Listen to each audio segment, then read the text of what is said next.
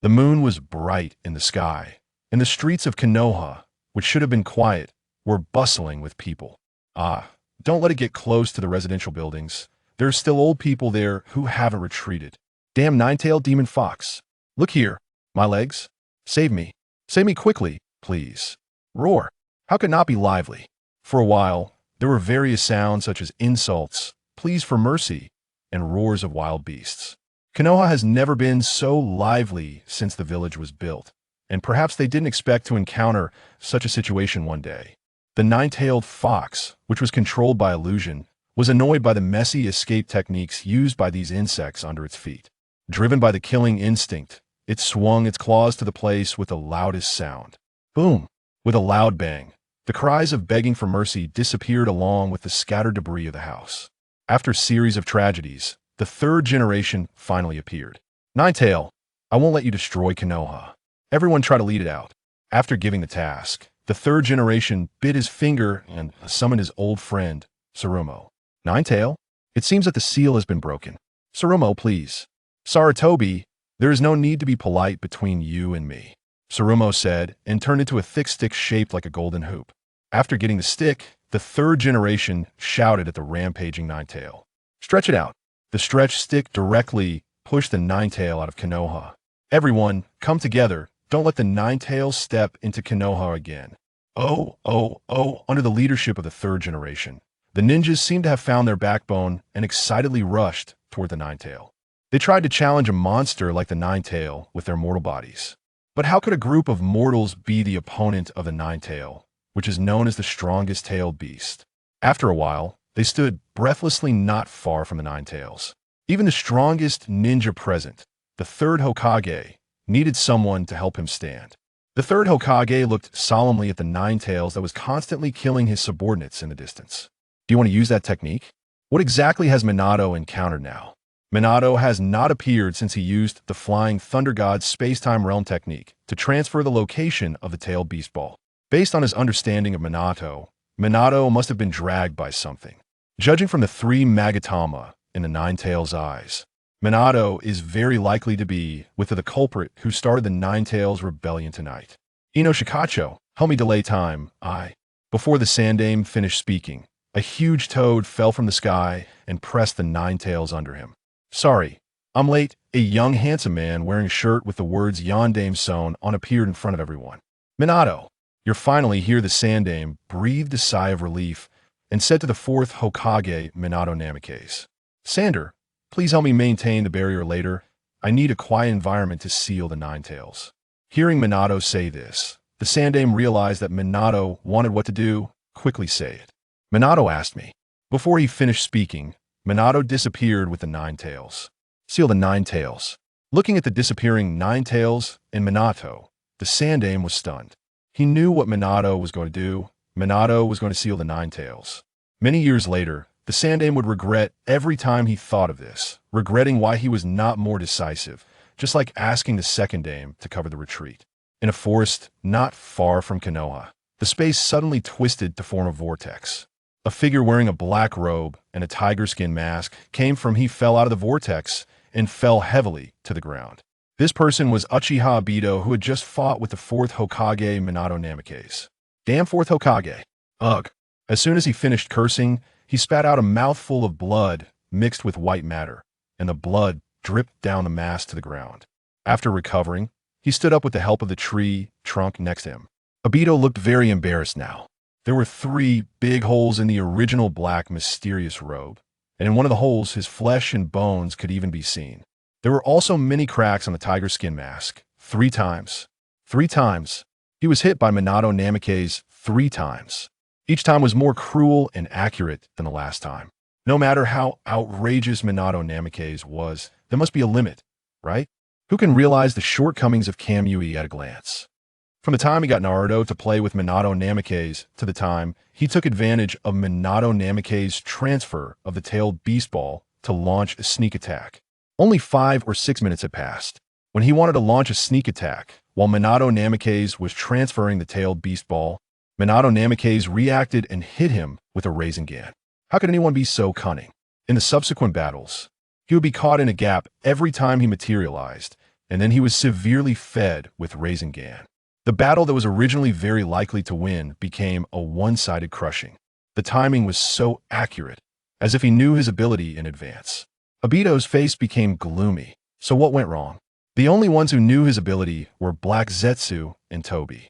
Black Zetsu couldn't say, but Toby, a vegetable with shit on his head, probably couldn't even understand the meaning of betrayal. While he was thinking, Giant Bull suddenly appeared in the shadow of the forest. The Giant Bull rushed towards Obito at a terrifying speed, like a runaway truck. Boom! The place where Obito was standing was flattened to the ground. The smoke caused by the impact filled the air. As the smoke fell, Obito's figure still stood in the same place. TSK. A light TSK sounded in the shadow of the tree. The Uchiha clan Sharingan is disgusting. I was so good at timing, but you still dodged it. A black-haired man with the same appearance as Minato appeared from behind the tree. Obito, who dodged the attack, looked at the black-haired man coldly. The ominous Youyun, a special ninja of Konoha, is good at basic sealing techniques, medical ninjutsu, and lightning ninjutsu. I have worked in the reconnaissance department, assault department, sealing department, and medical department successively. Because the teammates who teamed up with him during the Third Shinobi World War were all will die a violent death and be called Unknown Youyun. He was investigated by the Umbu long before the end of the war and was rejected by the people of Konoha village after the investigation was fruitless. Soon he was expelled from the ninja class and became an ordinary citizen. Obito coldly told all the information about the man in front of him. The world has really changed. All kinds of trash dare to attack Uchiha. Facing Obito's humiliation, Youyun did not feel embarrassed, but teased in the tone of senior. You are wrong about one thing. I was not expelled, but I applied to the 4th Hokage to withdraw. Really, those short-lived ghosts are unlucky, and they actually put the blame on me. Also, is this the tone you use when talking to your seniors? Kinjas and Obito? This light sentence made Obito's exposed Sharingan shrink instantly. Chapter 2 Confronting Kimui. What do you mean by Kimui? I do not comprehend your words. Despite his feigned composure, Obito's pretense was mercilessly shattered by Youyun. Do not mask your identity. Even though you have grown significantly and your voice has changed, it does not mean I cannot recognize you. After all, you are one of the few who have dared to call me senpai in my presence. Of course, you may deny it, but can you truly disregard this? With that, Youyun produced a small glass vial, revealing a piece of gauze stained with brownish blood. Can you guess what this is? Obito, faced with Youyun's inquiry, chose silence, instead adjusting his posture to prepare for a lethal strike against this senpai. Noticing Obito's lack of response, Youyun promptly divulged the answer. It is the blood of Noera Rin. Back when I was in the medical division, this young girl sought my guidance on medical ninjutsu. The revelation sent Obito, who had been poised for battle, into a frenzy. You scoundrel! How dare you! Accompanied by his furious roar, Obito launched a fierce assault, leaving Youyun no opportunity to articulate his thoughts. Damn! I had no idea the white Zetsu cells could enhance physical technique to such an extent. After enduring Obito's relentless onslaught, Youyun felt a throbbing pain where they had collided. Even without utilizing Kimui to evade him, Obito's strength and speed were formidable enough that Youyun feared for his life. I cannot remain idle any longer. Yukian, Tiger's Grave. In the midst of battle, Youyun seized a rare opportunity to form 2 peculiar hand seals. These were clearly not the traditional seals passed down through the ninja lineage. Though they resembled seals, they were more akin to the gestures used in street shadow puppetry. In an instant, upon completing the seals, Youyun's shadow appeared to come alive, writhing and extending, ultimately manifesting into 2 wolves, one black and one white, and a tiger, whose size suggested it could easily devour several individuals in one bite.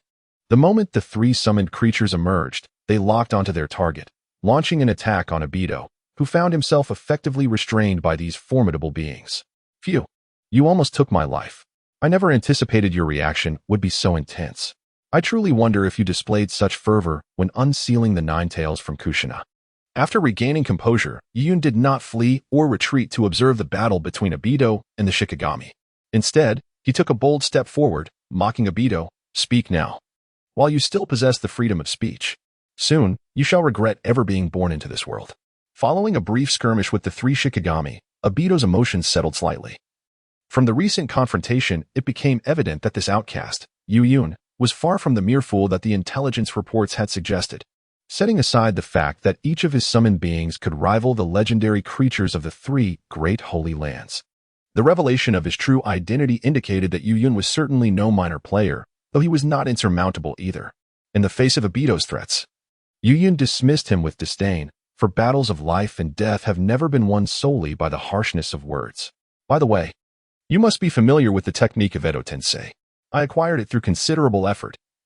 Perhaps I could allow Noera Rin to see the atrocities you have committed, causing the death of a mentor, driving a teacher to despair, turning their children into orphans. Becoming a Jinchuriki, with their birthdays marking the death anniversaries of their parents, despised by the entire village. Enough.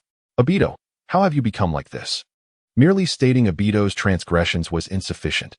Youyun placed his hands over his chest, mimicking Noera Rin's posture and adopting a feminine tone to deliver a line that would shatter Obito's defenses completely. I said enough. As his face flushed with indignation, Obito's emotions spiraled out of control, with a surge of chakra born from his fury. He broke free from the grasp of Yoyun's three Shikigami and instantly appeared before Youyun. Crack! Ashen branches erupted from the tattered sleeves of Obito. Die. At that moment, Obito's voice no longer mimicked Uchiha Oben but reverted to his own, albeit raspy and harsh, as if he had swallowed glass. Devoid of the youthful clarity expected of a 15-year-old boy. Witnessing this figure, even more imposing than his Shikigami, Youyun chuckled with malicious glee. You've gone too far. I hope this doesn't backfire. Good news, there's no need to worry about Obito escaping with Kamui. Bad news, it's a fight to the death. Guanyo. In an instant. The previously thwarted Guanyo emerged from an unseen corner, charging directly at Obito. However, this swift attack was evaded by Obito using Kamui to phase out of reality. Seeing that Guanyo could not impede Obito, Youyun transformed into a puddle of shadows, vanishing from sight. Boom. The spot where Youyun once stood collapsed 3 meters into the ground. In that fleeting moment, Obito's Sharingan detected the trajectory of the shadowy Youyun behind him. Upon determining his position, he swiftly turned and launched a powerful punch. To his astonishment, his strike was met with a firm counter. Just moments ago, he had been dominating Youyun, yet now. The fury on Obito's face was tinged with disbelief. It was then that Youyun, who had absorbed Obito's blow, revealed a phantom image of a tiger's arm on his own. He had summoned a Shikigami and partially integrated it into his limbs. The black claws of the jade dog flickered over Yoyun's other hand, and once the enchantment was successful, he raised it high, preparing to strike Obito. However, Yoyun's extraordinarily fluid combination of attacks was rendered ineffective before Obito. Utilizing his ethereal form, Obito did not retreat but instead closed the gap towards Youyun. Upon getting closer, he dispelled his ethereal state, and branches of the wood release technique erupted from his body. Though these branches appeared ordinary, they were in fact harder than reinforced steel. A single jab could prove fatal. As Obito advanced, Youyun realized his intent. Without a moment's hesitation, he dove into the shadows, evading Obito's lethal strike. Is dodging all you can do? Obito exclaimed, exasperated. The shadowy transformation of this foe was utterly infuriating. He began to comprehend the feelings of those he had previously ensnared with his Kamui. Isn't that precisely what you do? Youyun retorted nonchalantly, creating distance. The insight provided by the Sharingan was utterly outrageous. Obito could seize no opportunity. Each time he was on the verge of landing a hit, Obito would deftly evade with his Kamui. With a flick of his hand, shadows of countless rabbits sprang forth around Youyun, creating a veritable ocean of rabbits. Fire release. Tempestuous dance. Seeing the horde of rabbits rushing towards him, Obito hesitated, uncertain of their capabilities. Based on the few summoned beasts he had encountered, each possessed unique powers. The tiger's strength was formidable, capable of rivaling Tsunade's monstrous might. The wolf's claws were razor-sharp. Had he not evaded with Kamui, he would have been cleaved in two. The ox seemed to grow stronger the longer it ran. It was evident that this darkened version of himself had not only enhanced his strength but also his intellect. In merely a few exchanges, Obito had deduced the abilities of Youyun's summoned Shikigami with considerable accuracy. As he completed the hand seals for the tempestuous dance, Obito's Sharingan whirled madly. In an instant, the surrounding space warped into a spiral under the influence of his Kamui, and the flames he unleashed expanded in both range and ferocity, propelled by the distortion. This inferno, bolstered by Kamui, engulfed several hundred meters around him. In an instant, the advancing sea of rabbits was incinerated by the raging flames. While the tempestuous dance continued its relentless assault, a phantom of a tiger emerged from the shadows behind Obito. It was the tiger's grave. After summoning the elusive rabbit, Youyun had not lingered idly but had swiftly conjured the tiger's grave to ambush Obito from his vicinity. Boom. Caught off guard, Obito was hurled away by the enormous paw of the tiger. He spat out a copious amount of blood once more. After enduring 3 consecutive devastating blows from his mentor, Minato Namikaze, he found himself gravely injured again, with old wounds still unhealed, leading to a further deterioration of his condition. His state had plunged to an all-time low. Coughing, he questioned, "How could you discern the flaws in my abilities?"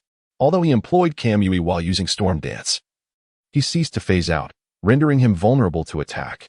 This was indeed a significant flaw in his power. However, on this night, anyone could exploit the shortcomings of his Kamui, which led him to suspect that Kaguya had betrayed him. After all, it was only she who possessed knowledge of his abilities. Did you not already know the answer?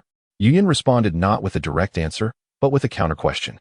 He was aware of Obito's thoughts, yet he chose not to elaborate, secretly hoping for Obito to spiral into confusion. To be honest, he held little confidence in successfully eliminating Obito tonight. Should he fail, it would merely serve to frustrate Kaguya, leaving him unscathed either way. Crack. Obito shattered the upper half of his cracked tiger-patterned mask, revealing another Sharingan eye. There is no need for that. I have seen your face before, why show only half of it? Or are you aware that what you are doing is shameful? Although Youyun feigned disdain, he remained internally vigilant. Is he about to employ Izanagi? No, that doesn't seem right. His exhibited strength had been deliberately restrained. It appeared troublesome, yet with Obito's capabilities, a mere tug could lead to his demise. Moreover, as a genuine Uchiha, Obito could activate Izanagi without hand seals, triggering it immediately upon encountering a fatal injury. Unlike Danzo, who had to activate it in anticipation of potential lethal harm. Humph, what right do you have to question me? Those who once fought alongside you could have survived, yet you chose to stand idly by as they perished. From tonight's display, it is evident that if you had wished to save your comrades, it would have been within your power to do so. How far you have come, resorting to criticism. It seems the rocks of a Wagakure have not dulled your intellect, but rather sharpened it. You, Youyun, are surprised to find that not only does darkness enhance strength, but it also elevates one's acumen. Regarding what Obito has stated, Youyun does not refute it. Indeed, the demise of those he fought alongside can partially be attributed to his inaction. However, a greater portion of their deaths stemmed from the abruptness of the events. He vividly recalls the tailed beast bomb that suddenly engulfed him. Had it not been for his shadow techniques that allowed him to merge with the shadows, he might have been reduced to another inconspicuous grave marker. Moreover, he does not wholly abandon his allies. Rather, those he rescues invariably meet their end on another battlefield, out of his sight. Over time, Youyun has come to accept that the issue lies not with him, but with the world itself, with its distorted shinobi system. As long as the environment remains unchanged and the ninja system persists, saving more lives is futile. It merely postpones their inevitable demise. However, you have misinterpreted my stance. I do not disregard the dying, but like you, I have been unable to arrive in time. I have heard that it was Kakashi who inflicted the fatal blow. With your Sharingan, you witnessed the entire ordeal, did you not? The mere thought is agonizing, considering the Sharingan is the most acute visual ability in this world. Crack. Youyun's piercing words caused Obito to shatter the fragment of his mask clenched in his hand. At that moment, Obito's Sharingan was veined with crimson, and though his expression remained obscured, the malevolence in his blood-red gaze sent chills down one's spine. You shall come to regret uttering that statement. With a sigh of relief, Youyun observed Obito once again spiraling out of control. He had nearly regained his composure, but fortunately, his eloquence prevailed. The crux of battling Obito is not merely surpassing him in strength, but discerning whether he wishes to flee. If Obito is determined to escape, even the Sage of Six Paths would be powerless to detain him. Such is the insidious nature of Kamui. In an instant, Obito materialized behind Youyun, launching an assault with ferocity and strength. His techniques were ruthless yet decisive, blending taijutsu with ninjutsu seamlessly. Under such relentless onslaught, Youyun found himself overwhelmed. Ultimately, after inadvertently revealing a flaw, he fell victim to Obito's grasp. Obito's Sharingan locked onto Youyun's unguarded eyes, and in that fleeting moment, Youyun was ensnared by Jinjutsu, his gaze losing all vitality. Do not underestimate the Uchiha, you wretch. Realizing his success, Obito tightened his grip around Youyun's throat, intent on snapping it instantly. Yet he released his hold before applying any real force. His relinquishment was not born of conscience, but rather, regardless of how you acquired my intel. I have promised that you will regret uttering those words. He is determined to employ every means necessary to torment this insolent fool who dared to threaten him with Rin. Whatever is most vile, whatever can most swiftly and ruthlessly trample dignity, he shall use without hesitation. Even if it requires a colossal sum to invite a specialized photographer from the Land of Thunder, one who captures the essence of calcium tablets. He would insist on hiring only the most experienced and most repugnant, 4, 10, 100. In essence, ensuring that this individual spends the remainder of his days engulfed in agony and regret. What? Are you contemplating methods to torment me? At that moment, a sound he least wished to hear echoed, and Obito gazed in astonishment at the previously dazed Youyun. He observed that a brown contact lens in Youyun's left eye had fallen away, revealing the true form of his pupil, a kaleidoscope. Furthermore, the shape of the pupil was identical to his own. It was the eye he had bestowed upon Kakashi. While Obito's attention was ensnared by this eye, Youyun's naturally descending hands formed a peculiar seal. The domain unfurled, Shadow Demon Realm. In an instant, the area where the two had been clashing was consumed by darkness, creating a circular black barrier. Within a second of the barrier's formation, it began to contract violently, ultimately compressing into a two-dimensional plane. This two-dimensional plane adhered closely to the spot where the two had originally stood, resembling an apparition of shadows. Chapter 3. The Expansive Domain, Shadow Exorcism Realm. What manner of place is this? The figure of Youyun, once grasped by the throat, has vanished, leaving him enveloped in an impenetrable darkness. His vision has been entirely stripped away, rendering him akin to one who has been deprived of sight. Yet, it is not merely the absence of vision that instills terror within him. It is the suffocating ambience reminiscent of being submerged in water, devoid of any sensation of air. The only sound that reaches his ears is the faint rustle of flowing water. What on earth is this place? Where has that fiend gone? Confronted by this enigmatic environment, Obito yearns to activate his Kamui in search of solace, but a more profound dread envelopes him. He finds himself incapable of invoking the power of Kamui. The essence of Kamui lies in the overlap of his being with the Kamui dimension, akin to two sheets of paper layered upon one another, casting only a shadow in the tangible world to achieve the effect of intangibility. Yet now, as he endeavors to merge with the Kamui space, he discovers an insurmountable barrier. As if a wrinkled sheet of paper lies between him and the realm of Kamui. No matter how earnestly he strives, he cannot achieve a complete union. Faced with this palpable fear of the unknown, he instinctively activates his secondary eye, Izanagi. Almost simultaneously, he is beset by a beast lurking in the shadows. Crack. Tear. His form is instantaneously torn asunder. Observing this from a distance within the domain, Youyun does not rush to intervene. Instead, he remains still. He is aware that Obito has not perished. Izanagi has indeed been successfully invoked. As a pure-blood Uchiha, Obito is unlike the fragmented Uchiha that is Danzo. He possesses a full 10 minutes of invulnerability. Before long, Obito reemerges in a different part of the domain. This brings a sigh of relief from Youyun. Half of his plan has succeeded. As he anticipated, Obito would only invoke Izanagi upon sensing a palpable threat. The recent act of shattering his mask was merely to enhance his field of vision for their confrontation. By the time Obito comes to his senses, he finds himself within the Shadow Exorcism realm. The effect of Izanagi is calculated from the moment it is activated. It can only record the reality that unfolds thereafter. If Obito were to perish during this interval, Izanagi would transform his unfortunate reality into a mere dream. However, Izanagi cannot render the reality of being ensnared by the domain into a dream, as it was activated post-domain emergence, failing to account for the reality that existed prior to his entrapment.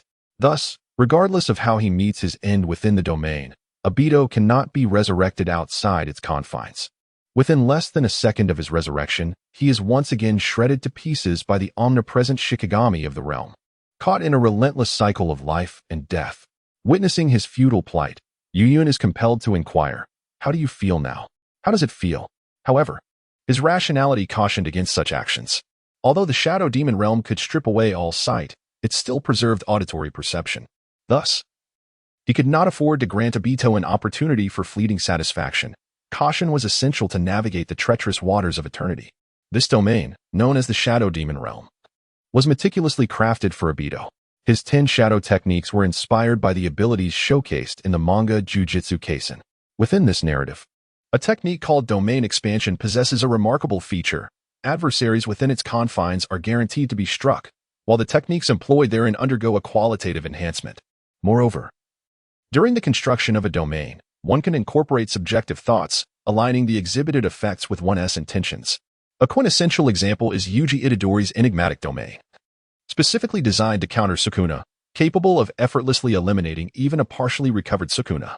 The subjective notions he integrated revolved around disrupting the flow of time and space, depriving sight, and restraining movement, extremely logical choices.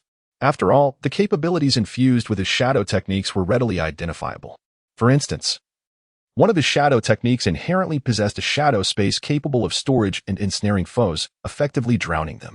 This shadow space encompassed attributes that could specifically target Obito's abilities. He merely needed to incorporate this shadow space during the domain's construction. Within the Shadow Demon realm, visibility was rendered moot. Nonetheless, this domain, crafted by Youyun, was imbued with his cursed energy and chakra. The entire realm served as an extension of his senses, allowing him to effortlessly perceive everything without the need for sight. At that moment, he was acutely aware that Obito was attempting to locate him through a series of death position resets. Obito, you are even more challenging than Kakashi. A thought surfaced in Youyun's mind. The resurrection through Izanagi does not exempt one from suffering. Thus, Obito was enduring excruciating pain while maintaining clarity in his search for Youyun. Such willpower, even he could not help but admire. Youyun deemed him the strongest sycophant in history. Alas, within his domain, the authority rested solely with him. As Obito prepared to reach for him, Youyun transformed into a liquid shadow, slowly drifting away from Obito's grasp. Thus, Obito experienced relentless torment for a full 10 minutes. Once Obito's Izanagi came to an end, the moment the illusion capable of distorting reality dissipated, a liquid shadow before him morphed into a hand, reaching for his Sharingan. In an instant, the kaleidoscopic Sharingan was seized without a scratch.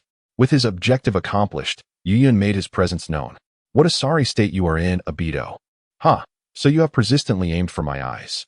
The power initially showcased to me led me to believe I could secure you without fail. And then you employed Rin to throw me into emotional disarray, preventing my escape with Kamui, to counter my illusion and leave me dazed. You even seized the Sharingan I gifted to Kakashi.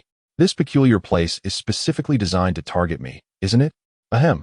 Obito comprehended everything.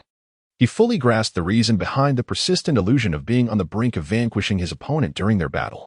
He understood why this individual continually provoked him. It was to incite him into losing his composure, to instigate an attack that would diminish his use of intangibility, ultimately ensnaring him in a meticulously crafted trap.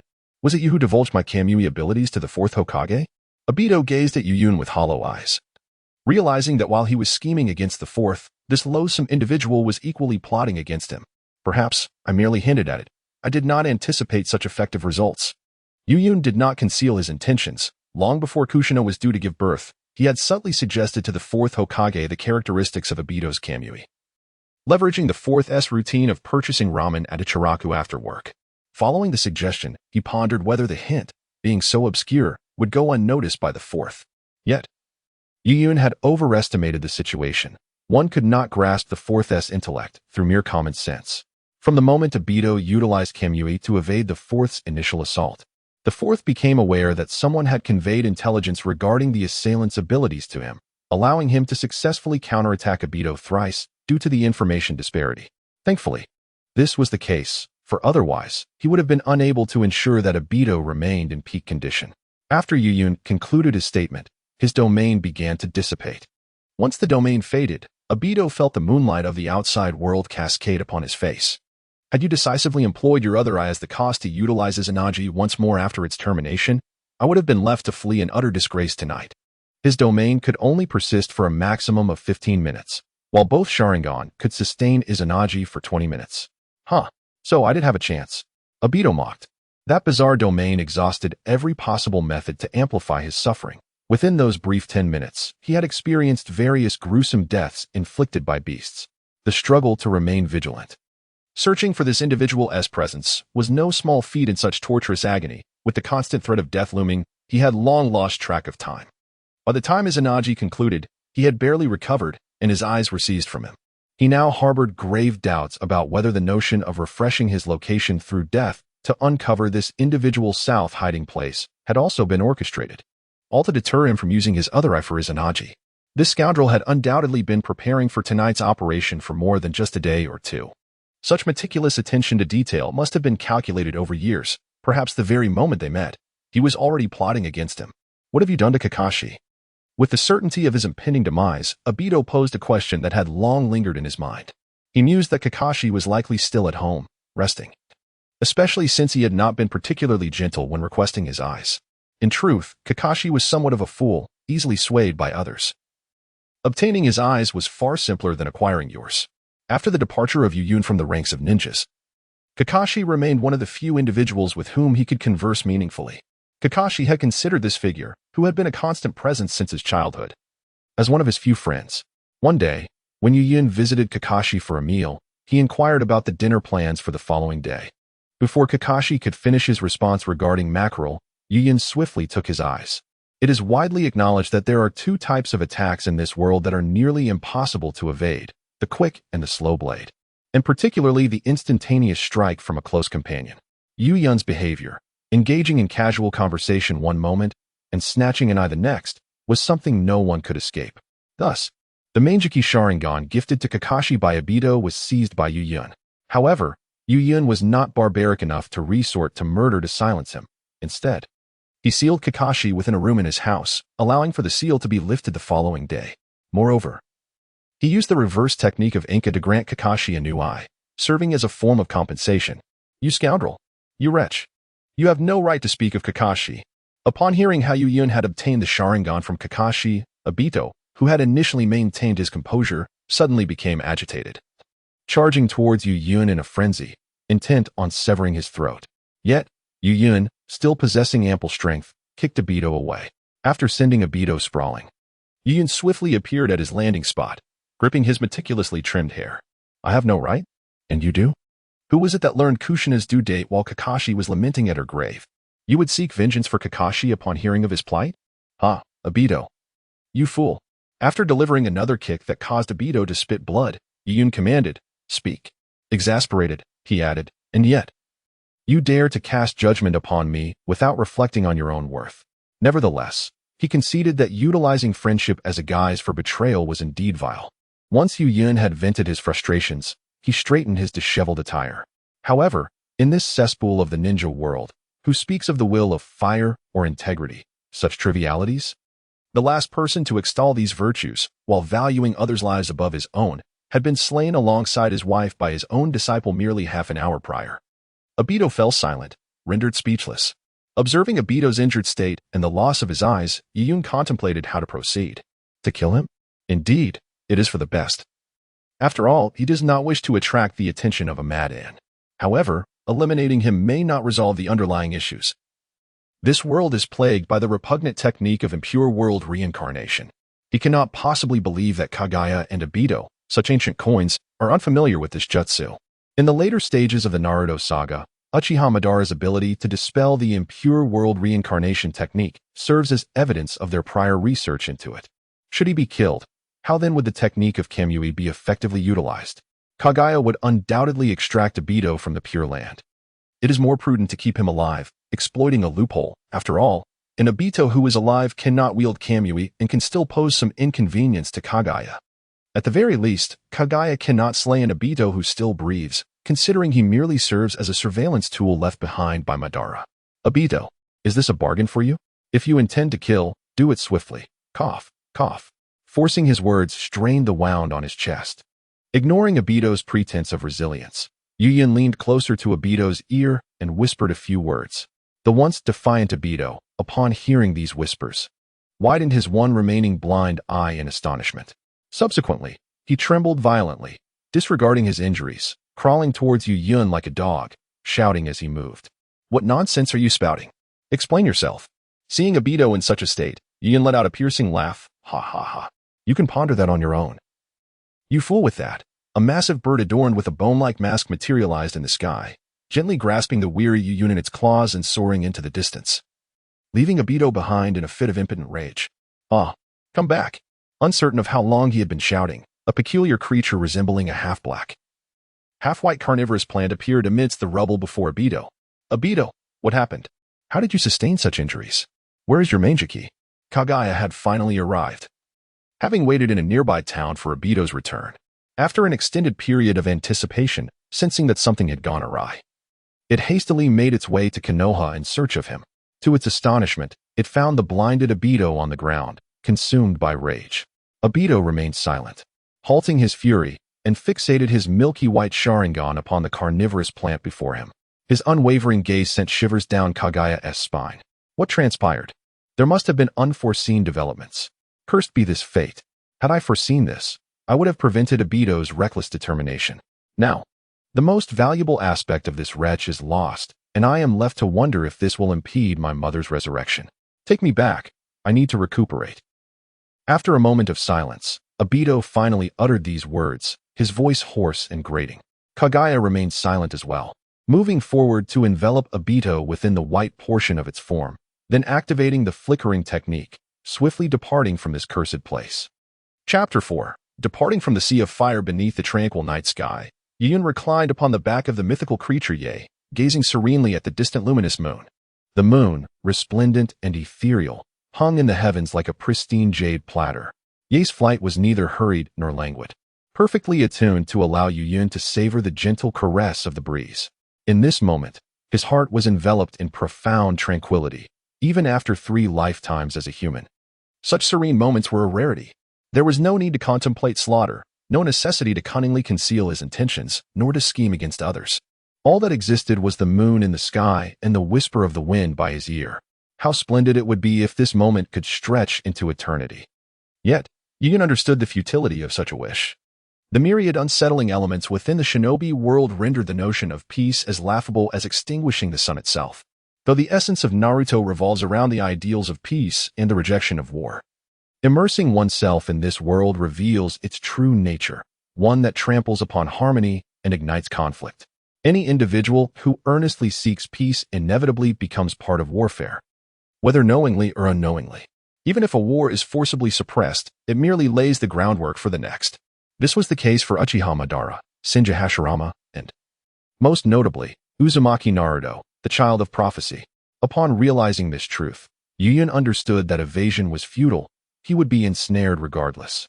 Every comrade he encountered since becoming a ninja had imparted this lesson through their demise. No matter how one attempts to hide, death is an ever-present shadow, perhaps waiting just around the corner for him. Thus, he resolved to no longer evade. If retreat would not yield understanding, then he would strike. Even if death awaited him, he would endeavor to subdue this world that sought to oppress him before his last breath. Consequently, 5 years prior, he commenced his meticulous plotting, strategizing how to attain unparalleled power in this realm. With the prophetic advantage of a traveler, he swiftly solidified his plan. And acquiring the complete Kamui from Obito and Kakashi was merely an appetizer for his grand designs, although it was but a prelude. The struggles he endured remained known only to him. The absurdity of Obito's Kamui was insurmountable. Even if he could contend with it, he could not capture it. He had pondered for 3 months, desperately seeking a way to seize the Kamui from Obito.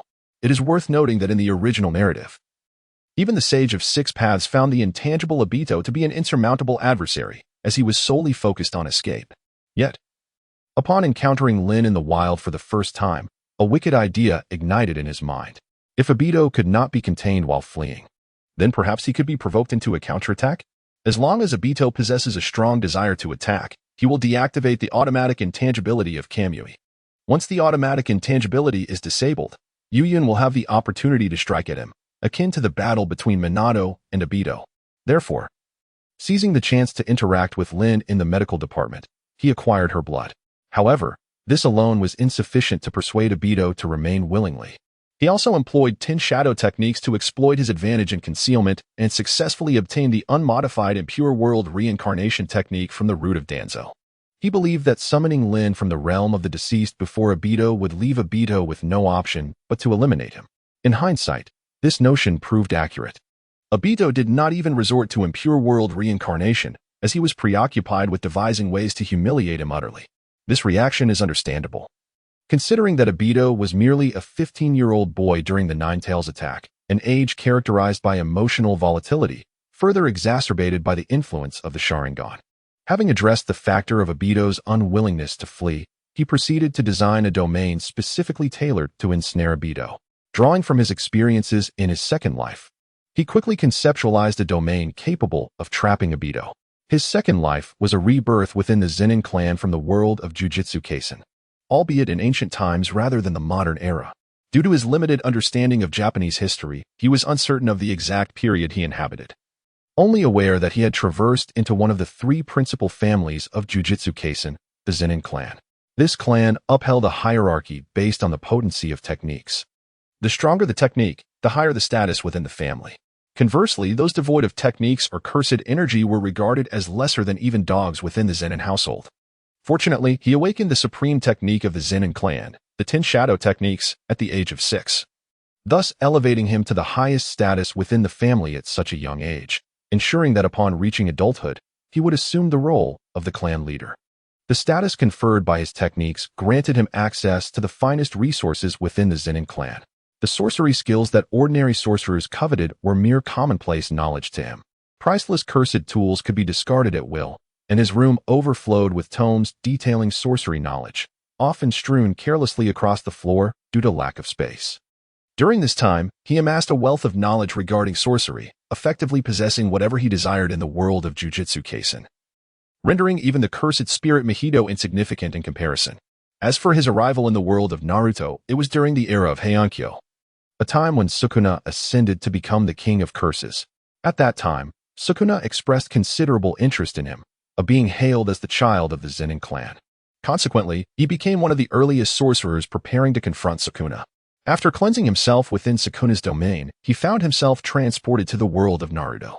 Fortunately, the techniques from the world of Jujutsu Kaisen were inscribed not only in the mind, but also upon the soul. 10 shadow techniques were thus brought forth by him, and their proficiency remained unaltered. Aside from the unmodified magical void of his previous life, the other Shikigami required no recalibration. Consequently, he found ample time to delve into the intricacies of domain expansion. After extensive research, he successfully devised a specialized domain aimed at Obito, Shadow Demon Realm, a domain capable of prohibiting Obito from employing Kamuyui's intangibility. To ensure absolute certainty, he audaciously risked being targeted for early apprehension to seize Kakashi's Sharingan, which he subsequently transplanted onto himself. He even activated the Mangeki Sharingan that Kakashi had never previously unleashed. To further safeguard against unforeseen circumstances, he utilized this eye to open the Kamui space, placing his shadow clone within, all in anticipation of striking Obito at a crucial moment. Regrettably, this contingency was never employed. Ultimately, he hinted to the fourth Hokage at Ichiraka Ramen regarding the inherent flaws in Obito's abilities. Through these various maneuvers, he obtained the dual Kamui Mangeki Sharingan. From the moment he set his sights on Obito's eyes, the fate of Obito's ocular destiny was irrevocably sealed. For approximately 2 hours, the creature known as New soared high above, eventually descending into a dense thicket. After circling a few times, it suddenly darted towards a specific spot in the foliage, vanishing from sight. Meanwhile, Youyun, who had sensed the arrival at a resting point, opened his eyes and dismounted from New. "It's time for you to rest now, New," he said. In response to his master's command, New emitted a cry and transformed into a shadow, merging seamlessly with Youyun's own shadow. With a sigh, Youyun rubbed his temples, reflecting on the intensity of the night. His curse energy was nearly depleted, and his techniques had faltered. Fortunately, the disintegration of the 10 shadow techniques would not affect the summoned Shikigami that had been called forth earlier. Otherwise, when the Black Zetsu arrived, he might not only fail to wield the power of the god Eye, but could also lose his own life in the process. Placing his hand upon a stone, he infused it with his unique chakra, causing the air around it to ripple. In a matter of moments, he vanished from his location. Youyun entered a space reminiscent of a secret chamber. This was a rudimentary hideout he had created during the Third Shinobi World War. Combining his curse techniques with the barriers of the ninja world, characterized by its high level of secrecy, he had established such hideouts throughout the Land of Fire and its neighboring nations, strategically utilizing them during missions to ensure he had a refuge for times when he needed to distance himself from Konohagakure. Lying on the bed within the chamber, half closing his eyes, he needed time to recuperate his chakra and physical condition to facilitate the swift transplantation of Obito's Mangeki Sharingan. When he had previously transplanted Kakashi's left eye, he had discovered something intriguing. Obito's Mangeki did not deplete his energy significantly, although it could not integrate as seamlessly as it did with its original owner. It was far superior to Kakashi's experience of being drained. He speculated that the reason lay in the nature of his chakra, due to its fusion with curse energy. His chakra was of the In attribute and remarkably pure, even more so than that of the Uchiha clan with their 3 Tomo Sharingan. The Sharingan itself represented the In chakra of the Hokage, and the upper echelon of Meijiki Sharingan was even more potent, being surrounded by chakra of the same attribute. Its consumption would naturally be less than what Kakashi experienced. After approximately 6 hours of semi-consciousness, Youyun finally regained his physical state, stretching and yawning. He then retrieved a scroll from his shadow space, opened it, and took out the freshly sealed food and water, consuming it on the spot. He could not linger here for too long. Although the technological advancements in the ninja world did not compare to those of his previous life, they were exceptionally developed in the realms of tracking and interrogation. Even with the barrier techniques of the Jujutsu Kaisen, he could still be located.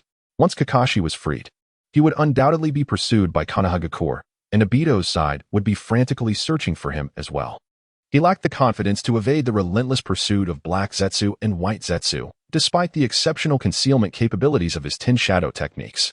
In the ninja world, no entity could maintain secrecy before Black Zetsu, considering the formidable legacy of the Otsutsuki clan. After a simple meal, he retrieved a crimson eyeball from his shadow space and placed it before him. The eye, with its pupil resembling 3 sides, gazed intently at him. How exquisite, Obito! It is a true waste for such beauty to be on you, Youyun exclaimed in admiration. At that moment, the most enigmatic and versatile ability within the entirety of the Naruto series lay within his grasp. Capable of breaching the defenses of Kagaya Otsutsuki, the progenitor of chakra, it could also serve mundane purposes. To utilize such a power merely to fabricate a falsehood would be a tremendous loss. After expressing his admiration, he employed medical ninjutsu to extract his original right eye, replacing it with the coveted God Eye Meijiki. After placing the eyeball back into its socket, he summoned the Shikigami Inru, a rare entity within the realm of Jujutsu Kaisen capable of externalizing reversal techniques, and with commendable efficiency.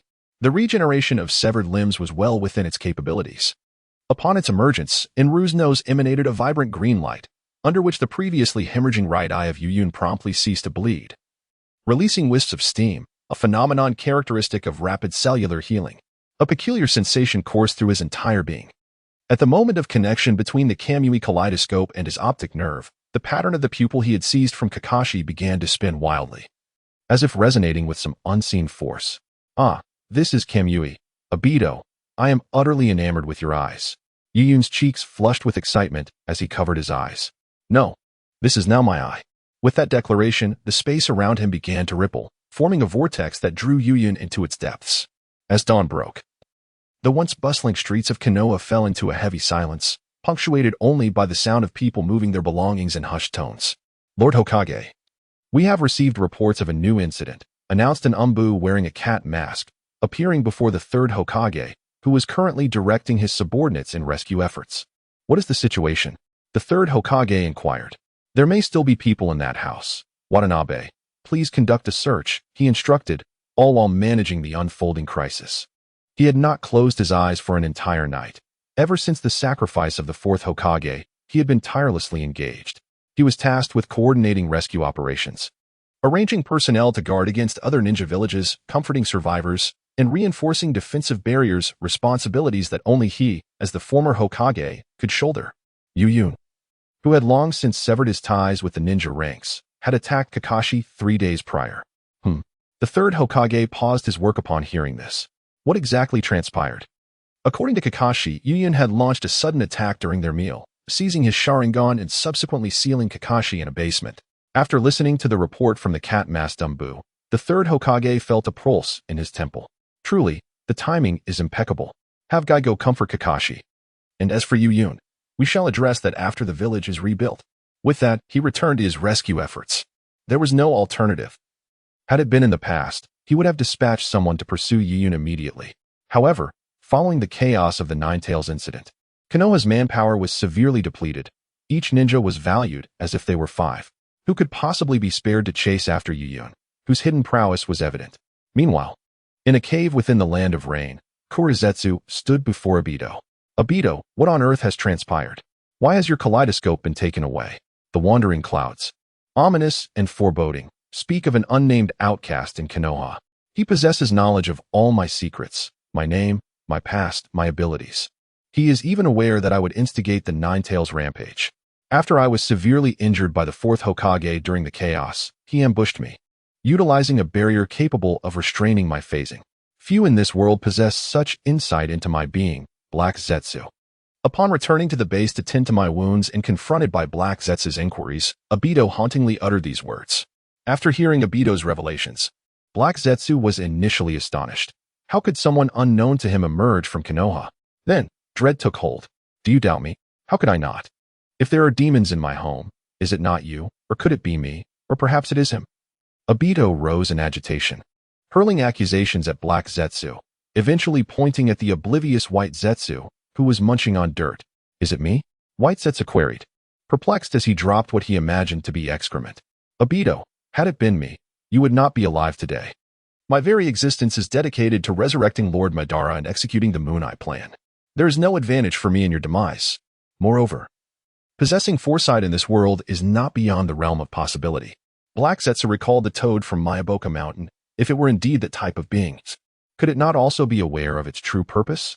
Obito remained silent, his hollow eye sockets fixed upon Black Zetsu. Whether it is or it isn't, what difference does it make? My kaleidoscope has already been seized, along with the one I gifted to Kakashi. Black Zetsu interjected, perplexed. What do you mean it was taken along with Kakashi's? Why don't you just perish? Even with Izanagi, it was taken from me. I have repeatedly told you to retrieve Kakashi's kaleidoscope, yet you ignored me. Now do you comprehend what we are confronting? Black Zetsu resembled a nuisance, akin to a pest stepped upon. Obito implied that their adversary might be one who possesses knowledge of the future and wields complete Kamui power. Is there any capability in this world more grotesque than Kamui?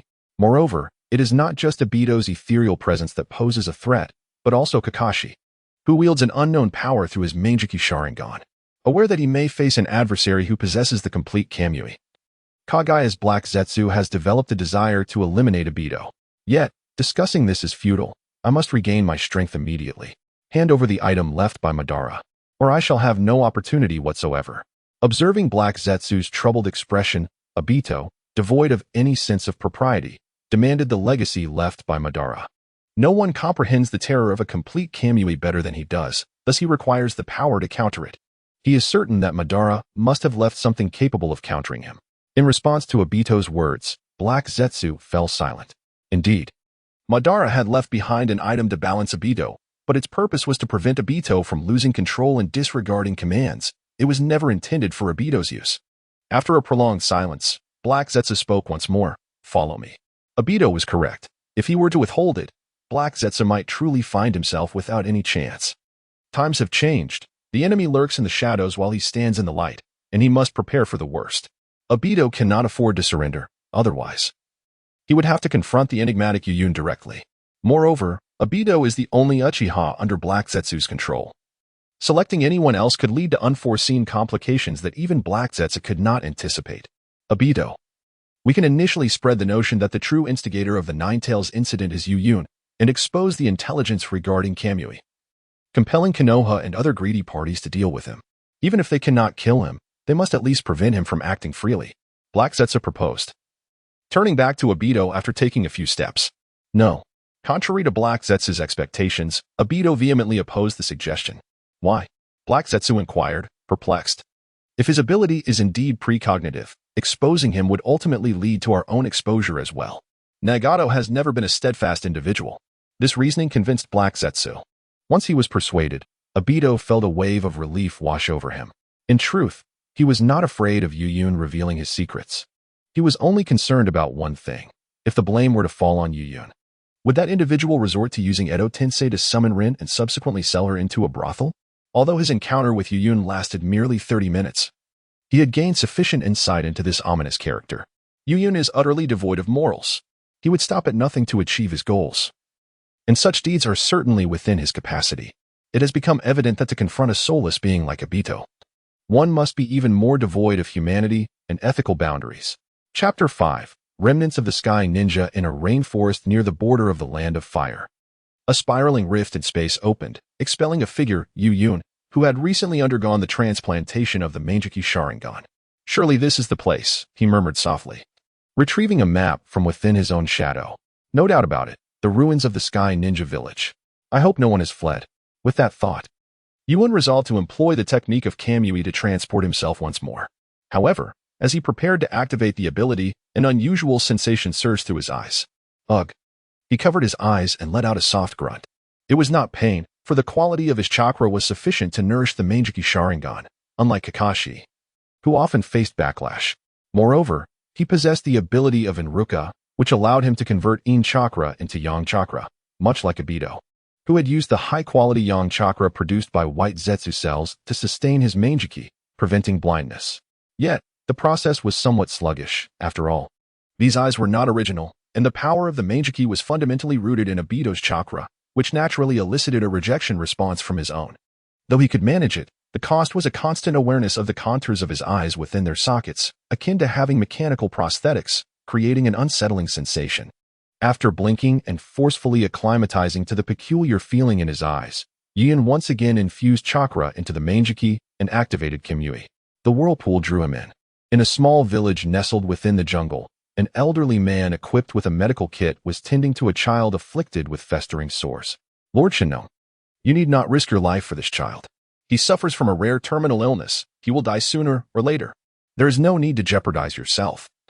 The village chief advised, concerned for the renowned healer who had saved their village multiple times.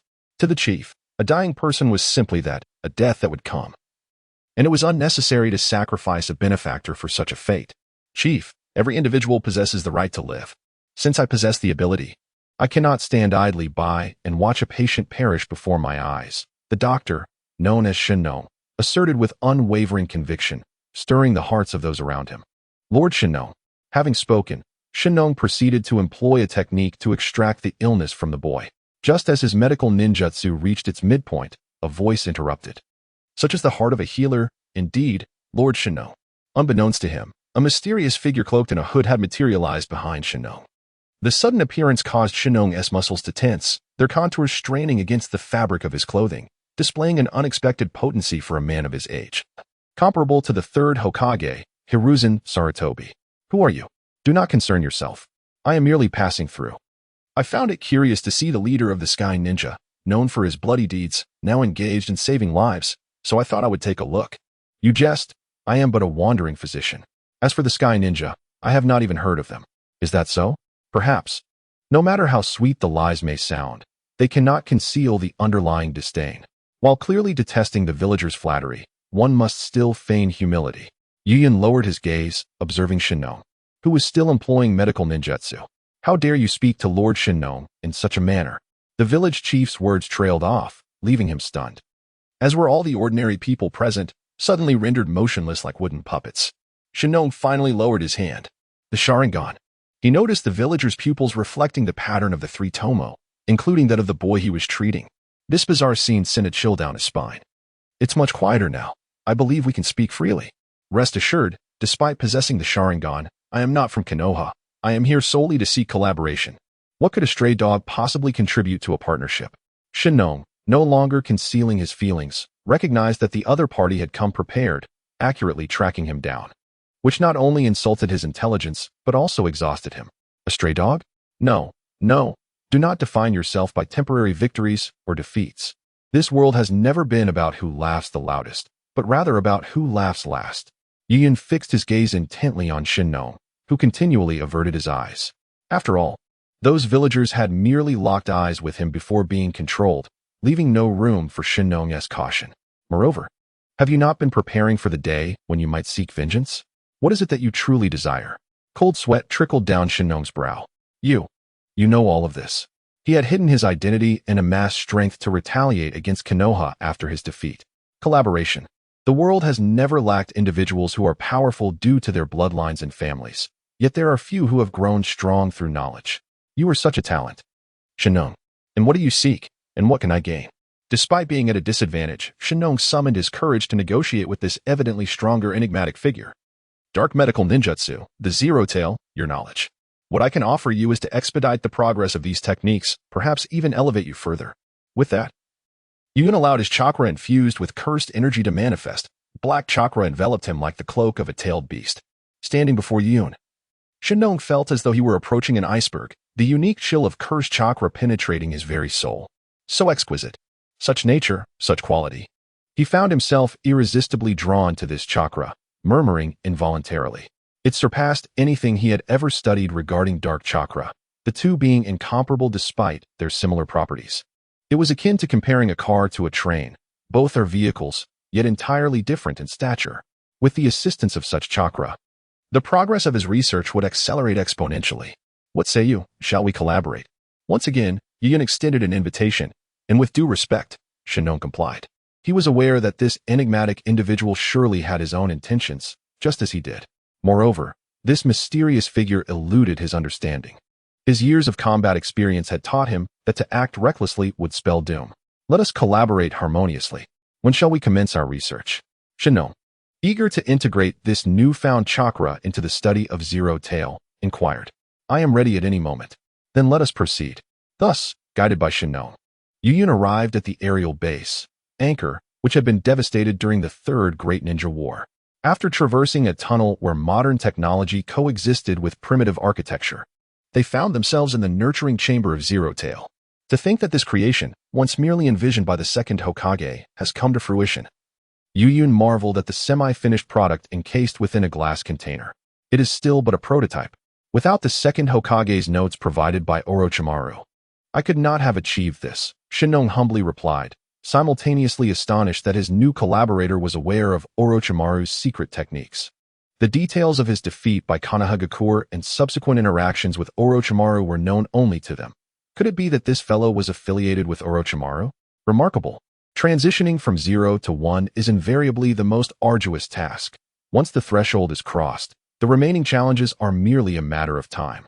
What obstacles do you currently face? Youyun redirected his gaze toward Shennong. The crucial chakra conversion technology for Zero Tail has been realized. The primary issue now lies in preserving this chakra. How did you initially plan to address this? I intended to allow the dark chakra to accumulate continuously, enabling Zero Tail to develop its own consciousness. Naturally, an autonomous Zero Tail would preserve its chakra. So, Zero Tail is currently deficient in chakra? Youyun stated, extending his hand toward the glass barrier. Do not. Shennong attempted to intervene, but it was too late. Youyun's chakra had already begun to infuse the still amorphous Zero Tail. With the continuous influx of Youyun's chakra, the previously irregular mass of energy began to transform into an entity resembling a serpent's egg, accompanied by a rhythmic thumping akin to a heartbeat. You are indeed impatient. Were it not for the inability to overpower you, I would have certainly taken your head. Shennong thought, incredulous that their collaboration had barely begun, yet Youyun sought to usurp control over Zero Tail. His reluctance to hasten Zero Tail's maturation stemmed from a desire to infuse his chakra before its consciousness solidified, hoping to influence its nascent awareness through the inherent spiritual properties of chakra. Now, however, Youyun had preempted him. Are you concerned that I might seize control of Zero Tail? Faced with the retort from Youyun, Shennong remained silent, tacitly acquiescing. Do you not underestimate the depth of negativity that humanity harbors? He mused. If feeding its sustenance could control the Zero Tails, humanity would have long ceased its bloodshed throughout history. A sudden clarity dawned upon Shennong. The mysterious figure's words bore a semblance of truth. The world was rife with ingratitude and betrayal, and the lower threshold of the Zero Tails, fueled by humanity's myriad negative emotions, could only diminish further. Perhaps it would temporarily align itself with him out of weakness, only to eventually turn against him when the time was ripe. This thought sent a shiver down Shennong's spine. When might it be completed? He inquired. If you continuously supply it with chakra, it should take approximately 3 months. Came the reply. Shennong instinctively addressed him with respect. What will its strength be upon completion? Can it rival the One Tail? The scale of chakra can match. But its strength may fall short, Youyun responded. Would the addition of another tailed beast enhance its capabilities? Absolutely, Shennong exclaimed with excitement. If it absorbs enough tailed beast chakra, it could surpass all the tailed beasts. Unlike the fixed chakra of the tailed beasts, the Zero Tails possesses the potential for infinite growth, provided there is sufficient negative emotion and chakra. Are you suggesting we nourish it with tailed beast chakra? But currently, the tailed beasts belong to the 5 great ninja villages. Even if it were possible, seizing them from their grasp is unthinkable. I will handle that, Youyun replied nonchalantly. In the coming period, there will be many unclaimed tailed beasts. And with my current strength, even confronting the leaders of the ninja villages to claim a tailed beast will pose no threat to me. Becoming the enemy of the entire ninja world may present challenges, but there is no need for direct confrontation. One can simply take advantage of the vulnerable. With this, the Zero Tails would face little resistance. In the meantime, I hope you can concentrate your research efforts on the repair and enhancement of the anchor. The main cannon's power must be sufficient to obliterate anything within a 3-kilometer radius, Youyun stated, gazing at Shennong. But I will provide you with an entire tailed beast for your studies, and I will address any financial concerns, he added, dispelling all of Shennong's reservations. It is settled. Fearful of Youyun's potential change of heart, Shennong promptly agreed, recognizing that the offer was far too generous. Hesitating for even a moment would be a disservice to his ambitions. Then it is decided, Youyun declared, turning to depart. Wait, I do not yet know your name. A name? Youyun. Though you may call me leader. I intend to form an organization, and you shall be its first member, Youyun replied, removing his hood to reveal his previous life's name. Very well, leader, Shennong responded, demonstrating a respect that surpassed mere formality. Chapter 6. The Incomplete Technique of Ghost Buddhas. Mount Sumeru. This is a realm steeped in cliffs and precipices, where mountains confront each other like razor-sharp blades. Not only do the peaks stand in stark opposition, but the oppressive weather and the intermittent rumblings of thunder add to the foreboding atmosphere. In such a desolate environment, life is conspicuously absent, rendering the landscape particularly barren. It is difficult to fathom that in a world rich with natural energy, such a wasteland could exist. Yet, there is a modicum of disturbance beneath these sword-like summits. From a subterranean cavern emanates a series of furious roars. What could possibly be amiss? Where has the issue arisen? There is no anomaly with the animals, yet humans exhibit a rejection response. The enraged voice belongs to the fugitive Jainin from Konoha, by Ruhu. After his experiments on the human body concerning the Ghost Buddha technique were uncovered, he had been relentlessly pursued by the legendary Three and found refuge here to continue his inhumane trials. Clearly, his experiments mirrored the tumult of his life. They were far from smooth sailing. Consumed by frustration, he abruptly swept his hands across the table, sending all the experimental subjects and instruments crashing to the floor. The cacophony of falling apparatus echoed throughout the underground laboratory, followed by his anguished roars. How long must I toil to perfect the Ghost Buddha technique? How long before I can demonstrate my unparalleled talent to those hypocritical fools in Konoha? He could not bear to wait any longer. Having vented his frustrations, he obediently began to gather the scattered instruments back onto the lab table. As Bairuhu reached for one of the items, a gloved hand approached to assist him. Do you need help? In an instant, Bairuhu leaped back, hands forming seals mid-air as he launched an assault on this unexpected intruder. Fire release. Fireball technique. A massive fireball erupted from his mouth, hurtling towards the uninvited guest. Boom. The laboratory table, along with the wall, was obliterated by the fireball. Did I miss? This was Bairuhu's immediate thought. Although he had not engaged in combat as a ninja for a year or two, he was still aware when an attack failed to connect. Let us have a chat. There is no need for such hostility. I harbor no ill intentions. Bairuhu-senpai, the unscathed intruder, removed their hood, revealing a youthful visage, none other than Youyun, who had departed from Shennong not long ago. Youyun. The familiarity of their face did not alleviate Bairuhu's suspicions. Rather, it heightened his wariness. If someone like Youyun was here, the Konoha Anbu might well be lurking outside. Suddenly, he noticed the Sharingan swirling within Youyun's eyes. What has happened to your eyes? My eyes. It was stolen from Kakashi. Speaking of which, I recall that my senior seemed to have an interest in his Sharingan as well. Youyun touched his eyelid. Now, like my senior, I am a rogue ninja from Konoha. If all goes as expected, Konoha should have already registered my information in the black market. As Youyun spoke, he surveyed the laboratory, and after a careful glance around, he slowly approached a section clearly designated for storing experimental data. You dare to take my belongings? Upon realizing that the Sharingan in Youyun's eyes was pilfered from Kakashi, Bailyu's fury could no longer be contained, and he was ready to launch an immediate attack. Engaging in battle with me at this moment would not be a wise choice. Faced with a pair of Sharingan, as a former ninja of Konoha, you should understand better than I what that entails. Youyun casually flipped through the data, and his words momentarily calmed Bailyu's urge to strike. Bailyu's expression shifted, revealing a tumult of emotions. He was well aware of the implications, otherwise he would not have resorted to using puppet techniques to covet Kakashi's eyes. Encountering a Uchiha ninja wielding a 3-tomo Sharingan on the battlefield necessitated at least 2 jonin to stand a chance of victory. This was an unbreakable rule of the ninja world. Yet, here he was alone. Would you care to hear my opinion? Youyun waved the documents in his hand. How could a fool like you possibly comprehend my Goyer technique? Bailu scoffed, dismissing him. The ominous Youyun, in Konoha, was a figure even more insignificant than himself. His weakness stemmed from comparison to the legendary Sannin. This mere luck-driven fool hardly deserved to critique his Goyer technique. Unfazed by Bailu's disdain, Youyun recognized that the latter's arrogance merely masked his inherent insecurity. Such a prideful individual would surely have clearer eyes after a good beating. After all, it was difficult to engage in meaningful dialogue with someone who, in their haste to prove their worth, declared war on the 5 great nations without even mastering their techniques. You have resolved the issue of Goyer's hybridization in animals, yet it has faltered in humans. Have you considered the chakra discrepancy? Just as blood types vary among individuals, so too does chakra. Disparate chakras will elicit a rejection reaction upon encountering one another, which is the root of your failure. After perusing the experimental records, Youyun discerned the challenges Bailu faced in his current endeavor. Animals could never quite match humans, particularly in terms of chakra, since animals possess significantly less chakra. The likelihood of rejection during Goyer's hybridization is considerably lower. Humans, however, are different. Even ordinary ninjas lacking Kekkei Genkai carry far more chakra than animals. Thus the collision of differing chakras inevitably leads to rejection. Moreover, Bailu aspired to merge with the elite among ninjas, the Kekkei Genkai wielders, where the rejection would be even more pronounced. Of course, there are exceptions. Just as the chakras of Ashura and Indra can intertwine due to their direct lineage from the Sage of 6 Paths.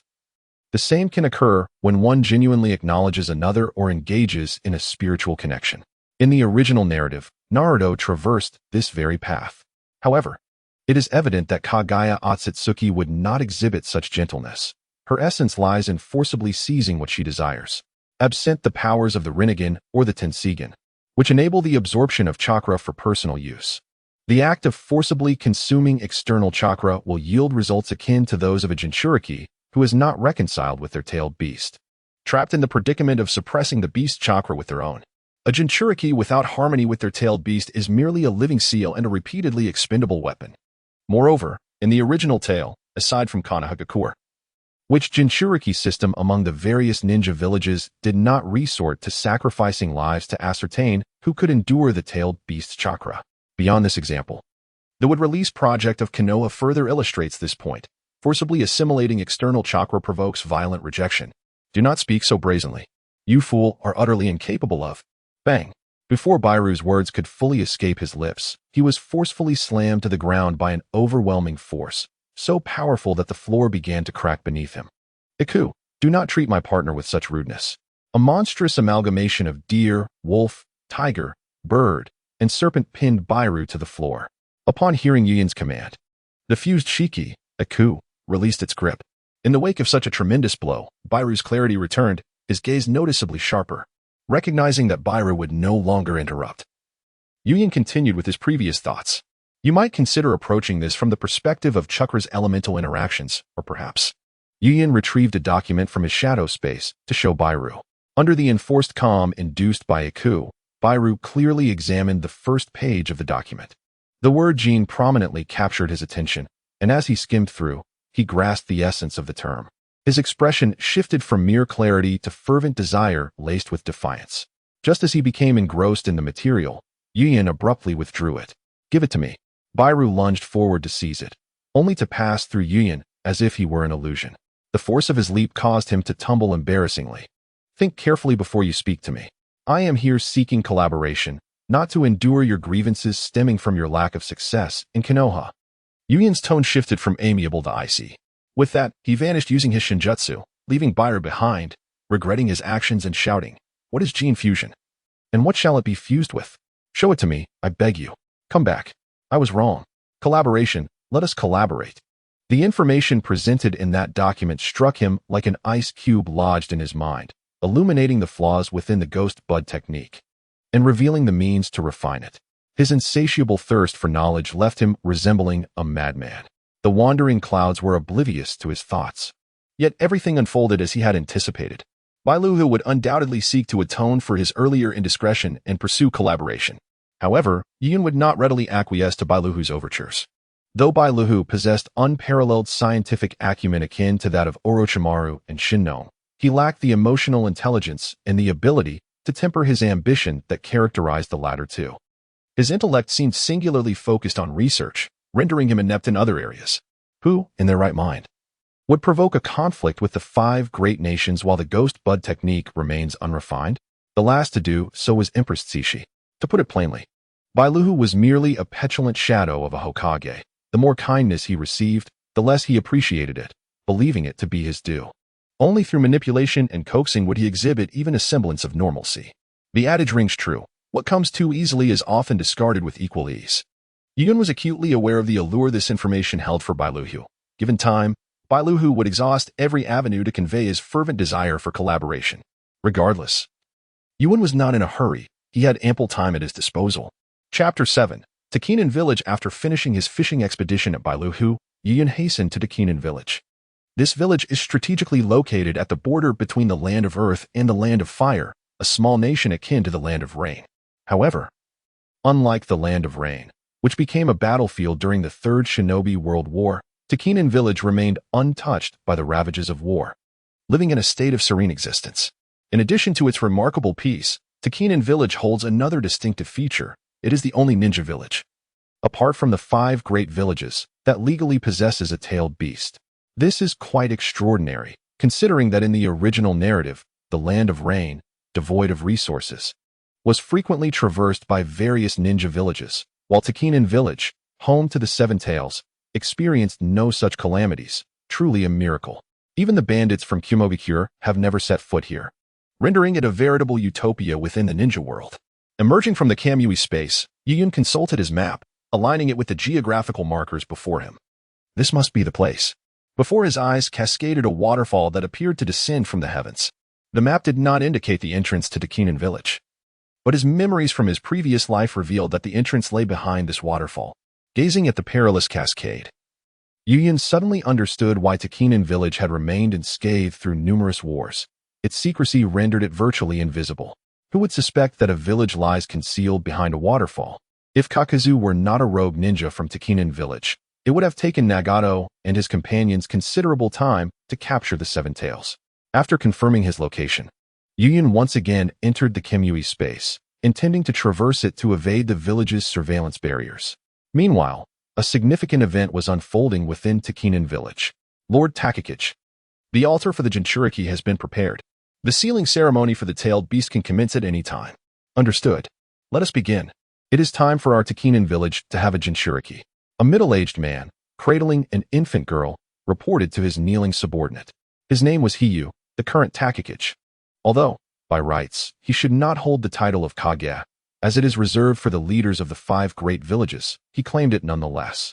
In his view, their village, possessing a tailed beast akin to those of the five great nations, was equally deserving of the title. Though they had never successfully created a Jinchuriki since acquiring the tailed beast from the Sage of the Six Paths, starting today, Takinan Village would alter this reality and rightfully claim its place as one of the six great ninja villages. Under the guidance of the sealing squad, he placed the infant girl named Fu upon the altar. This child had been meticulously chosen, for she was the only individual in the Land of Waterfall capable of withstanding the chakra of the Seven Tails. It was precisely because of her that Feiyu felt confident in performing the Jinchuriki ceremony. After gently placing Fu on one side of the altar, a member of the Takinan Umbu, carrying a jar wrapped in silken threads, approached. The chakra of the tailed beast seeping from the jar caused cold sweat to break out among those bearing it. As the jar was set down on the opposite side of the altar, the sealing squad of Takinan took their positions and began to form hand seals. As they executed their movements, incantations filled the altar. Feiyu prepared to unseal the container holding the Seven Tails, intending to release it for the Jinchuriki ceremony. However, just as he was about to break the seal, an unexpected turn of events occurred. A gloved hand, clad in black, grasped the container. Feiyu looked up in astonishment as a hooded figure materialized before him. Who was this individual? Why had they appeared so suddenly? An enemy attack. Alert. The abrupt appearance of Youyun drew everyone's attention, and the vigilant Takinan promptly sounded the alarm. Even Feiyu, despite his usual dullness, realized that this masked intruder aimed to seize their village's tailed beast. With both hands gripping the jar, he pulled back with all his strength. attempting to reclaim the seven tails from this thief.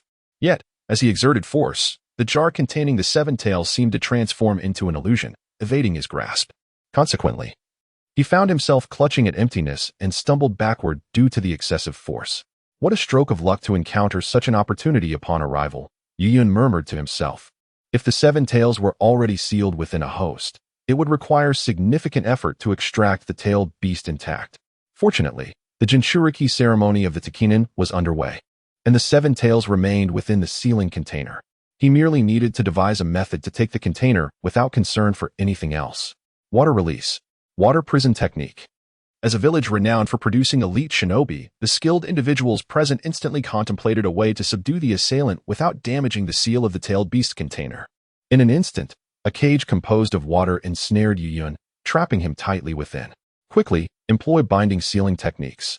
Do not let him leave, Feiyu shouted loudly. While the sealing squad complied with his wishes, employing binding sealing techniques to encapsulate the water sphere. However, a shocking scene unfolded before them. The binding seals pierced through the assailant, extending beyond the water sphere. Youyun, having acquired the seven tails, had no desire to engage with these narrow-minded individuals and promptly descended into the earth. During his descent, he glanced at the giggling infant on the altar. This child must be Fu. How wonderful, you will no longer be ostracized due to your status as a Jinchuriki. Nor will you be met with malevolent intentions as you navigate the path of friendship. The infant named Fu, having endured the tragic childhood typical of a Jinchuriki, was guided by the new leader of Takigakure, Feiimo. He advised her that to understand love, she must forge bonds with 100 friends, subsequently delivering those friendships to Kakazu, who had come to capture the seven tails. Her life was indeed a tragedy. Despite being a cheerful, sunny girl, she met an inexplicable end at Kakuzu's hands, ultimately becoming a reanimated puppet manipulated by Obito, thus finding no peace even in death. As Youyun was on the verge of sinking underground, a thought suddenly struck him. By the way, isn't there something in this village called the Hero's Water? Observing the Takigakure ninjas attempting to unearth him using earth techniques, he chuckled. Never mind, I shall retrieve it next time. Let them keep a little reserve. Before departing, Youyun bid farewell to the beleaguered middle-aged Takigakure, whose dreams had ended before they even began. Upon hearing this, Feiyu's anxious expression was suddenly suffused with a rosy hue. Spare no effort in finding him. He cared not for the chaos that Youyun's presence might incite within Takigakure. Youyun returned to his rather disloyal anchor, the Andes squad. His sudden appearance was met with indifference by the within the base, as he was, after all, someone their leader could not defeat. Thus, their protests held little weight. Shortly after Youyun's arrival at the base, Shennong hurriedly appeared. My lord. Youyun raised a hand, interrupting his forthcoming pleasantries. Spare me the formalities. Behold what I have brought back. He then retrieved from the Kamui space the jar that sealed the seven tails, Shomei. The leaking chakra of the tailed beast sent shivers down Shennong's spine, a leader of the who had never encountered a tailed beast on the battlefield. He realized the gravity of the situation. This individual had indeed brought an entire tailed beast back. After producing the jar, Youyun performed an action that would terrify Shennong to his core. In a single punch, he shattered the jar. Under the force of his chakra-imbued fist, the jar exploded as if it had encountered a volatile compound.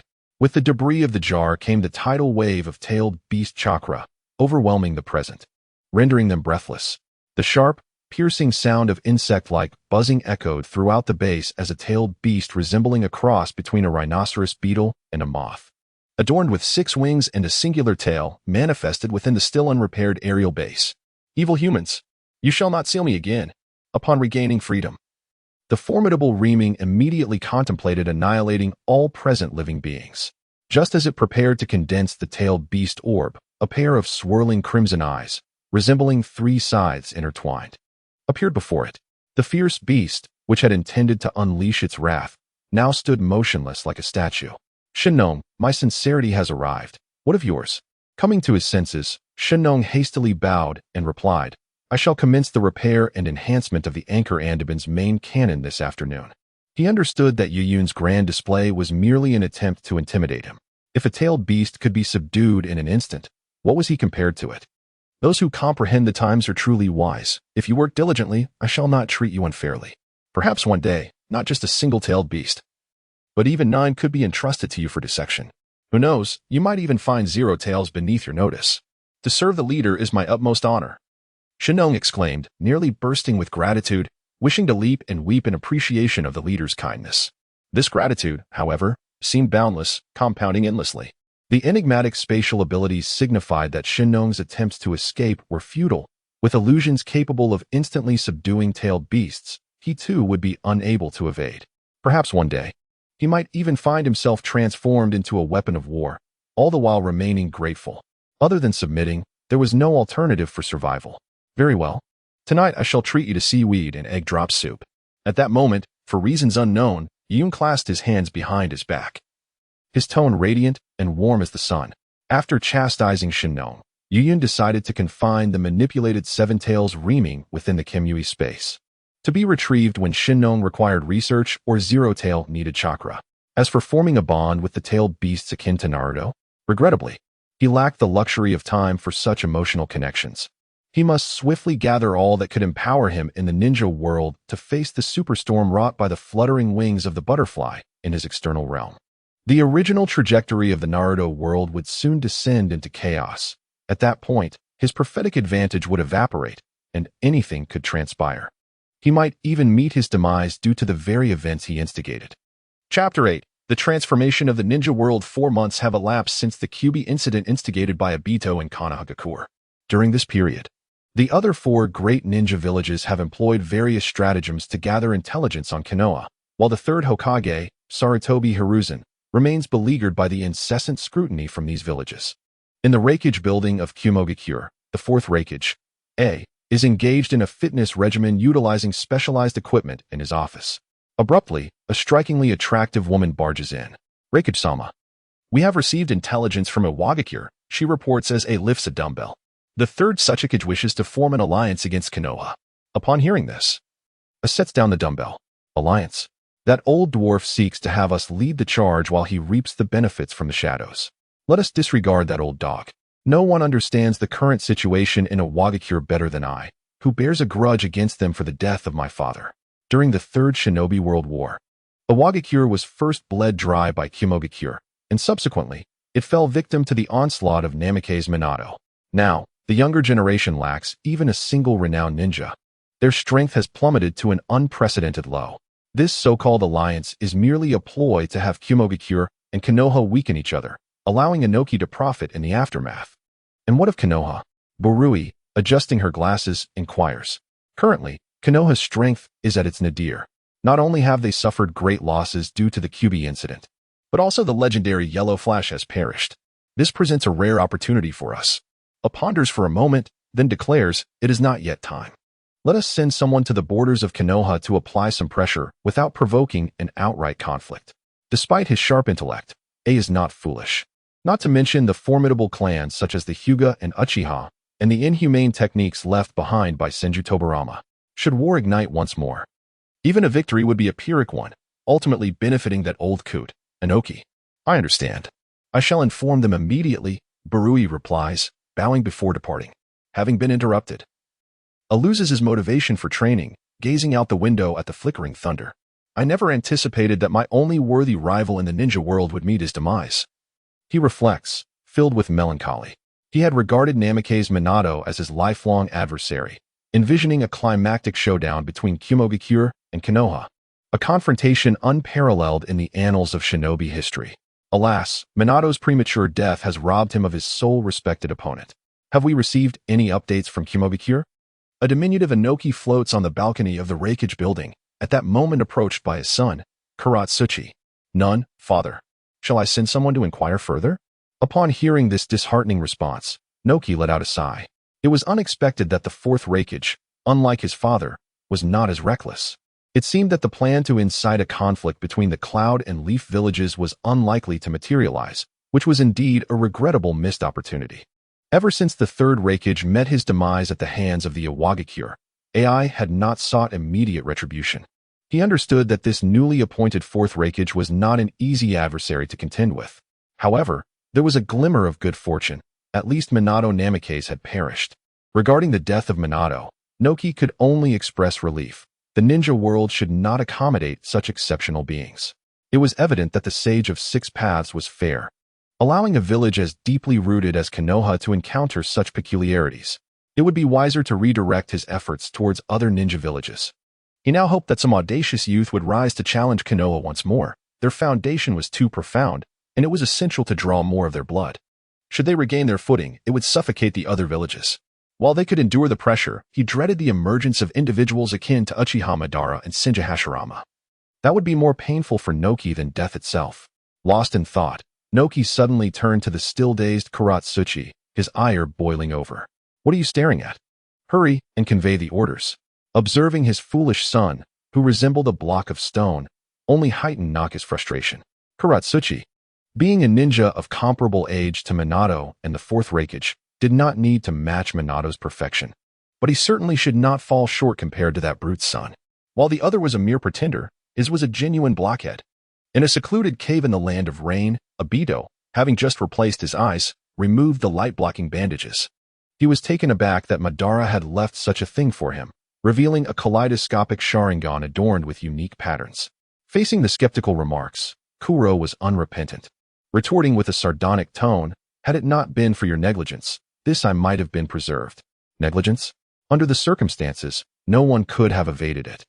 Who could have known how long that rat had planned for that night? Obito's emotions were clearly heightened. Whether from the rage of having his eye taken or the reawakening of his Sharingan. Does it serve any purpose to vent your anger at me? Retrieve your eyes if you possess the ability. Alas, the prowess of this singular eye is utterly inadequate to contend with the complete might of the Sharingan. As he gently touched his eyelid, he sensed the peculiar power residing within his eye socket. From the moment the optic nerve was connected, he discerned the capabilities of this eye. However, as the original bearer of the Sharingan, he was acutely aware that this kaleidoscope, whose origins were shrouded in mystery, could not rival the true power of the Sharingan. Your limitations do not imply the same for Lord Uchiha. The purpose of connecting you to this eye is not for you to venture forth to meet your demise before that specter, but rather to stabilize the current situation and await the opportune moment. This kaleidoscope was specifically bequeathed by Uchiha Obito to Black Zetsu as a means to counterbalance Tobi. Its ocular techniques are extraordinarily unique. If wielded adeptly, it could strike a fatal blow against Tobi. This kaleidoscope serves as a contingency plan of Uchiha Obito, and its utilization signifies that Tobi has not only rebelled, but has also evaded all the traps Obito left behind. Little did Obito anticipate that someone could wrest Tobi's eye from him. Contemplating this, Black Zetsu's disdain for Tobi deepened. What a waste. To possess the power of the Sharingan, yet have one's eye extracted. What is the current state of affairs in the ninja world? It is an utter chaos. Not to mention the escalating tensions between the hidden cloud and the hidden leaf, the fact that the fourth Mizukage, who was liberated due to your eye being taken, is also a significant complication. And what of Nagato? Nagato, he remains unaffected, continuing his charade of divine play between gods and mortals. Upon hearing this, Tobi donned the new mask crafted by Zetsu. What are you plotting now? Realizing Tobi's intentions, Black Zetsu hastily inquired. It is genuinely fearful. The tumult caused by the Nine Tails was initiated by Tobi's whim, resulting in neither the capture of the beast nor the emergence of an inexplicable boss. If he continues this reckless behavior, it fears he might devise something even more alarming. Rest assured, until I have certainty, I shall not seek that rodent. I am now going to stoke the flames of the current turmoil in the ninja world. Upon finishing his words, Tobi was enveloped by white Zetsu, forming a biological armor reminiscent of that which Zetsu had once provided during the Third Great Ninja War. At present, 80% of his body is composed of white Zetsu, leaving him uncertain of whether he is white Zetsu or a human. By the way, Black Zetsu, you haven't added anything unbeknownst to me in this treatment, have you? Just as Tobi was about to depart, he suddenly turned his head and posed this question. How could that be? You are so astute. If I had added anything, you would surely know. Moreover, we are comrades in the execution of the Moon Eye plan. Without you, I could not possibly carry it out. Faced with Tobi's sudden inquiry, Black Zetsu remained unyielding. Tobi offered no further response and instead sank into the ground, vanishing from sight. As Black Zetsu observed Tobi's receding silhouette, it plunged into deep contemplation. Tobi, what truly transpired that night beyond the theft of the Sharingan? There must be something unknown to it. This cannot stand. This situation cannot persist. Obito has become unreliable. It is imperative to cultivate new pieces on the chessboard. Black Zetsu silently resolved this within. Chapter 9. The Stone of Greer. Lord Mizukage, are you suggesting that you were previously under control? Inquired Terumi Mei, her voice tinged with disbelief. The fourth Mizukage remained silent, his hands covering his face. Overwhelmed with regret for the immense damage inflicted upon the hidden mist village due to his momentary lapse in vigilance.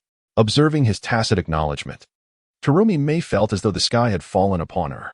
But you are the Mizukage. How could you have been controlled? Enough, Terumi Mei, interjected an elderly man leaning on a staff with a peculiar head, attempting to calm the agitated Terumi Mei. Let the fourth explain the entire sequence of events. I apologize. Terumi Mei, the fourth Mizukage, lamented. This calamity is entirely due to my incompetence as Mizukage. Once I have clarified this matter, I shall resign from my position and await the village's judgment. Hyuga understood Terumi Mei's current emotional turmoil. His subjugation had exacerbated the already dire situation of the Bloody Mist era, resulting in the deaths of her friends and kin. Speak, fourth, urged the elder. Although Jinkai had long sensed something amiss with the fourth, he felt powerless to intervene. As the system established by the first Mizukage, Jinkai possessed the authority to check the Mizukage, yet he hesitated to wield it carelessly. The actions taken by the controlled Mizukage were not inherently wrong within the context of Mist, as the Bloody Mist era was a legacy of the third Mizukage, with the fourth merely intensifying its severity. Furthermore, the political landscape of the hidden Mist was exceedingly intricate and fragile, divided among factions that supported the Mizukage, various clans, and the commoners, alongside the faction that backed him. This precarious political ecology demanded caution. Any rash action could not only fail to halt the chaos, but could also accelerate the village's collapse. It was likely from the moment I became Mizukage that I was manipulated, alongside the three tails within me, he reflected, recalling the time shortly after the conclusion of the Third Shinobi World War, astonished that so much time had elapsed since then. Upon hearing the fourth Mizukage's words, Jinkai suppressed a sigh. This admission underscored the fragility of Hyuga, the Mizukage chosen by all of Mist, rendered utterly vulnerable to the unseen puppeteer. If the Mizukage was so compromised, what of others? Do you know what illusion was employed against you? Jinkai posed the pivotal question. The Sharingan. The fourth Mizukage exclaimed in fury. Why does this world harbor such unreasonable bloodline limits? I cannot fathom how a mere glance could ensnare me. The Sharingan? Terumi Mei gasped, covering her mouth in astonishment. Could it be a conspiracy from Konoha? The likelihood is slim. Although our conflict with Konoha during the Third Shinobi World War primarily involved the Uchiha clan, Konoha's objective was to thwart us and deplete the Uchiha strength. If this is the result of Konoha's machinations, then we would merely be puppets of Konoha, incapable of speaking here. Moreover, the one who can manipulate the fourth Mizukage is certainly not an ordinary Uchiha. As a founding figure of the Mist, he has witnessed the battlefield in his youth. Having lived long enough, he has encountered both the Uchiha Sharingan and the rampaging tailed beasts, and has even observed their simultaneous presence on the battlefield. Thus, he understands well whether a mere three-tomo Sharingan can control a Jinchuriki. Furthermore, under the leadership of the third Hokage, Konoha lacks such cunning. If Konoha were under the dominion of the second Hokage, Senju Tobarama, that might be conceivable. The elder did not speak falsely. The one who controls me possesses a Sharingan that is no ordinary pair, but rather a Mangeki Sharingan. A Mangeki indeed. It is no wonder. The elder suddenly understood. Having witnessed Uchiha Madara in his prime, it is said that even the mightiest of tailed beasts appeared as a mere submissive fox before him. How did you break free from their control? Asked Terumi Mei, voicing her inner curiosity. I do not know, Hyuga replied with a bitter smile. I suddenly regained consciousness this morning, and only then realized what I had done. This morning, he had been in a daze. But upon awakening and recognizing his actions against the Mist, he immediately contacted the elder to explain the situation. To prevent the unseen puppeteer from further wreaking havoc on the Mist. Sudden awakening. Perhaps something unforeseen occurred on their part, the elder analyzed. The Jinjutsu of the Sharingan is not a simple matter of control. To maintain long-term domination over an individual, one must periodically replenish the ocular power sustaining the illusion. However, one cannot rely on the possibility of the adversary making a mistake. Fourth, you should inform the Umbu that you are feeling unwell and require time to recuperate. For the time being, if there is nothing pressing, it would be wise to remain out of sight. Elder, I wish to resign from the position of Mizukage. I have caused immense harm to the village while under the enemy's control, and I am unworthy of continuing in this role. Perhaps, in my current state, I am not even worthy of living. Upon hearing that the elder still wished to retain his position, Hyuga felt a deep sense of shame. In his view, the most appropriate course of action was to atone with his life. To live even a moment longer would be a disrespect to the mist. Yagura, if you possess the courage to die, do you not also have the courage to atone for your mistakes? Had I known you to be such a timid individual, I would not have chosen you as the Mizukage.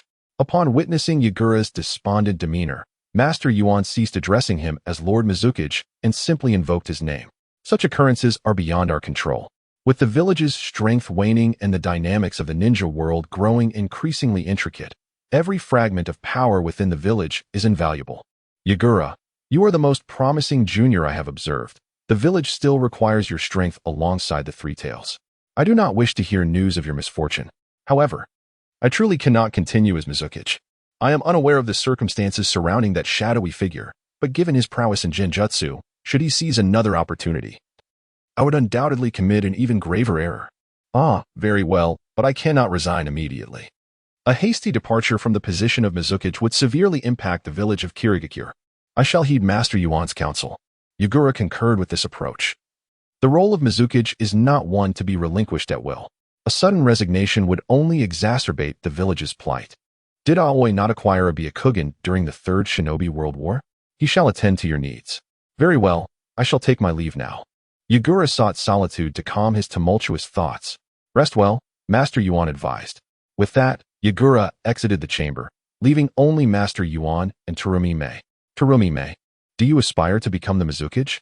After a lengthy silence, Master Yuan posed this question. Me? The Mizukage?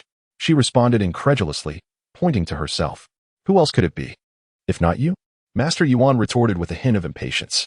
But I have only recently attained the rank of Genin.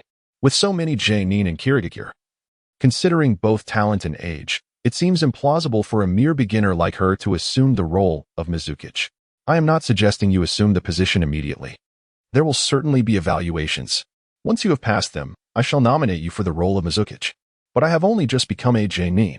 If I were to run for Mizukage now, the other ninjas in the village would surely object. Terumi Mei hesitated. She felt a surge of excitement.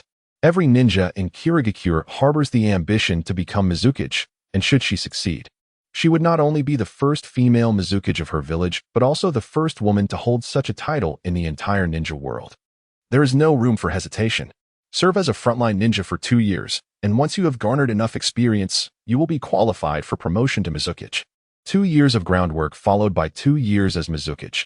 He referred to this as the 2+2 model. Currently, the ninjas of the village are either lacking in strength, consumed by ambition, or have had their fundamental values shattered by the policies of the Blood Mist era. Rather than entrusting the position of Mizukage to such individuals, it is far better to empower Terumi Mei, who possesses both potential and capability and genuinely cherishes Kirigakure. Then let us strive forward. If one lacks the strength, no amount of support can prove useful. Encourage the elder. The Hidden Mist village must not continue its descent into decline. It requires a capable leader to steer it towards prosperity, or he would be too ashamed to face his mentor, the second Mizukage, in the Pure Land. Meanwhile, Obito, enveloped by white Zetsu, emerged from the earth using the Dune Dancer technique, feeling distinctly out of place. How long has it been since he undertook a journey in such a manner? In the past, he would have traversed to procure groceries using Kamui. One could only curse the wretched white Zetsu. Upon surfacing, Obito gazed upon the familiar scenery of the Hidden Mist, hoping it wasn't too late. If the fourth Mizukage had escaped confinement, he would lose the opportunity to control a great ninja village. He urgently required powers beyond Uchiha open to exert influence over a large ninja village. Obito. It seems the fourth Mizukage has been hidden away. I cannot sense his chakra, remarked Zetsu, who clung to Obito's form. Ever since Obito's I was taken from him, he had sought to compensate for his lost mobility due to the absence of Kamui by allowing Zetsu to attach to him, utilizing White Zetsu's Dune Dancer technique for swift movement across the ninja world. Obito realized that Yagura might have already escaped. Curse that White Zetsu. He struck the surrounding trees with his fist, shattering them. Not only had it stolen his Kamui, forcing him to scurry about like a rodent, but it had also disrupted all his plans. Without Kamui, how could he control the fourth Mizukage? Without Kamui, how could he maintain the facade of a master before Nagato? All of these tribulations were the fault of White Zetsu. At that moment, the very person Obito was deeply concerned about, White Zetsu, yawned. Who was cursing me? Is it Obito or Kakashi? Never mind. White Zetsu now found himself at the edge of the ninja world. in a place distant from the five great nations, yet still within the realm of ninjas. This was, perhaps, the location he sought, a chakraless sanctuary. Observing the vegetation before him, starkly different from that of the five great nations, he understood he had arrived in a realm independent of them. The existing maps of the ninja world were predominantly centered around the five great nations, although they contained many other scattered lands. However, these lands were merely vassals of the five great nations and their buffer zones. Such maps did not encompass the entirety of the ninja world. In reality, substantial portions of the ninja world remained unmarked on maps. Even within the five great nations, only a few recorded some of these locations, while others were entirely unknown. White Zetsu had expended considerable effort to discover this place, aided by Obito's Kamui. Otherwise, the journey would have spanned years. While observing the scenery, White Zetsu suddenly noticed a figure ahead. There were people. Instantly, White Zetsu utilized Kamui to transfer himself to that location, which turned out to be a small tribe. This tribe was dotted with numerous tents resembling yurts, indicating it was a nomadic community. White Zetsu materialized in a blind spot of these yurts, but soon emerged to face the herdsman. "Greetings, may I inquire if you are acquainted with Grail?" At this moment, the attire of Youyun, adorned with a hood, startled the villager who was busy cooking. "Who are you?" he inquired, surprisingly speaking the common tongue of the ninja world. A testament to the great achievements of the Sage of Six Paths, Youyun had prepared for a potential language barrier, yet in this remote area, he found himself able to communicate effortlessly. "I am a traveler from the Land of Fire." "The Land of Fire? I have not heard of it, however. The term Grail does ring a bell. You might want to inquire to the west. There is a market where the merchants are well informed about everything." The villager shook his head but still indicated the direction for Youyun. "Thank you very much," Youyun replied, pulling some valuable universal metals from his pocket to offer the villager, who graciously declined. "It is merely a request for directions. It is not worth anything." "Very well," Youyun said, not wanting to impose further, and he expressed his gratitude once more before departing. Shortly thereafter, a modest woman emerged from the yurt. "Ada, is this a guest?" "No. A traveler claiming to be from the Land of Fire, seeking Grail."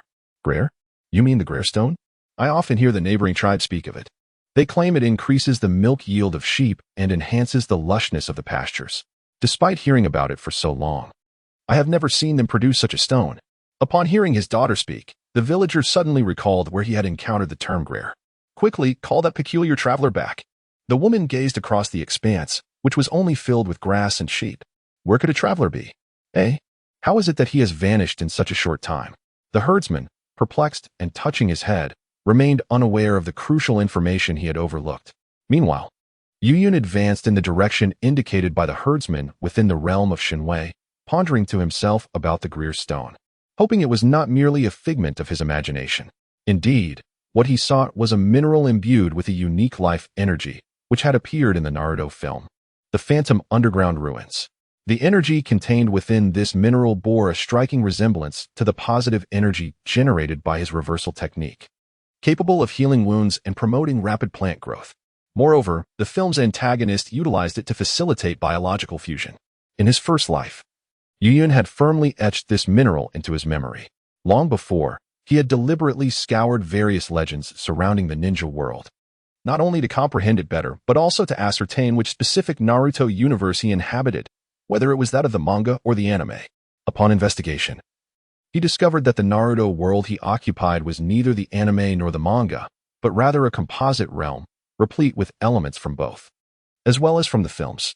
He had repeatedly come across tales of a lost nation within the land of wind known as Lulan and had personally encountered the attack on Konoha by the Sky Ninja Village, as well as the defection of Bailuhu.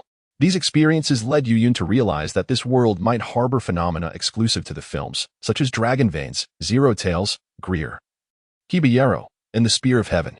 If wielded adeptly, these could rival the powers of the Otsutsuki bloodline. Thus, he had persistently sought these artifacts.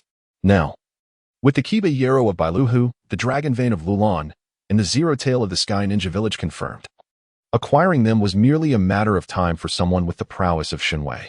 However, the Grail Stone remained an enigma, eluding his grasp.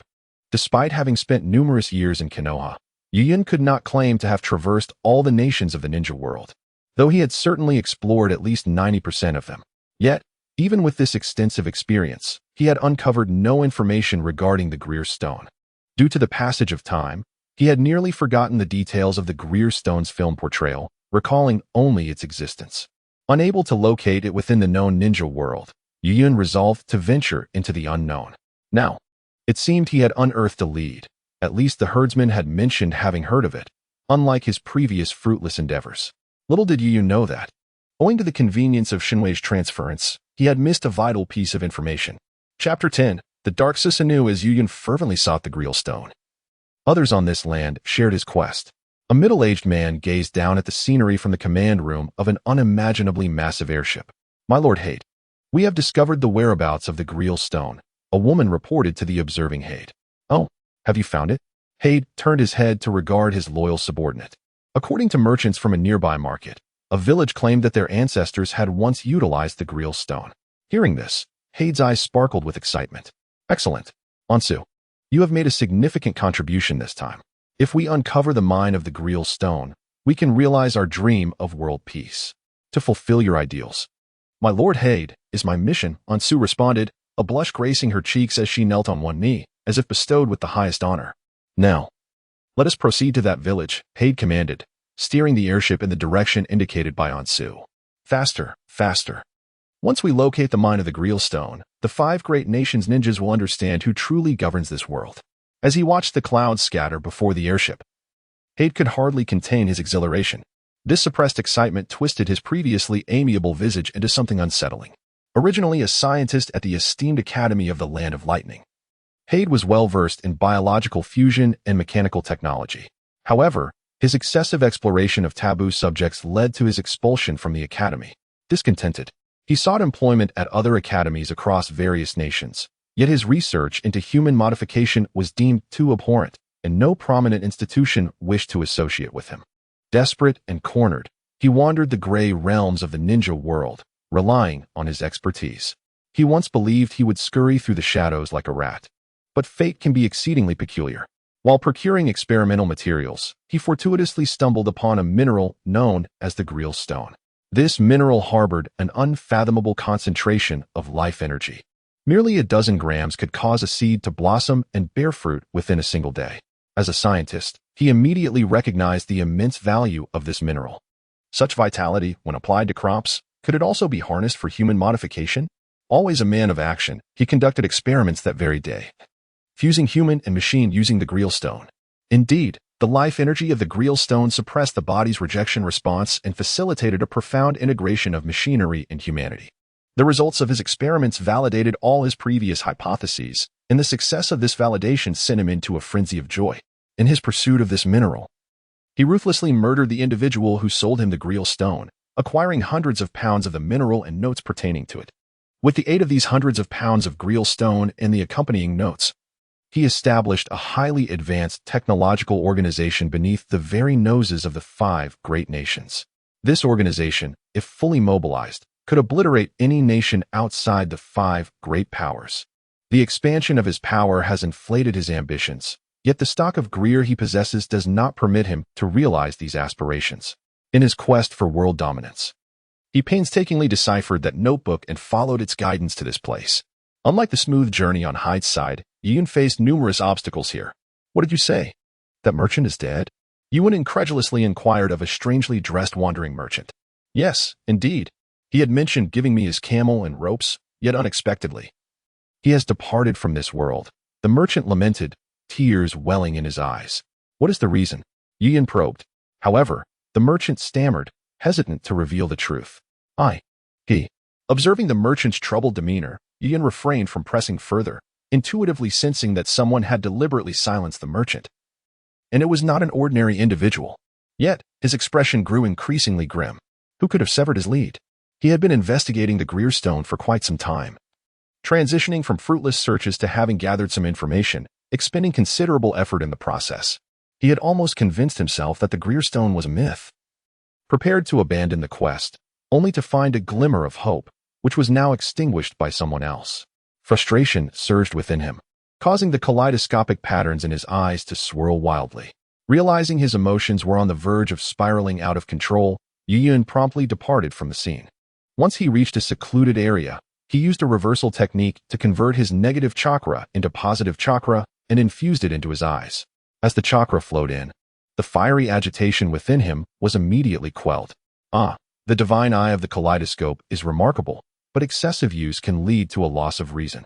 This eye, which requires extreme emotions to activate, grows stronger with heightened feelings, causing those who wield it to experience intensified emotional fluctuations.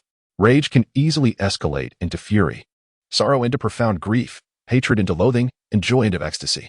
It is no wonder that the Uchiha clan has such a prevalence of madness. Ordinary emotions are magnified into extremes, and the more extreme the psyche, the greater the power.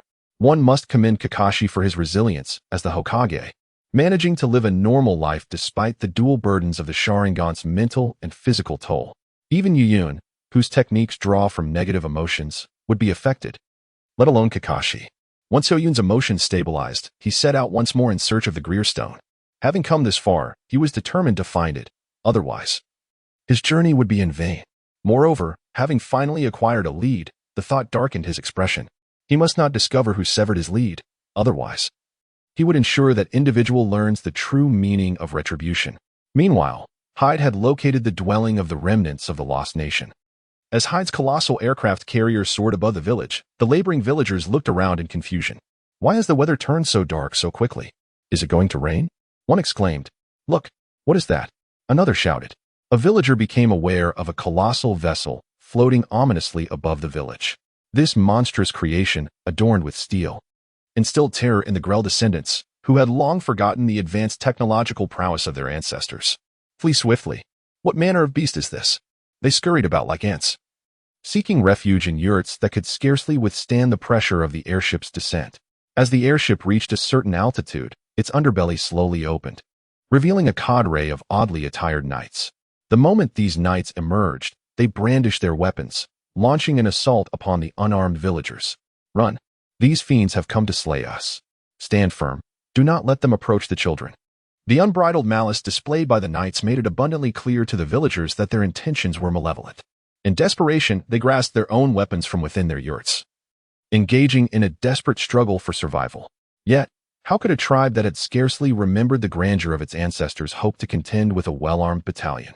In an instant, the once tranquil village transformed into a scene of carnage, littered with lifeless bodies. Strangely, however, these ruthless knights exhibited a peculiar selectivity in their slaughter. They chose to overlook certain children and spared the Grail descendants who were clad in finer attire than the rest. Fear not, Taisom. Your father will surely lead you to safety, pleaded Titer, shielding his not-yet 4-year-old son with his own body, facing the onslaught of the ferocious knights. This day marked the most agonizing moment for Titer, the chieftain, as he bore witness to the annihilation of his tribe by these marauding knights. His beloved wife perished before his very eyes, and he feared he might not even be able to protect his own child.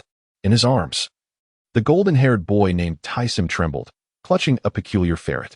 They are dead, all dead. My mother, the kindly grandparents next door, the uncle who often bought me sweets, they have all been slaughtered by these monsters. At this moment, Taisom was engulfed in terror, confronted with the grim reality of death. A concept he had yet to grasp, yet within his fear lay a deep-seated hatred. The knights drew ever closer to the father and son, observing their approach. Titer tightened his grip on his knife, aiming it at the nearest knight. The knights erupted in raucous laughter at his futile stance. Do you truly believe that little knife can pierce my armor? Roman, do refrain from laughing. What if he were to stab you in the rear? Their laughter echoed painfully, and despair washed over Taisom. Is there no one to save us? What of the omnipotent ancestors spoken of by my father? What of the deity revered by my grandmother? Please, save us. As he uttered this prayer, it seemed as though the heavens indeed heard his plea. Suddenly, an even larger aerial fortress overshadowed the airship that had descended upon their village, sending waves of fear rippling through the knights, who had once been so at ease. Flee. This time, it was their turn to scatter in all directions, inexplicably devoid of any semblance of resistance, unlike the knights who originally sought to do good. As they fled, a colossal aerial fortress suddenly unleashed a multitude of winged beings. These entities swiftly locked onto various targets and exterminated the knights at an astonishing speed. Apologies for our tardiness. A middle-aged man clad in a bishop's robe hastily approached Teet and his son, his tone laden with regret. Who are you? I am Hyde, the leader of Utopia. We have been pursuing these outlaws for quite some time. Initially, we believed we could eradicate them completely, preventing them from committing further atrocities. But alas, we arrived too late, allowing them to wreak havoc once more. This is all my fault. As Hyde spoke, he suddenly broke down in tears. Woe is me, it is all my mistake. Young Tism, still a mere child, found himself bewildered by Hyde's lamentation. Why, after saving them, did this man still blame himself? While Tism was deeply moved, his father felt nothing but a chilling apprehension. The armor worn by these miscreants mirrored that of the knights, and the airship was no different. Hyde, still weeping, caught sight of Teet's expression. TSK, adults are indeed difficult to deceive. If only you were as naive as your son, I wouldn't even bother to slay you. How about this? Accompany me to my utopia for treatment of your wounds, so I can atone for my misdeeds. Having concluded his confession, Hyde wiped his tears and earnestly grasped Teet's hand. That sounds wonderful. I wish to see it as well. Please do come, otherwise I cannot forgive myself. Hyde's words faltered as he sensed something amiss. Why did that voice sound so foreign? At that moment, a hooded figure materialized behind them. Onsu, Hyde's secretary, quickly reacted, flapping her bat-like wings. The mere flutter conjured a wind formidable enough to rival B-grade ninjutsu. Boom. A tempest of dust was stirred up. Just as she believed she had neutralized the mysterious figure, her head suddenly vanished, leaving behind a body that continued to spurt blood. Who has severed my lead? So it was you. This enigmatic individual was Youyun, fervently seeking the Grail Stone. Initially disheartened by the loss of clues, he had been at a loss for where to begin his search. However, a subtle fluctuation of chakra drew his attention. Why would there be chakra activity in such a place? Driven by curiosity, he arrived only to witness the scene orchestrated by Hyde himself. Eliminate him. Upon witnessing his trusted subordinate perish in an instant, Hyde abandoned his faude of benevolence, instead issuing a frantic command to his remaining subordinates to attack the mysterious figure. Go. Do not allow him to harm Lord Hyde. Without needing Hyde's explicit urging, the guards rushed towards Youyun simultaneously. Buzz. From Youyun emerged a surge of black chakra, radiating outward to form a sphere of chakra that seemed almost tangible. With a crackling sound, this chakra coalesced into a colossal half-skeleton before the terrified gazes of onlookers. This skeletal figure, composed entirely of chakra, exuded an aura as dark as its form, cold and savage, sending chills down the spines of those present. The guards who had just vowed to protect Lord Hyde were now retreating. Just a few moments ago, and they expect us to face this? They murmured. Come on. Let us move. Hyde realized the gravity of the situation. This was the legendary Susanoo of the Uchiha clan. Those who laid eyes upon it were said to have no hope of survival. What the hell? Why would such a thing appear in this desolate place? He knew he had to flee. Having navigated the gray zones of the ninja world for years, Hyde was acutely aware of the legends surrounding ninjas, particularly that of Senju Hashirama and Uchiha Madara. He had once been a skeptic, but now he was convinced. If ninjas possessed such power, why would they heed the commands of feudal lords? The guards disregarded Hyde's words, gradually stepping back, shielding him as they retreated. The black Susanoo not only astonished Hyde, but also surprised Youyun, its conjurer. Black? Youyun gazed at the Susanoo he had summoned, perplexed. Shouldn't it be blue? After receiving the gift from Obito, Kakashi had summoned a blue-hued Susanoo. Yet, as a different wielder of the same eyes, Youyun had summoned a black one, reminiscent of the Wither from the MC world, both made of blackened bones. I understand now. This Susanoo is uniquely mine, Youyun murmured, stroking his eyelid. Unlike the fixed abilities that came with the awakening of the Sharingan, the Susanoo summoned by the Mangeki Sharingan varies according to the user, imbued with their personal characteristics. Just as Kakashi's Susanoo, summoned from his dual Kimi Mangeki Sharingan, bore a scar symbolizing his individuality, an injury that Obito, the original owner of that eye, did not possess. Youyun's Susanoo manifested in black. This was a reflection of Youyun's cursed chakra, which appeared black in the physical realm, just as the Susanoo did. Thus, each individual Susanoo is distinct, even if they wield the same pair of eyes. The Susanoo, often described as a special ability of the Mangeki Sharingan, is more accurately a projection of one's inner self. The Mangeki Sharingan merely serves as the key to unleash this projection. Chapter 11. The downfall of the Vayne. Watching his subordinates retreat in disarray, Hyde erupted in frustration. What are you doing? Hurry up and advance. Yet, the guards remained indifferent. After activating Susanoo, Youyun observed the scene with keen interest, initially expecting a thrilling battle. To his dismay, the adversaries proved utterly feeble. However, it was to be anticipated. With the power of the divine might and the eternal Mangeki Sharingan, an evenly matched confrontation was simply impossible.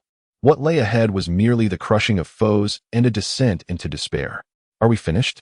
There is no need to retreat. I can kill just the same. With that, he commanded Susanoo to sweep through Hade and his men. This sweep was not executed with full force, allowing them a moment to react. Nevertheless, even this restraint resulted in the demise of 3 or 4 individuals, reduced to mere pulp by the skeletal arms of Susanoo. Among those who managed to escape was Hade himself. "My lord, there is no need for conflict. Whatever you desire, I can provide," Hade pleaded. "Is this how you spoke to those villagers when you staged your little play?" Observing Hade's frantic movements and speed as he narrowly escaped, Youyun's interest waned. "Is this all? I could easily dispatch Hade with mere taijutsu, let alone with Susanoo." Initially, he had thought this man had unearthed some profound secrets regarding the Grail Stone. Instead, he appeared to be nothing more than a candle flickering in the wind. "What do you mean by staging a play? I fail to comprehend your words. If you do not understand, then so be it." After speaking, Youyun directed his gaze at Hade with piercing intent. In an instant, Hade's pupils mirrored the intricate patterns of Youyun's eternal Mangeki Sharingan. Subsequently, through the power of the divine might, he twisted the heads of Hade's remaining subordinates one by one. The atmosphere grew tense, and silence enveloped the scene, leaving only the father and son, Tite and Tism, alongside Youyun. "You are a descendant of the Grail civilization, are you not? You wretched." Tism could not contain his indignation as he witnessed Youyun trample the so-called savior, Hade. Yet, before he could utter his full insult, his father, Tite, covered his mouth. "Indeed, but that was long ago. Now we are merely herders of this land." Tite trembled as he spoke. He now understood the reason behind the slaughter of his tribe, the Grail Stone. In contrast to Hade, who sought to stage a performance to uncover the secrets of Grail, it seemed this lurking figure was no different.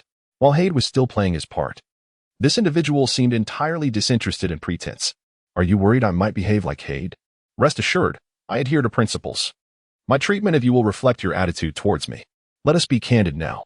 I wish to know where the Grail vein is sealed. As a price, I seek vengeance for you and bequeath a substantial fortune to you." Youyun half-squatted, gazing at Tism, who glared at him furiously. Noticing Youyun's gaze shift towards his son, Tite hastily shielded Tism. "I truly do not know where the vein lies.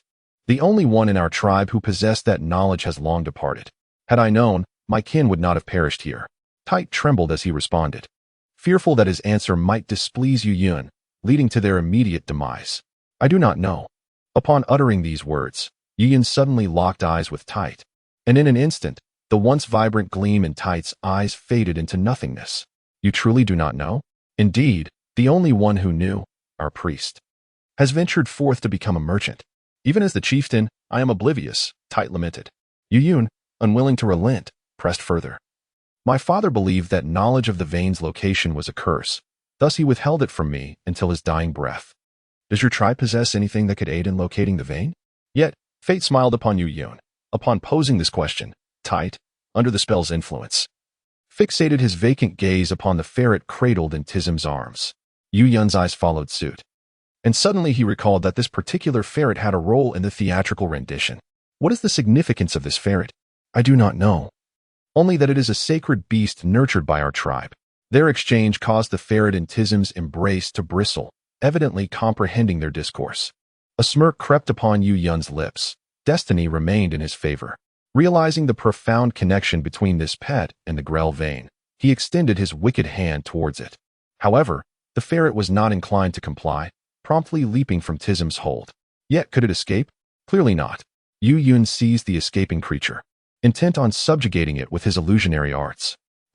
Upon channeling his ocular power into the ferret's eyes, he discovered that he could not dominate this little rodent.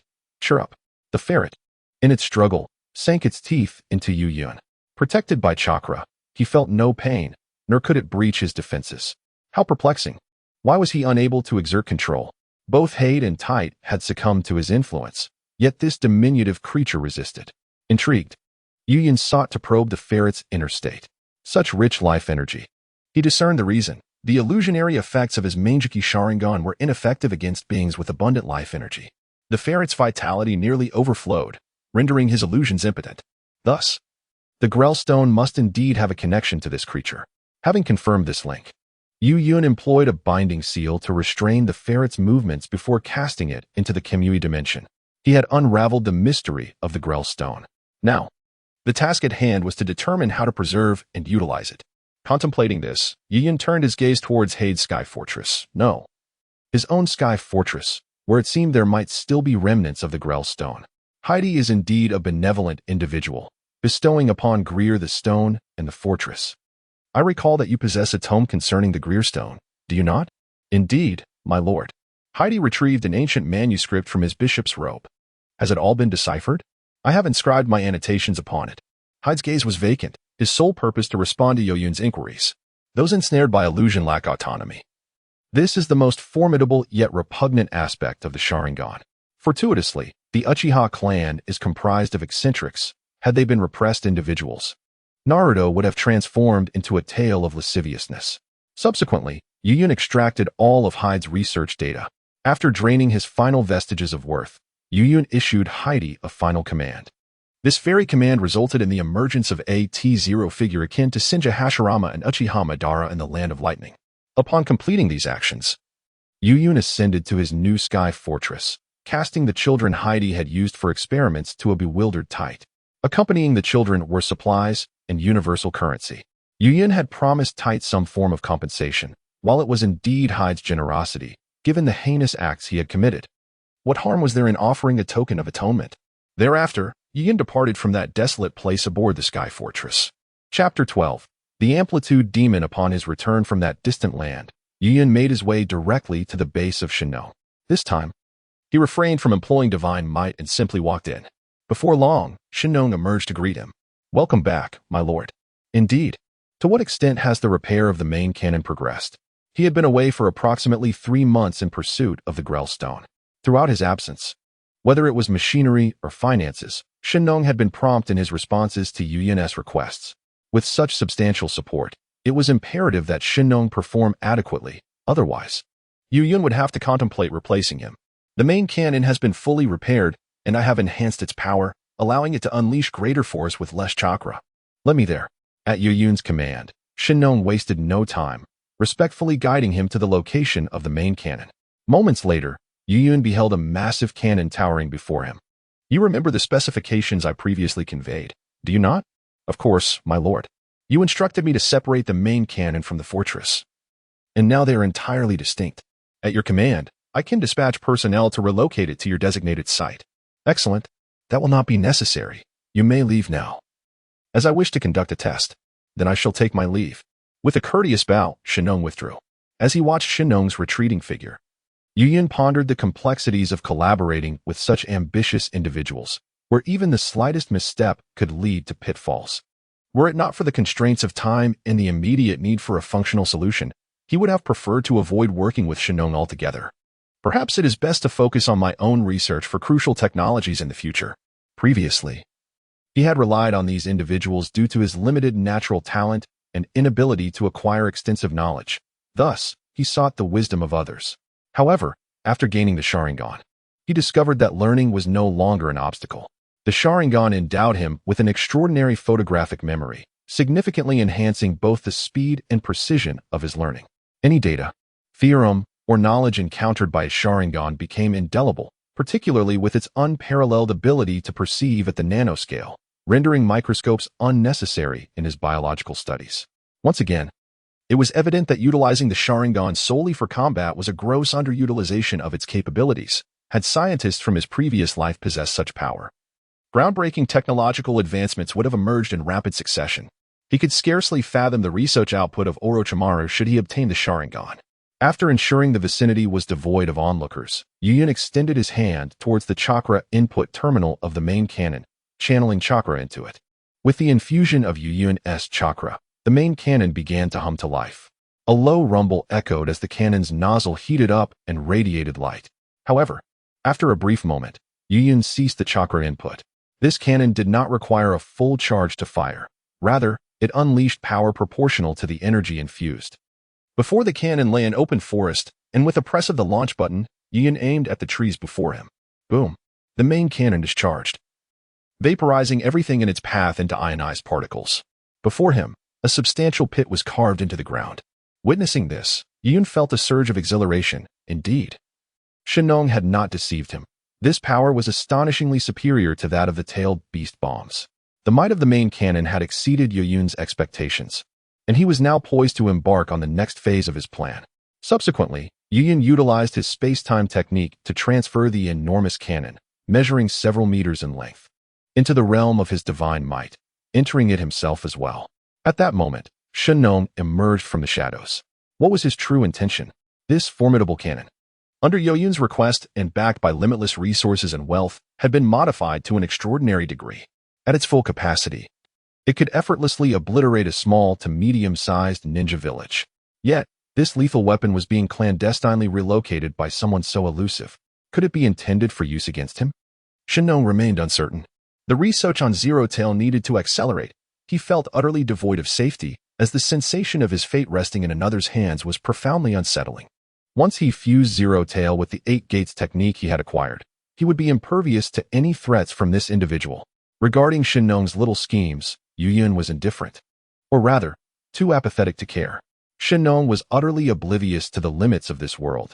Despite possessing commendable scientific knowledge, his perspective was confined to that of a ninja.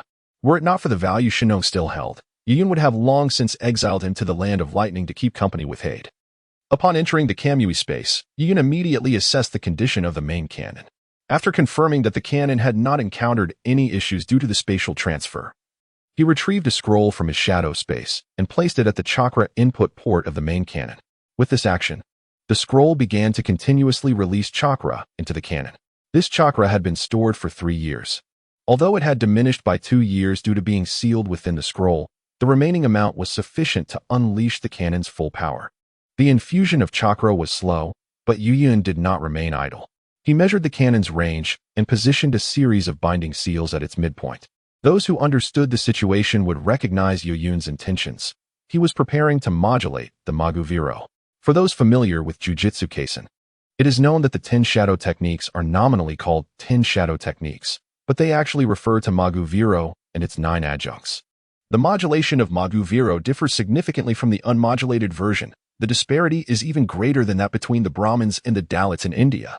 In his past life, the reason for his demise at the hands of Sukuna was directly due to his modulation of the 9 Shikigami, excluding Maguviro. Had he modulated Maguviro, he would have stood a fighting chance against Sukuna. One must acknowledge that the ability to adapt to all phenomena is exceedingly formidable in any world. Not to mention that Maguviro possesses the capability to analyze an enemy's abilities. However, the difficulty of modulating Maguviro is exceptionally high. It necessitates that one resolves it with an ability that Maguviro has never encountered at the very moment of summoning. Moreover, the resolution must be executed solely by oneself, with attacks generated from one's own cursed energy. Otherwise, the modulation ritual would be deemed invalid. In his previous life, Youyun exhausted every possible method to modulate Maguviro, including the treadmill technique suggested by his peers, but ultimately failed. The prolonged accumulation of energy transformed the impact into a piercing blow, severing Maguviro in two. Upon the activation of the array above its head, Maguviro revived and began to torment Youyun once more. It became apparent to Youyun that the Shikigami could only serve as a disposable weapon within the Zenin clan, a mere can opener prepared by JXJJ for its progenitor. However, circumstances have changed. In the realm of Jujutsu Kaisen, he finds himself unable to manipulate the SH-Men SHS due to the scarcity of individuals capable of meeting the conditions for such manipulation. In contrast, the world of shinobi offers a plethora of options. Nearly every ninja village possesses devastating techniques in abundance, too numerous for him to count. Thus, after his defection, he promptly sought out the seemingly benevolent Shennong, urging him to reconstruct a primary cannon akin to the one utilized by Kumogakure. Coupled with the chakra he had deliberately sealed within scrolls over the years, he felt a 90% certainty of successfully manipulating the SH-Men SHS. Once all preparations were complete, the cannon was fully charged. Youyun positioned himself at the designated spot, forming a gesture as if grasping something with both hands. Berry Ubu, Yuri Oryo, Hachikuken, Ike Shinj, SH-Men SHS. As the incantation reached its conclusion, the once dim environment of the Kamui space was engulfed in complete darkness. As if shrouded by an unknown shadow, The eerie sounds of wolf howls and frog croaks reverberated through the stillness, sending chills down his spine. At this moment, Youyun's heartbeat surged to 200. No matter how many times or when it occurred, the summoning process of Min SHS always filled him with trepidation. After all, he was not Sukuna. A moment's carelessness in manipulating the Min SHS could indeed lead to his demise. Suddenly, the howls and croaks ceased, replaced by the emergence of a colossal humanoid cocoon. Surrounding this cocoon were taut strands resembling steel wires.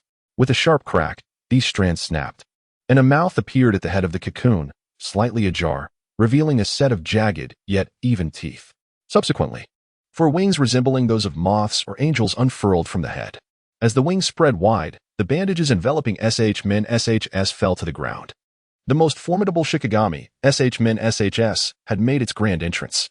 Upon its full summoning, Min SHS fixed its gaze upon Youyun. He swallowed nervously, feeling the pressure intensify. I'm just kidding. Youyun's expression twisted as he pressed his hands firmly against the ground. You are my shadow, and can only ever be my shadow. The prearranged binding seals were instantly triggered, ensnaring Min SHS, who stood at the center of the seals. The bound Min SHS let out a reluctant roar, struggling fiercely, but to no avail. These binding seals were powerful enough to restrain even-tailed beasts.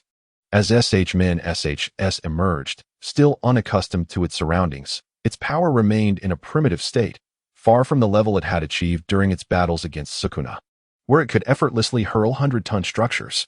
With a swift command, he summoned Nu, transporting it to a height of several hundred meters within the Kamui space. Once assured that his position would not endanger himself, Youyun signaled his shadow clone to prepare for the firing sequence. Upon receiving the signal, the shadow clone pressed the button to launch the primary cannon. Boom! The poised cannon unleashed a colossal beam of light in an instant, vaporizing the magical entity within its range into nothingness. The force was immense. Even the clouds several hundred meters above felt the searing heat. As he gazed downward, he beheld an abyss that seemed to stretch into infinity. As the beam subsided, he sensed the emergence of a waiting spirit within the shadow's magical entity. Modulation successful. Chapter 13. Development. Upon confirming that he had truly amplified the magical entity known as Shulua, Youyun let out a profound sigh of relief. In contrast to Susanoo SE's, his process of amplifying Shulua had been fraught with trials and tribulations, sealing spells and cannon blasts combined. It was a far cry from Susanoo's effortless display. Within the realm of divine might, Youyun dismounted from the back of Nu, instructing it to return to the shadows. However, as he retracted Nu, he sensed something amiss. The retrieval of the Shikigami seemed remarkably smoother. Realizing this, Youyun summoned Nu once more. It was no mere illusion. The summoning had indeed become more fluid. The amount of spell power required had diminished, indicating an enhancement in his efficiency of spell power utilization. Moreover, this improvement was not trivial. It was distinctly pronounced, to the point of rendering Youyun speechless. It truly was a testament to Shulua and his 9 adornments. Initially, he had thought the disparity in strength among Shikigami to be excessively absurd. Little did he know that Shulua was the very embodiment of the 10 shadow techniques. Without amplifying Shulua, one could not fully experience the entirety of these 10 shadow arts. Yet, who among the 10 shadow sorcerers could rely solely on their own shadows to amplify Shulua? For the first time, Youyun grasped the profound malice hidden within his own techniques. Well, having successfully amplified it, he decided not to dwell on that deceased feline. Once he confirmed the changes in his techniques, Youyun summoned the amplified Shulua with a flourish. Ulubu, Yulyang, 8 grip sword. The Shulua. As the incantation concluded, Shulua emerged once more from his shadow. However, unlike before, Shulua now lacked any aggressive disposition. Upon being summoned, he stood in a daze, seemingly oblivious to his master's commands. Well, Youyun, too, refrained from issuing any orders, instead circling around Shulua in awe. Is this really Shulua? I suppose I've finally arrived at this moment. His emotions were beyond articulation, akin to a weary worker who, after decades of toil, finally acquires the luxurious car he had long coveted in his youth. In response to Youyun's scrutiny, Shulua exhibited no embarrassment. Rather, he stood upright, observing Youyun, this being who had employed underhanded methods to amplify him. How intriguing it seemed that he could sense Shulua's emotions. Was it true that Shulua possessed feelings? He had assumed it was merely a demon of slaughtering instinct. However, Upon reflection, all the Shikigami he summoned possessed self-awareness. And Imo Shuluo was undoubtedly no exception. Yet, unlike the absolute hierarchy present in his other Shikigami, the sensation he felt towards Imo Shuluo was peculiar. Akin to gazing at another version of himself? A reflection of his own essence? Youyun found it challenging to articulate this sensation. He merely recognized that upon invoking the magical entity, Moxaluo, he experienced a profound connection with it. Perhaps this was one of the privileges granted to Moxaluo as the essence of the Ten Shadow techniques, setting it apart from other Shikigami. In the narrative of Jujutsu Kaisen, Sukuna has repeatedly asserted that you are no longer just Fushiguro Megumi's shadow, rather, you are my shadow. The relationship between Moxaluo and the Ten Shadow sorcerers may well be akin to that of a shadow and its corporeal form. Moxaluo serves as the shadowed. The activation of the Ten Shadow techniques necessitates a shadow as a medium. Thus, the absence of Moxaluo equates to a loss of the shadow, rendering the Ten Shadow techniques unexecutable. Clang. As Youyun's desire to wield the demon repelling sword emerged, Moxaluo materialized the sword, bound to his right hand. Gazing upon this blade, entwined with energy of the same nature as the reverse technique, Youyun could hardly contain his elation. The demon repelling sword, recorded in the Zenin clan's texts as one that disintegrates upon the slightest contact with a cursed spirit, lay before him. He had accomplished what no other Ten Shadow sorcerer could achieve. Taking a moment to steady his emotions, Youyun reflected on how to further develop Moxaluo's capabilities. What methods could be employed to maximize Moxaluo's potential within the realm of ninjutsu? Is Moxaluo truly powerful? Undoubtedly formidable, the most powerful spirit is no jest. However, this realm is not one of cursed techniques, it is the world of ninjas. In this desolate land, by the later stages, one could effortlessly style the Earth's mother with a Mediterranean coiffure. Here, the entity known as Mkuro is thoroughly restrained. Any ninja village possesses the capability to obliterate Mkuro before the formation can even commence its rotation. It is precisely under such conditions that Youyun has found a means to modulate Mkuro's abilities. While contemplating the development of Mkuro, Youyun sat cross-legged on the ground, eyes closed, adopting a meditative posture. He endeavored to comprehend the mechanisms governing Mkuro. After a considerable duration, he opened his eyes, having gained a profound understanding of Mkuro's intricacies. Contrary to his previous imaginings, Mkuro does not attain complete immunity from a single attack. Rather, it requires a series of assaults. For instance, should Mkuro engage in combat with Minato and sustain damage from the Flying Thunder God technique, Mkuro would begin to adapt to it. At the onset of this adaptation, Mkuro would exhibit a progress bar, transitioning from 1% to 100. Upon reaching 100, Mkuro would fully acclimate to the Flying Thunder God, rendering it immune to the effects it imparts. However, immunity is not solely attained at the completion of the progress bar, it is phased. For example, upon reaching 20%, Mkuro would negate 20% of the effects caused by the Flying Thunder God, and upon hitting 50, it would dismiss 50% of the effects. This implies that the longer the battle against Mkuro persists, the less effective the enemy's abilities or skills become, ultimately leading to their complete disregard. Moreover, during this process, the frequency of the enemy's attacks accelerates the progression of the bar. This progress bar manifests as the formation above Mkuro's head, with each rotation representing an instance of adaptation, culminating in Mkuro's response to the adaptation. The essence of adaptation can be likened to problem-solving, and the outcomes of Mkuro's adaptation to an enemy's capabilities represent the solutions it derives. Notably, some problems do not yield a singular solution. Multiple solutions may exist for the same query. Thus, when confronted with an identical capability, if Mkuro has already adapted, it may further refine its adaptation to achieve an optimal solution. During his confrontation with Satoru Gojo, Sukuna witnessed Mkuro employing various methods to breach the limitless defense. Moreover, these solutions, provided they do not involve alterations to Mkuro's own energy attributes, are typically learnable. Sukuna has thus acquired Mkuro's spatial slash. This raises the question, could one facilitate Mkuro's continuous adaptation to derive different solutions and subsequently compile these solutions into a repository of problems? It is essential to understand that within the realm of mathematical problems, certain questions possess intersecting solutions. If the entity known as Imo Shuluo has mastered an ample array of ninjutsu, he can draw upon analogous solutions from the repository based on the prevailing circumstances. Much like Kakashi and the third Hokage, their extensive repertoire of ninjutsu enables them to deploy the most suitable techniques in diverse situations, thereby equipping them to confront a multitude of challenges. Provided that Imo Shilua's arsenal of ninjutsu is sufficiently vast, it is only a matter of time before he stands invincible. Furthermore, he possesses the Shinjutsu Meijiki Sharingan, which significantly mitigates Imo Shilua's vulnerability to the fear of initial encounters with lethal techniques.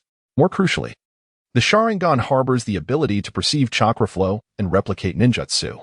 This suggests that Imo Shilua can learn the solutions he adapts to, akin to Sukuna. Upon this realization, Youyun's eyes widened in astonishment. This approach is exceptionally cunning. With such a strategy, even the Tsutsuki clan could be confronted. Thus, Youyun comprehended how to optimize Imo Shilua's development through relentless adaptation. Much like nurturing artificial intelligence, he must continuously provide data and problems to facilitate its growth. Youyun refers to this as the small-town problem-solver initiative. With sufficient practice, even those with familial ties may be vanquished. While preparing to feed ninjutsu to Imo Shilua, Youyun suddenly pondered a critical issue. In order to preserve the results of adaptation, he could not summon Imo Shilua back. He must maintain a constant summoning of Imo Shilua. Should he recall Imo Shilua, the outcomes of adaptation would be reset. Contemplating this, Youyun's expression fluctuated between hope and despair. If he were to sustain the summoning state perpetually, his chakra reserves would only allow him to endure for a week at most. A mere week would be insubstantial. It would merely yield an additional tailed beast-level combat strength, wholly inadequate against the celestial beings in the later stages. This was unacceptable. He must resolve this dilemma. Then he recalled the tailed beast skin. As long as he procured the tail beast skin, he could continuously extract chakra from the seven tails to alleviate his endurance issues. With this thought, Youyun promptly resolved to infiltrate the hidden mist village to seize the tail beast skin. He no longer cared for reputation. If it meant augmenting his strength and ensuring his survival in this wretched world, thievery or robbery mattered not to him. Ever since he had taken the Shinjutsu Meijiki Sharingan from Kakashi, he had steeled himself to face any and all challenges that lay ahead. Chapter 14. The journey through the mist, the land of water, an entity distinct from the other four great nations, stands apart from the fiery, thunderous, earthy, and windy realms that share its continental shelf. Surrounded solely by the sea, it exists independently from the mainland. Theoretically, such a nation possesses exceptional natural advantages. The absence of neighboring countries implies a reduced risk of war, allowing it to develop stealthily while the other four great nations engage in their foolish conflicts. However, it appears that all offshore island nations share a peculiar flaw, a penchant for meddling in external balances of power. Throughout the three great ninja wars, the land of water and the village hidden in the mist were seldom directly involved, yet they consistently sought to partake in the fray.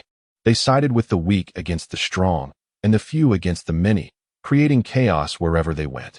Yet, they invariably mismanaged their interventions, winding up embroiled in conflicts and suffering profound losses, all while being an offshore nation entangled in the mire of war.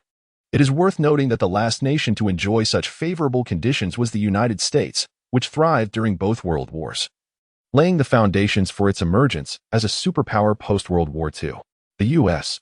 demonstrated to the world that the crux of global warfare lies not in merely winning battles, but in preserving one's strength amidst the turmoil, ensuring that no other nation could reap the rewards in the aftermath. Despite possessing geographical advantages akin to those of the United States, the land of water has unwittingly reduced itself to a state reminiscent of Mexico. As for such a nation, Youyun harbors no fondness, particularly since the village hidden in the mist has orchestrated the infamous blood mist policy, which significantly impacted him during the Third Ninja World War. Whenever Youyun undertakes a mission, he dreads encountering members of the mist village, as such meetings often lead to relentless confrontations, causing considerable inconvenience to his need for concealment. After discerning the mechanisms of the magical void and confirming his training plans, Youyun employed his divine might to arrive in the land of water. Gazing upon the country shrouded in mist, he could not help but lament the extreme weather of the ninja world. The land of water, enveloped in fog. The land of thunder, perpetually stormy. The land of earth, characterized by barren plains. The land of wind, rife with sandstorms. And the rain country, which is in a constant downpour. Only the land of fire boasts fertility without the defining characteristics of flames. The names of these nations reflect the environments that define them. Before him, the land of water was thick with mist, and lingering too long might provoke ailments of the joints. Eager to locate the elusive J-Kai and depart swiftly, Youyun activated his perception upon his arrival, searching for the presence of the Mist Village. In truth, he had little knowledge of the Mist Village.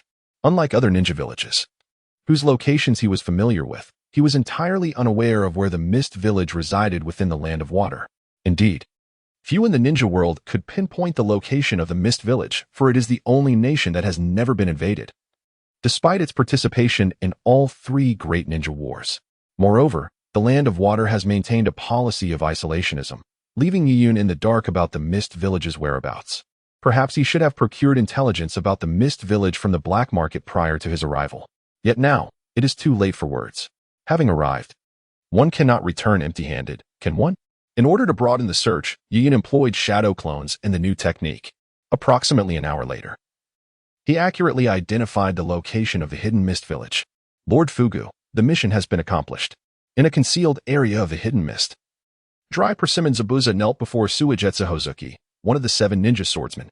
Excellent, Zabuza. You have dealt with all factors that could potentially leak information, I trust? Suigetsu Hozuki regarded Zabuza with an impassive gaze.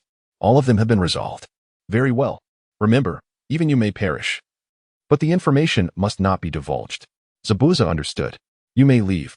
Upon receiving his superior's command, Zabuza departed. After witnessing Zabuza's exit, Suigetsu's peculiar little eyes glimmered inexplicably. The so-called measures taken to eliminate potential information leaks involved Zabuza eliminating his accompanying teammates, an escort. This exemplified the ruthless nature of the Blood Mist regime. Initially, Suigetsu had intended for Zabuza to perish as well, but he had grossly underestimated his strength. Many missions that Suigetsu believed were destined for failure had been flawlessly executed by Zabuza, much to his astonishment. Truly remarkable, Zabuza. You surpass expectations. And it is precisely for this reason that you must die. Suigetsu grasped the hilt of the sword, Samahata, soothing its restlessness brought on by Zabuza's departure.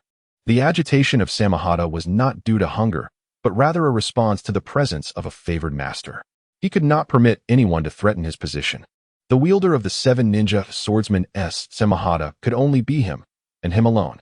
Regrettably, he could not directly eliminate Zabuza, for he still aspired to contend for the title of Mizukage.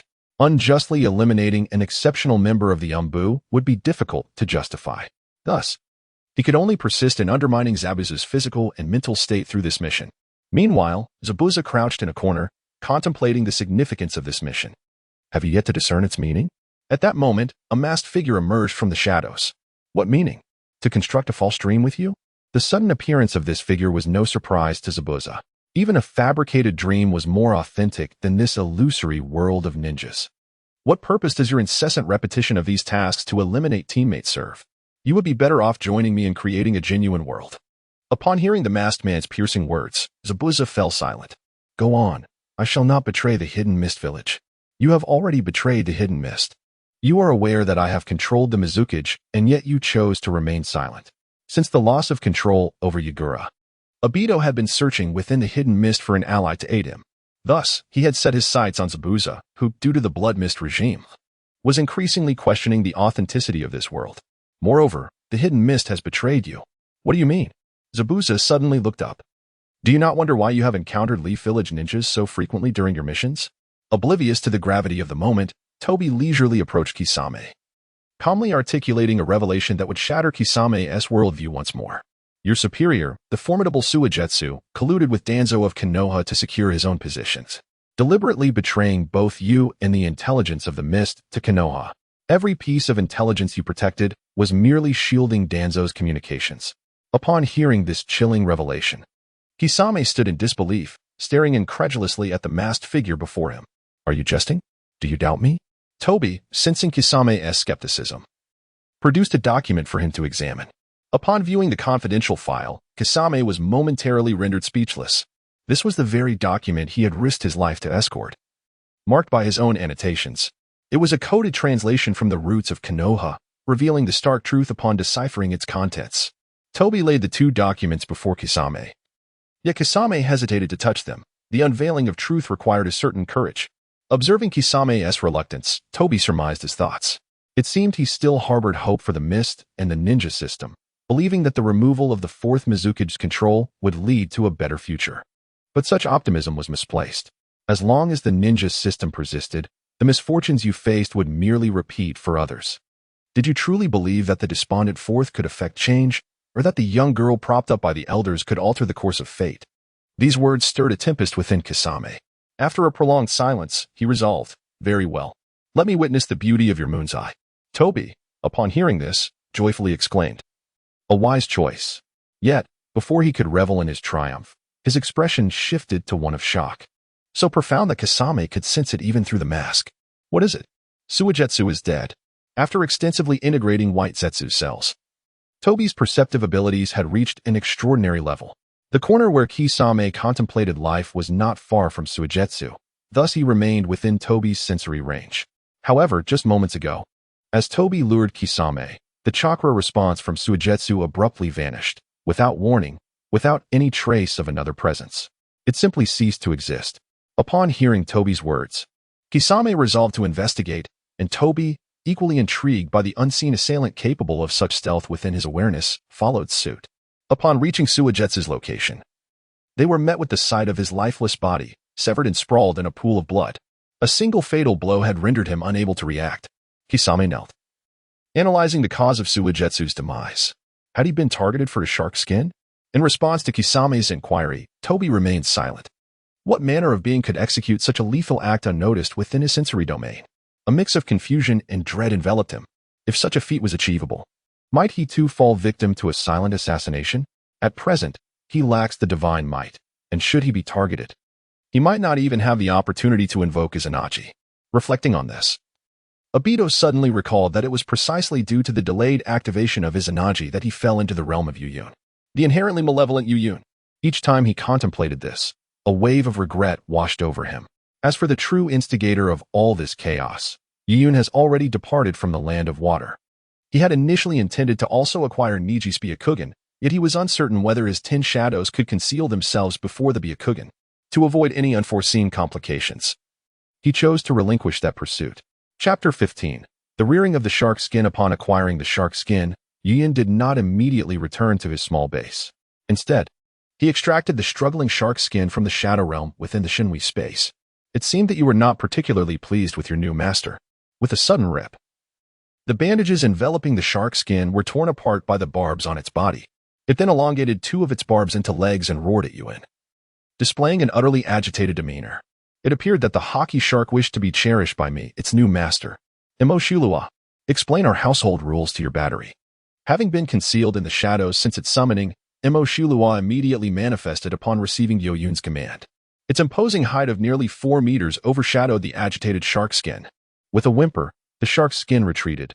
This creature before it was evidently more powerful, and it was not so stubborn a fish. To avoid a beating, the shark skin chose to submit, retracting its bristling spikes and lying on the ground, feigning death. Seeing the shark skin's submission, Youyun stepped forward and grasped the hilt. How? One might ponder, did the craftsman of the Hidden Mist Village manage to embed this hilt? Or rather, could it be that this is not merely a hilt, but, as a troubling possibility crossed his mind, Youyun exhibited a look of distaste. Yet, he did not release his grip. Instead, he channeled his chakra into the hilt. The shark's skin shivered, subsequently struggling, clearly not fond of Yoyun's chakra. His chakra was of the ultimate In attribute. To the shark's skin, it felt akin to ice. And swallowing such a frigid force would undoubtedly be uncomfortable. However, Youyun was not indulgent. He relentlessly infused his chakra until the shark's skin was compelled to absorb it entirely. After consuming Yoyun's chakra, the shark's skin displayed its form after the absorption. Initially resembling a blade, it transformed into a state reminiscent of a pufferfish deflating after being satiated. Return my chakra. Youyun commanded the shark's skin with undeniable authority. Were it any other ninja from the Hidden Mist Village, they would not dare to speak thus. For the shark's skin had the ability to choose its master. If the manner of speaking or chakra did not align with its preferences, it would not acknowledge its master. Yet, Youyun was unfazed. He stood firm. In this world, only the strong can acknowledge the weak, where exists the weak to recognize the strong. With a disgruntled sound, the shark skin complied, returning the chakra it had just absorbed back to Youyun. As he felt the chakra transmitted back from the shark skin, Youyun gained a rudimentary understanding of its absorption mechanism. So it converts the absorbed chakra into yang attribute chakra, does it? Indeed, it is a fascinating ability. The Yang Release Chakra is one of the most unique forms of chakra within the ninja world, distinguished by its lack of rejection. The Yang Release Chakra of individual A can be freely transferred to individual B for healing purposes, and conversely. Individual B's Yang Release Chakra can also be returned to individual A. It is akin to O-type blood within the realm of chakra. This characteristic explains why medical ninjutsu is capable of healing individuals, at its core. Medical ninjutsu involves extracting one's own Yang Release Chakra and infusing it into the wounded party. Moreover, the unique ability of the shark skin allows it to convert absorbed chakra into Yang Release Chakra, thereby granting the user a regenerative capacity comparable to that of a sage. Although its efficiency may not surpass that of reversal techniques, it remains impressively effective. The critical aspect is its capability to transform foreign chakra into usable Yang Release Chakra. After thoroughly understanding the capabilities of shark skin, Youyun did not remain idle. Instead, as the demon Vero advanced towards me, it immediately initiated an attack upon hearing Youyun's command. Clang! The sword of exorcism was unleashed, slicing through the air towards Youyun. Without hesitation, Youyun defended with shark skin. Bang! The two weapons, equal in hardness, collided with a sharp sound, causing the ground beneath Youyun to cave in under the immense force of demon Vero. So heavy. This was the singular thought occupying Youyun's mind at that moment. In a short while, Youyun retracted shark skin and leaped out of the range of Demon Vero's assault. Then, with astonishing speed, he charged towards Demon Vero. Although swift, Demon Vero still managed to react. Suddenly, with a swift sidestep, Youyun raised the shark skin and struck at the entity known as Emo Shulua. The shark skin immediately opened its gaping maw and ensnared Emo Shulua, immediately siphoning the cursed chakra from within. However, this extraction lasted but a mere instant before Emo Shulua broke free. With a crack, the magical array atop Emo Shulua's head began to rotate, initiating a process. Upon witnessing this, Youyun launched a more ferocious onslaught against Emo Shulua. His approach was cunning. Rather than engaging in direct confrontation, he seized opportunities to allow the shark's skin to discreetly absorb a portion of Emo Shulua's cursed chakra. Thus, after 20 minutes, both Youyun and the shark skin were sent crashing to the ground by Emo Shulua's overwhelming force. Youyun found himself sprawled on the orderly stone platform within the realm of Kamui, gazing at the void above. At that moment, he questioned the very essence of his existence. Effort seemed futile against the advantages of external assistance. The reason for his battle with Emo Shulua was not merely to facilitate its adaptation for immunity to chakra absorption, but also to gain deeper insight into Emo Shulua's capabilities. He could have simply commanded Emo Shulua to remain still while the shark skin absorbed chakra, or allowed himself to compensate for Emo Shulua's adaptation. Through their recent engagement, he had indeed gleaned a greater understanding of Emo Shulua's mechanics. It became evident that Emo Shulua's adaptability extended beyond just coping with special abilities. It also involved adjusting its own attributes in response to the environment and the opponent's strength and speed. For instance, it adapted to the velocity and power of Youyun's attacks, swiftly countering with greater force to bring the leaping Youyun to the ground. This adjustment occurred at an astonishing pace, almost instantaneously, yet it required a reference point. It could not enhance its strength or speed arbitrarily. Rising to his feet, Youyun declared, "Let us return. Continue adapting to your ability to consume chakra within my shadow." After uttering these words, Emo Shulua returned to the depths of Youyun's shadow. As it submerged, the magical array transitioned to Youyun's head, signifying that Emo Shulua had not been dismissed, but remained in a standby state. The array continued to rotate slowly above Youyun. Emo Shulua's adaptation to the shark skin's chakra absorption was a transformation of its own chakra's form.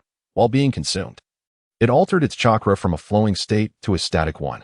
If one were to liken the shark skin's ability to the absorption of moisture, then Emo Shulua's adaptation would be akin to transforming its chakra from easily absorbable liquid into impenetrable ice. Such a clever adaptation was commendable, yet Youyun remained unsatisfied, for he could not replicate it. No matter how formidable the Sharingan's mimetic abilities, it could not achieve the level of altering one's chakra form with a mere glance. What he required was a solution he could learn himself. Thus, although Emo Shulua had successfully adapted, Youyun wished for it to continue its process. After concluding matters with Emo Shulua, Youyun picked up the shark skin, which lay on the ground, questioning its existence due to the sudden inability to absorb Emo Shulua's chakra. "Come, I shall take you for a grand feast." Thus, Youyun dragged the salted fish into the Kamui space, where the seven tails was stored. At that moment, the tailed beast stood there in a stupor, resembling a colossal insect specimen. Devour, Youyun urged as he set down the Jiaoji. The Jiaoji looked incredulously at the tailed beast before glancing back at Youyun. Though it possessed no eyes, it could distinctly sense the presence of its beloved tailed beast chakra ahead. Go ahead, feast and replenish my chakra. The maintenance of both adaptation and summoning states for Mohuro required chakra, even though Youyun's chakra was not particularly feeble. The continuous adaptation and prolonged summoning were beginning to strain him. He had appropriated the Jiaoji to resolve the issue of sustainability by utilizing the Jiaoji's ability to convert chakra. He aimed to absorb the chakra of the Seven Tails and subsequently transform it into Yang attribute chakra to transfer to himself. This would enable him to maintain the summoning of Mohuro nearly indefinitely. As long as Mohuro's summoning was not dismissed, the special abilities it adapted to would remain intact. If he continued to feed Mohuro with various techniques, be it the insight of the Sharingan, illusions, perception abilities, elemental ninjutsu, the prince's shadow clones, or sealing techniques, each would be met with adaptation. Adaptation. Adaptation. Adaptation until it could adapt no more, as long as he adapted sufficiently. There would come a day when he would fear no danger in the ninja world. Mohuro could scarcely believe that such a powerful Shikigami would endure the torment of traditional family education in a foreign world. In the ensuing months, Youyun's daily routine revolved around seeking the Grail Stone. He would engage in battles with unique ninjutsu along the way, allowing Mohuro to adapt. Then return to the Kamui space to replenish the Jiaoji's chakra. This monotonous cycle became somewhat tedious for Youyun, though Mohuro seemed to relish this constant adaptation. While the Jiaoji had become a salted fish solely focused on consumption, leaving Youyun to bear the burden of labor. Yet, there were rewards. He finally discovered the Grail Stone in a certain location within the ninja world. Amidst an underground ruin, he discarded a now worthless Martin into the Kamui space. Was this the seal set by the ancestors of the Grail remnants? Before Youyun stood a strangely designed altar. In an attempt to comprehend the seal, he reached out towards the altar, but his actions elicited no response from it. Was it a seal akin to a contract seal? As he extended his hand towards the altar, he infused it with his chakra, yet there was no response. Youyun, having once mingled with the sealing division in Konoha, immediately recognized the type of seal employed by this altar. Although it was of ancient origin, the underlying principles remained consistent, activating the seal through the recognition of bloodlines. If the bloodline did not match that of the original setup, the seal could not be lifted. Perhaps I should bring those two father and son. They should possess the royal bloodline of this ancient civilization, and their presence might effortlessly unlock this seal. However, it seems unnecessary. I am rather curious to witness the extent to which an ancient civilization could delve into the intricacies of contractual seals. With that thought, Youyun commenced the process of unraveling the seal. He had previously studied sealing techniques in the sealing division, where the sealing arts and medical ninjutsu of Konoha were accessible without the need for missions, provided one passed the relevant assessments and was deemed talented in these disciplines. These two forms of ninjutsu did not rely on bloodlines or connections. They were solely based on innate talent. If one possessed such talent, the opportunity for learning existed. If not, even being the child of the Hokage would prove futile. Thus, both types of ninjutsu had always faced a shortage of skilled practitioners, leading to relatively lenient learning conditions. As long as one could grasp the basics, they could enter the relevant departments for further study. The sealing techniques of Konoha were derived from the sealing arts of the Land of Whirlpools, representing the pinnacle of advancement in the ninja world. Although his expertise in sealing arts was not as extraordinary as that of Minato or Kushina, it was still above average within the ninja realm. Deciphering a contractual seal from countless years ago was not a daunting task for Youyun. Contractual seal, release. With the execution of Youyun's command, the altar began to crumble, a symbol of the seal's dissolution. Before long, the altar shattered into fragments, revealing vibrant green or within. Immediately, an indescribable surge of energy surged towards him. Is this the Grail Stone? He marveled. There remained a portion of the Grail Stone atop Hade Fortress, though those were a pale green, barely discernible unless one activated their Sharingan. Yet, the Grail Stone here radiated a rich emerald hue, emanating a brilliant glow. Before long, the underground ruins began to tremble in response to his discovery. Chapter 16. While Youyun vigilantly surveyed the shifting surroundings, the wall he was in began to crack. Had his attempt to decipher the altar's contract seal failed, triggering the ruins' self-destruction protocol? Damn, he should not have been so overconfident. Breaking such seals required patience and careful deliberation. However, to his astonishment, he had indeed succeeded. This ancient contract seal, steeped in a millennium of history, had long been understood by the Vortex clan, who had developed methods for its dissolution. Even Konoha, inheritors of the Vortex clan's sealing techniques, had innovated upon it. The turmoil within the ruins was due to. Before Youyun's incredulous gaze, the cracked wall sprouted thick roots, extending as if imbued with life. Was this would release? No, it was the trees, accelerated in their growth by the life energy emanating from the Grail Stone. At that moment, Youyun grasped the sheer magnitude of the life energy contained within the Grail mine. Not only had the long-dead roots been affected, but his own body was also undergoing significant changes due to the life energy of the Grail Stone. First, he felt an exhilarating rush coursing through him, akin to a surge of adrenaline, followed by his Sharingan eyes involuntarily transforming into the kaleidoscope. Once transformed, they greedily absorbed the surrounding life energy. It was utterly astonishing. Youyun touched his eyelids. His eyes were dancing with vitality. The previous disconnect, stemming from not being the original owner, vanished under the influence of this immense life force. He could distinctly sense the changes in his vision, his ocular prowess escalating at a frightening pace. Yin and Yang converged, manifesting all phenomena. Suddenly, he recalled the inscription from the Uchiha clan's tablet. The original meaning conveyed the fusion of Indra's chakra, representing Yin, and Ashura's chakra, representing Yang. Their convergence would unlock the power of the Sage of Six Paths, the Rinnegan. However, this applied to the reincarnations of Indra and Ashura. Other Uchihas, regardless of how they might transplant Ashura's reincarnated cells, could never cultivate the Rinnegan. Yet, it appeared that if an ordinary Uchiha were to transplant Hashirama's cells, they too could achieve this fusion of Yin and Yang. Though they might not produce the Rinnegan like Uchiha Madara, they could attain an eternal kaleidoscope that would never succumb to blindness. Obito exemplified this. After transplanting the white Zetsu cells, which contained Hashirama's cells, his Kamui ability remained unfaltering. Given that the life force encapsulated in Hashirama's cells yielded such effects, what about other life energies akin to the Yang release chakra within those cells? It was evident that they could also achieve similar results. The kaleidoscope Youyun had acquired from Obito had initially been limited in its potential due to not being the original owners. However, now his ocular power had significantly increased. The Grail Stone was indeed a remarkable treasure. He had originally intended to discover the Grail Stone for experiments in life fusion, but he had not anticipated such additional benefits. Gazing at the endless vein of Grail Stones before him, Youyun resolved to transfer every last one of these precious stones into the Kamui space, even if it meant blinding himself in the process. If his predictions are accurate, the desolate land above the ruins should now be teeming with life. It will not be long before the outside world discovers the anomalies here, at which point the 5 great ninja villages will undoubtedly send people to investigate. He cannot allow anyone to uncover these precious ores. It is a matter of survival. Thus, Youyun utilized his Shinjutsu to transport the extensive underground veins spanning several kilometers into the realm of Shinjutsu. This ability allows the relocation of substantial objects. During the 4th Great Ninja War, Obito employed Shinjutsu to maneuver a colossal outer path golem across the battlefield, and even the Ten Tails could be shifted at will. Presently, Youyun possesses a dual Shinjutsu kaleidoscope with a speed and capacity surpassing that of Obito's single eye. Consequently, within merely a week, he successfully transferred every last trace of the Grail or veins into the Shinjutsu space.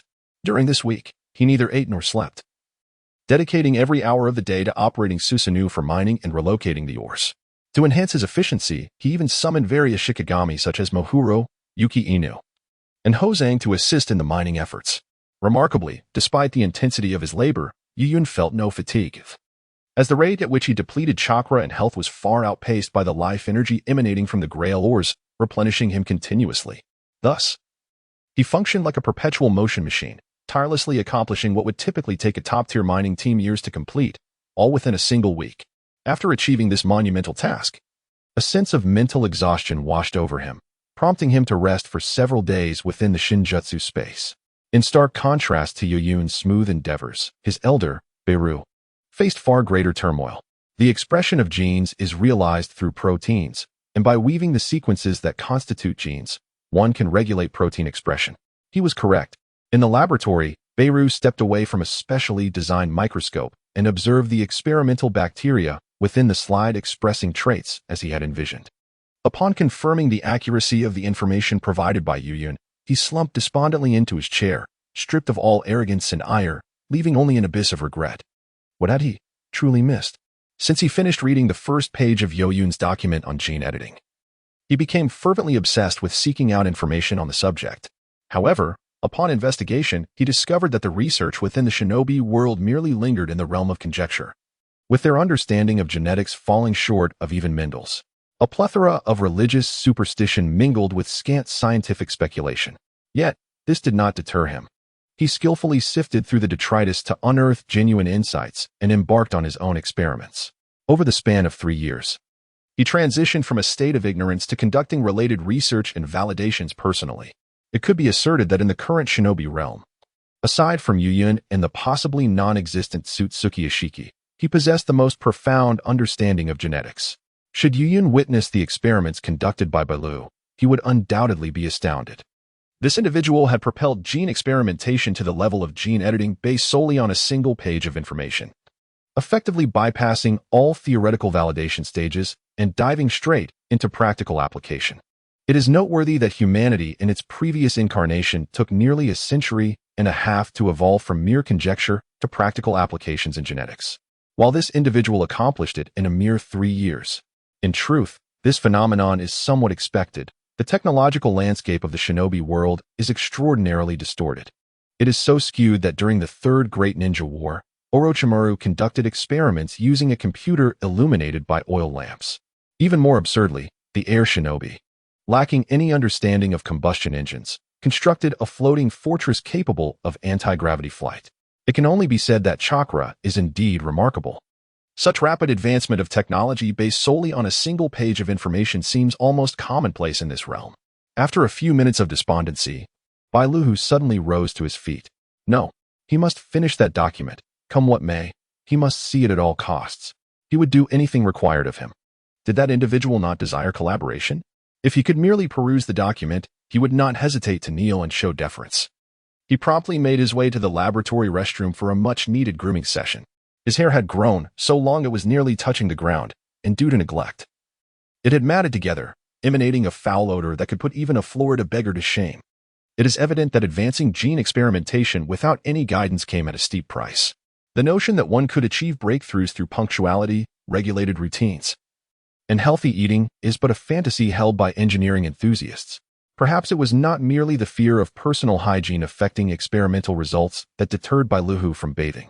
He might have simply lacked the motivation. In truth, Bailu's intelligence did not necessitate the document in Youyun's possession. He would inevitably derive the theories within it in due time, even surpassing them. However, he could not afford to wait any longer. He was intolerant of the current pace and yearned to apply genetic technology to his experimental techniques with the ghost bud technique immediately.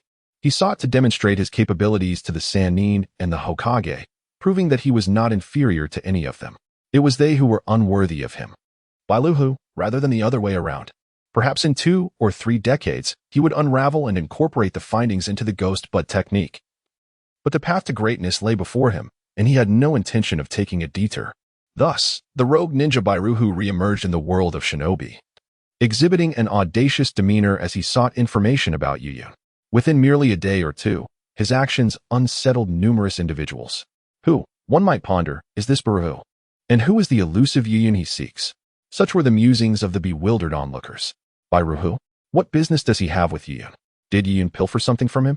Let Baiju keep a close watch on him. Perhaps he may indeed possess leads on Youyun's whereabouts, suggested an unnamed masked figure.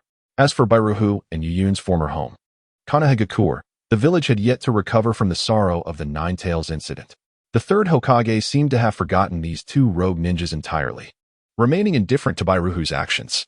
Nevertheless, some within Konoha still recalled their names. That useless Sarutobi, he is unworthy of being Hokage. Even his rogue ninjas flaunt their presence. He remains inactive. Dispatch someone immediately to apprehend Bailu. If Youyun is encountered, eliminate him and retrieve the Sharingan. If you cannot accomplish this, do not return. Such were the words of the self-proclaimed spiritual Hokage of Konoha, the 5th generation, known as the pot of this world. And as for Youyun, the object of Bailu's fixation, he remained in the Kamui dimension, peacefully slumbering. Chapter 17. Reaching an accord. Bailu is looking for me? The moment Youyun emerged from the Shinwei space, having just procured essential supplies, He was taken aback by Balu's frantic search for him. He recalled that 3 years prior, they had discussed potential collaboration. It dawned on him that he had nearly forgotten about it, particularly the matter concerning the elusive Gyalyo. Over the past 3 years, Youyun had been preoccupied with numerous tasks, leading him to overlook Balu's situation. Unexpectedly, Balu was indeed in search of him. Well, let us see what has transpired with my esteemed senior. With that thought, Youyun was drawn back into the Shenwei. The scene shifted to Balu. Ever since he had publicly sought out Youyun, troubles had relentlessly besieged him. Bounty hunters, the dark division of the great ninja village, and the root of Konoha had all been descending upon him in waves, causing him considerable distress. The dark division from other ninja villages were relatively manageable, merely inquiring for information before departing. However, the root of Konoha and those mercenary bounty hunters posed significant threats. Had it not been for some exceptional skills he possessed, he might have perished long ago. Balu leaned wearily against a tree, having narrowly evaded yet another round of pursuit. His body bore numerous wounds, some deep enough to expose bone. After carefully surveying his surroundings to ensure no further threats loomed, he tended to his injuries. The moment the hemostatic agent made contact with his wounds, he let out a muffled groan.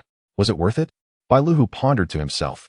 To suffer such extensive injuries for a Youyun whose return was uncertain, was it justified? Indeed it was. He reiterated his resolve. If it meant he could peruse Youyun's research on genetics, he would endure any hardship. Youyun had previously mentioned, "Come find me when you have made up your mind." In truth, even before Youyun departed, Balu had already resolved his doubts. What value does pride hold? What dignity could possibly compare to knowledge that transcends time? Unfortunately, Youyun had left too swiftly to hear Balu's regretful cries. Subsequently, Balu engaged in experiments while diligently seeking news of Youyun. Yet, no matter how hard he searched, he could find no trace of him. It was as if Youyun had vanished without a trace from the ninja world. Recently, Balu's research on genetics had reached a bottleneck. Although breakthroughs were possible with continued effort, he was reluctant to spend years grappling with this same barrier. Thus, he ventured into the outside world in a fervent quest for information regarding Youyun. The uproar in the ninja world regarding this matter was intentional on his part. He yearned to amplify the situation so that everyone would take notice. Only by escalating the noise would the disappeared Youyun possibly acknowledge him. It was also the sole means to convey his determination. He was genuinely eager to collaborate. His desire for advancement was so profound that he would risk his life without hesitation. After addressing his wounds, Balu resolved to set out once more. But just as he prepared to depart, a voice halted him. "It seems you have come to a decision, Balu-senpai." The sound prompted the injured Balu to instinctively form hand seals, but as he completed only 2, he realized who had arrived. "You have finally appeared, Youyun." Balu was ecstatic.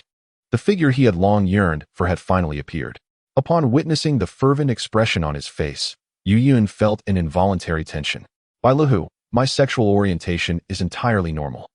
If you continue to gaze at me in such a manner, I may very well take my leave. What is normal or not? My sole purpose in seeking you is to acquire the information in your possession. Once I have perused it, I shall agree to any terms you propose." After dedicating 3 years to the study of genetics, he had long been estranged from human society, his social skills regressing to a touching extent. He held no interest in Youyun's trivial chatter. As he had emphasized, he only desired that data, regarding everything else as inconsequential. How refreshingly forthright. It seems these 3 years have wrought considerable change in you. From the arrogance and disdain of 3 years ago to your current candor, that is a significant transformation. Then I shall be equally direct regarding my terms. I have but one requirement. When you apply this knowledge to the art of Gyalyo, I must receive the complete technique. Regardless of what you choose to research, I demand full access to the technology, knowledge, and processes involved. Very well. Upon hearing Youyun's stipulations, Balu agreed without hesitation. Indeed. As Youyun had mentioned, these 3 years had changed him profoundly. The ignorance and arrogance he once possessed had vanished, transforming him from one extreme to another. Such eagerness? Balu, I find myself somewhat uneasy. What if you were to introduce irrelevant elements into the technology and lead me astray? Are you attempting to insult me? Youyun's words struck a nerve. I have no need to conceal anything from you, nor do I wish to. I possess my own dignity, and considering your capabilities, you have consistently held the advantage in our dealings. He gritted his teeth, glaring at Youyun. How dare this individual question him? Even if he were to inject misleading elements into the technology, what of it? If Youyun could not discern such deceptions, it would be his own folly. He did not believe that someone capable of presenting such cutting-edge knowledge could be a fool. These remarks were merely a tiresome test of resolve. Haha. It is indeed better to clarify certain matters, lest we find ourselves at odds later. I understand your pursuit of the art of Gyuo is to prove yourself to the Sannin and the third Hokage. My own research is to escape this wretched place that sends 12-year-olds to battle. Theoretically, our objectives do not conflict. Our lives have merely intersected briefly due to the art of Gyuo. I can offer assistance with your research, and you can aid mine. We are now partners in mutual benefit. As Youyun spoke, he approached Bailuhu and placed his hand upon him. Instantly, white smoke began to emanate from Bailuhu's wounds as Youyun employed reversal techniques to heal him. Thus, a pleasant collaboration ensued. Bailuhu chuckled lightly, concealing within his smile a multitude of unspeakable thoughts. How is it that you discern my intentions? What is this remarkably efficient healing technique that surpasses medical ninjutsu? The enigmatic aura surrounding Youyun instinctively filled Bailuhu with trepidation. From the very moment this individual appeared before him, he felt as though he had been led by the nose, without respite. Yet, Bailuhu soon relinquished his preoccupations. As Youyun had articulated, there existed no conflict between them. They were merely two parties seeking mutual benefit. Once their objectives were achieved, it would matter little to him if Youyun wielded the enhanced version of the Ghost Bud technique to bring about the world's demise. This place is rife with ears. You may elaborate on the specifics at your location and perhaps reveal the extent of your findings on that page. Upon finishing his words, Youyun gestured towards the grass nearby. At that moment, a colossal black wolf emerged, clutching a white, indistinct humanoid figure in its jaws. The figure lay motionless, having evidently succumbed to its fate. The jade-hued canine deposited the lifeless form before the two men. "What is this?" Bailuhu inquired. "Your eavesdroppers," Youyun replied with a grin. "Your recent activities have attracted the attention of my adversaries." He was pleasantly surprised by this unexpected bounty, as he had been contemplating how to acquire the white Zetsu cells. "Would you have appeared if I had not acted in this manner?" Bailuhu countered, his inquiry sharp. Youyun merely smiled in response, choosing not to voice his determination. How could he expect to gain assistance without first proving his resolve? "Let us depart now. Your base should still be in its original location, correct?" "Indeed." With Bailuhu's affirmation, Youyun summoned his divine power, teleporting them both away from that place. Chapter 17. What does it mean that you have conducted gene editing? Before long, the two arrived at Bailuhu's base. Bailuhu was astonished by the experience. From the moment Youyun appeared to their arrival at the base, only 5 or 6 minutes had elapsed. The process of transferring locations took even less than a few seconds. It is worth noting that if you were to return from his previous location, it would take at least several days. Such a capability is indeed quite fearsome. Thus, Bailuhu gazed intently at Youyun. However, Youyun seemed indifferent, treating himself as if he were not an outsider, casually surveying the surroundings of Bailuhu's base. "So, you conduct experiments in this kind of environment?" Youyun remarked, pinching his nose. How should one describe Bailuhu's base? Although it was not particularly chaotic, a foul odor permeated the air, an unpleasant mix of disinfectant and human grease, both nauseating and repugnant. Not everyone has the privilege of working in a clean and hygienic laboratory. Bailuhu, nonchalant, responded, "As long as I can conduct experiments, what does it matter? But aren't you concerned that poor sanitation could affect the results of your experiments?" "The experimental equipment I ordered is all sealed. I can operate from outside," Bailuhu replied, prompting Youyun to glance at several box-like experimental apparatuses nearby. "Damn, this is some cutting-edge technology from the ninja world. How far along are your experiments?" "You may take a look," Bailuhu said cryptically to Youyun. "Let me see for myself. I'm curious whether the knowledge you possess is derived from others or if it is your own discovery." After Bailuhu's statement, Youyun approached one of the incubator-like boxes, examining it while also picking up Bailuhu's experimental records. However, after reading, he fell into an eerie silence. After a long pause, he finally spoke. "What have you done to these mice? Why are their bodies glowing?" At the moment Youyun uttered this question, several mice were engaged in a reproductive motion. Their movements illuminated by the dim lighting of the base, causing fleeting shadows to dance across Youyun's face. "I have edited the luminous genes from deep-sea creatures into their DNA. Initially, I intended for them to glow entirely, but I was unsure where to embed the genes, so I did so haphazardly. Unexpectedly, it turned out that I integrated the genes into the segments responsible for that expression." Bailuhu shrugged. "What do you mean by saying you have conducted gene editing?" Despite his calm demeanor, Bailuhu's words elicited a profound reaction from Youyun. "And how did you determine which segment of the gene expressed the luminescent trait?" "Thanks to your materials. Although I only glanced at a single page, it informed me that the form of a creature is dictated by its genes. As for the editing process, I thought it could work, so I proceeded. Regarding the selection of genes, that is my secret. Don't you think after our lengthy conversation, you ought to demonstrate some sincerity to honor our partnership? Once confident in his grasp of all matters, Youyun now felt the situation slipping beyond his control.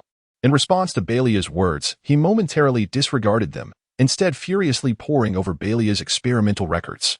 To hasten his reading, he activated his Sharingan. As Youyun turned the laboratory upside down in his frantic search, Belia did not intervene, merely observing in silence. Did you really think that I could derive such conclusions from merely a single page? How arrogant, much like my former self. Upon reviewing all the experimental documentation, Youyun confirmed that Belia had not lied. He had indeed conjured a genetic experiment from nothing, relying solely on a single sheet of paper. Furthermore, the methods employed were distinctly characteristic of the ninja world, incorporating chakra and advanced techniques in many aspects, some of which were so ingeniously crafted that they left Youyun in awe. Had Youyun arrived any later, Belia would have been on the verge of commencing genetic cloning and human experimentation. It seems I have truly underestimated you, Senior Belia. I must admit, you are a prodigy in this field, far surpassing my own capabilities. At this moment, Youyun felt a profound sense of trepidation towards Belia.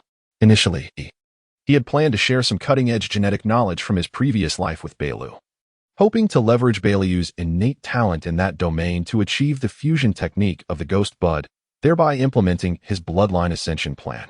However, he had not anticipated the extent of Belia's extraordinary aptitude, which allowed him to catch up to achievements that had taken humanity a century and a half to attain within a mere 3 years.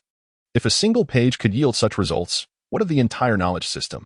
Should Belia acquire the complete genetic framework, he would undoubtedly spiral out of control, potentially bringing forth a being rivaling Kaguya Otsutsuki within the ninja world. I must contemplate a crucial matter. If I were to provide you with that information entirely, would it unleash an unprecedented catastrophe upon the ninja realm? Youyun's concern elicited disdain from Belia. What do you mean by someone like me? Youyun's eyes narrowed dangerously. By any means necessary to achieve one's goals, have I spoken incorrectly?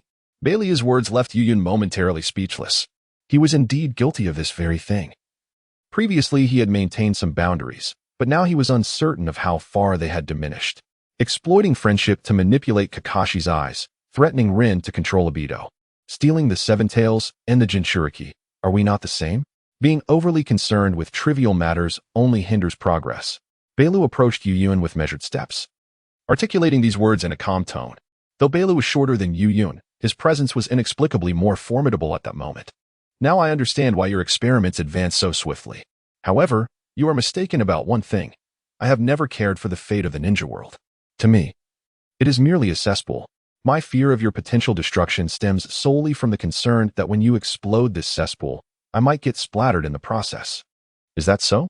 That couldn't be better, Belia stated expressionlessly. Observing his nonchalant demeanor, Youyun felt a profound sense of frustration. It appeared that these 3 years had allowed this individual to attain a certain enlightenment, transforming from the original brash youth of the Hokage to a figure reminiscent of a grand antagonist. This is the information you requested. Youyun retrieved a document from the Shadow Realm, but before he could fully present it, Belia seemed poised to snatch it away. Oh, I can give it to you. But you mustn't seize it, Youyun declared, swiftly positioning the document behind him. Belia's casual indifference evaporated, replaced by a palpable urgency. When his attempt was thwarted, he begrudgingly withdrew his hand. Noticing Belia's reaction, Youyun decided to relent and handed over the document. Upon receiving it, Belia eagerly unfolded it, anxiously perusing its contents. Fearful that Youyun might suddenly retract his offer, Youyun merely observed in silence, watching as Belia's expression gradually morphed into one of fervent obsession.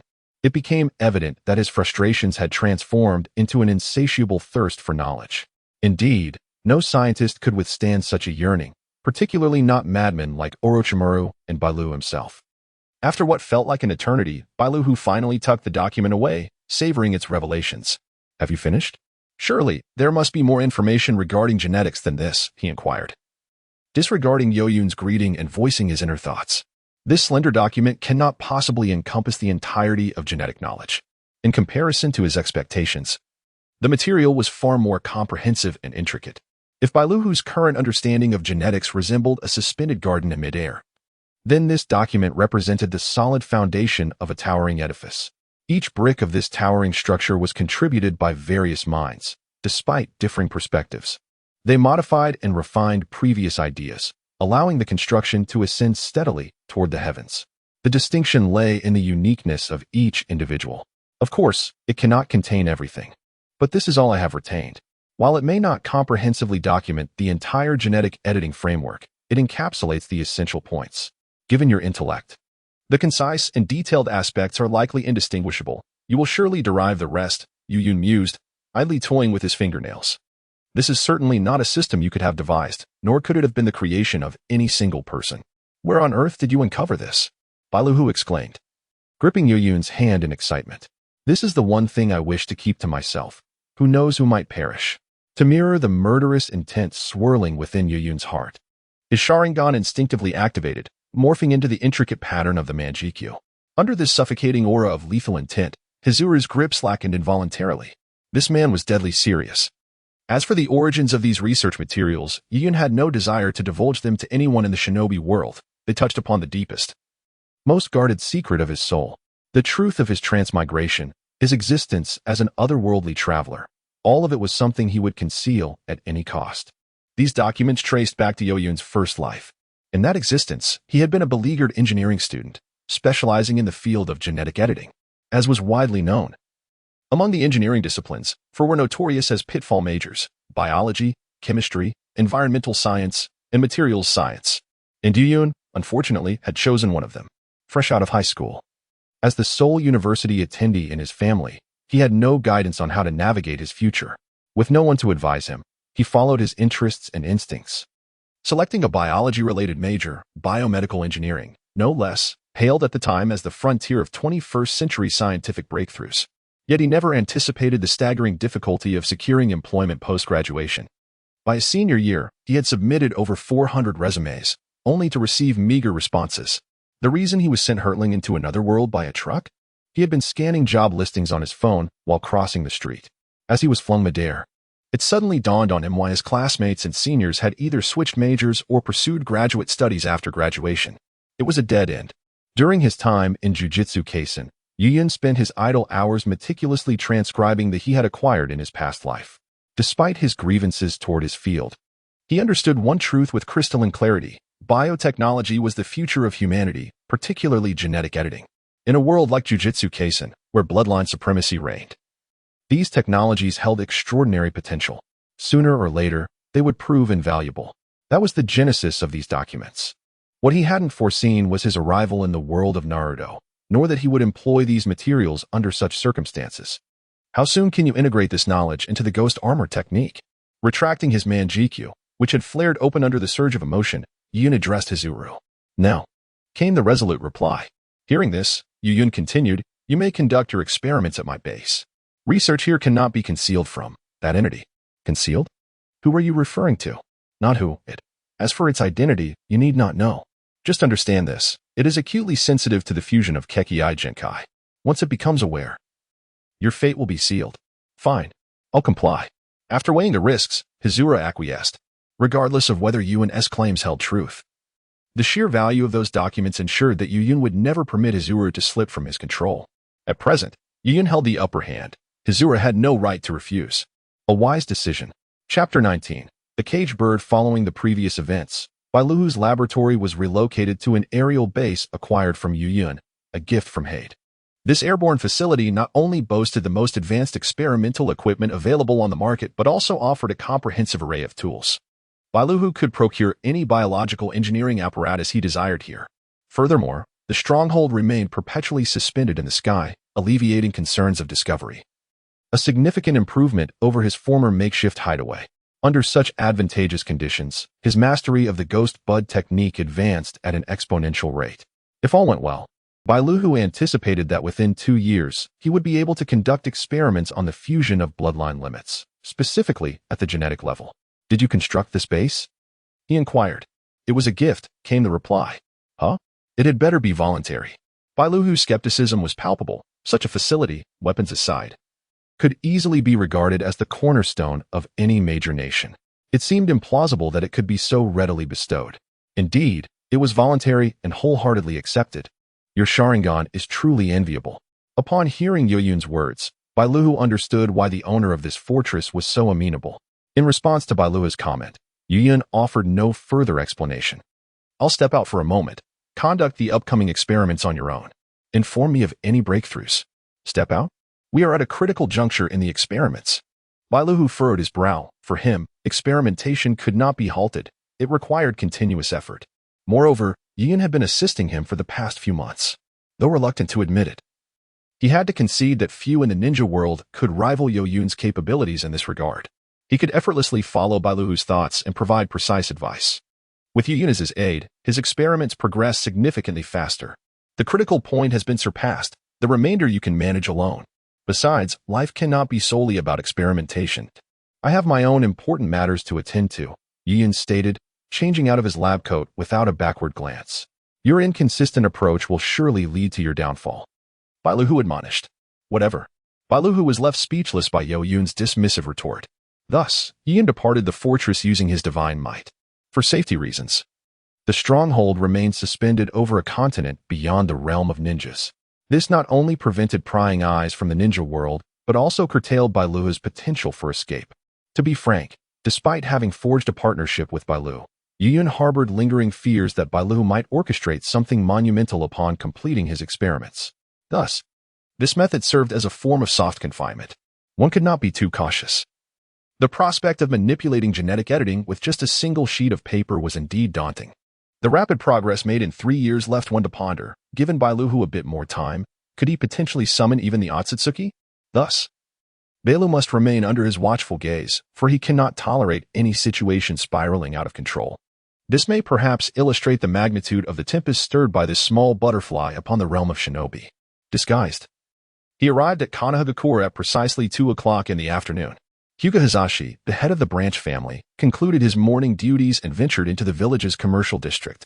He needed to procure some sweets to apologize to Niji, having assured him the previous day that they would dine together at noon, only to break his promise. Alas, as the head of the branch family, numerous responsibilities fell upon him, such as arranging care for the main family's daily life, calculating the taxes on mission rewards for branch ninjas, and counseling branch members penalized by the main house. These obligations consumed his time, and before he knew it, the clock struck 2. Boss, may I have 2 servings of sweet rice dumplings with less sugar? Niji was nearly 3 years old now, and it was prudent to limit his intake of overly sweet foods. Certainly, esteemed guest, I'll prepare that for you, the shopkeeper replied. After settling the bill, Hizashi took a seat to wait. This establishment's dumplings were renowned throughout the village, and many of his ninja colleagues had sung their praises for their exquisite flavor. Even before Niji's birth, he often brought his wife here to savor the delicacies. However, delicious as they were, the service was rather sluggish, often requiring him to wait for over 10 minutes. Boss, please prepare 3 servings of savory rice dumplings for takeaway, Hizashi requested. While he waited, a familiar voice reached his ears. Following the sound, he was met with the sight of an unfamiliar face. The individual seemed to notice his gaze, and after completing their transaction, locked eyes with Hizashi. The stranger silently mouthed 2 words, accompanied by a knowing expression, Hizashi. In that moment, Hizashi's senses heightened. The choice of savory dumplings, the recognition of his name, and that voice. He discerned the identity of the individual. In Konohagakure, only one person would order savory dumplings, Youyun. Upon realizing the individual's identity, Hizashi opted to feign ignorance, remaining seated as if oblivious.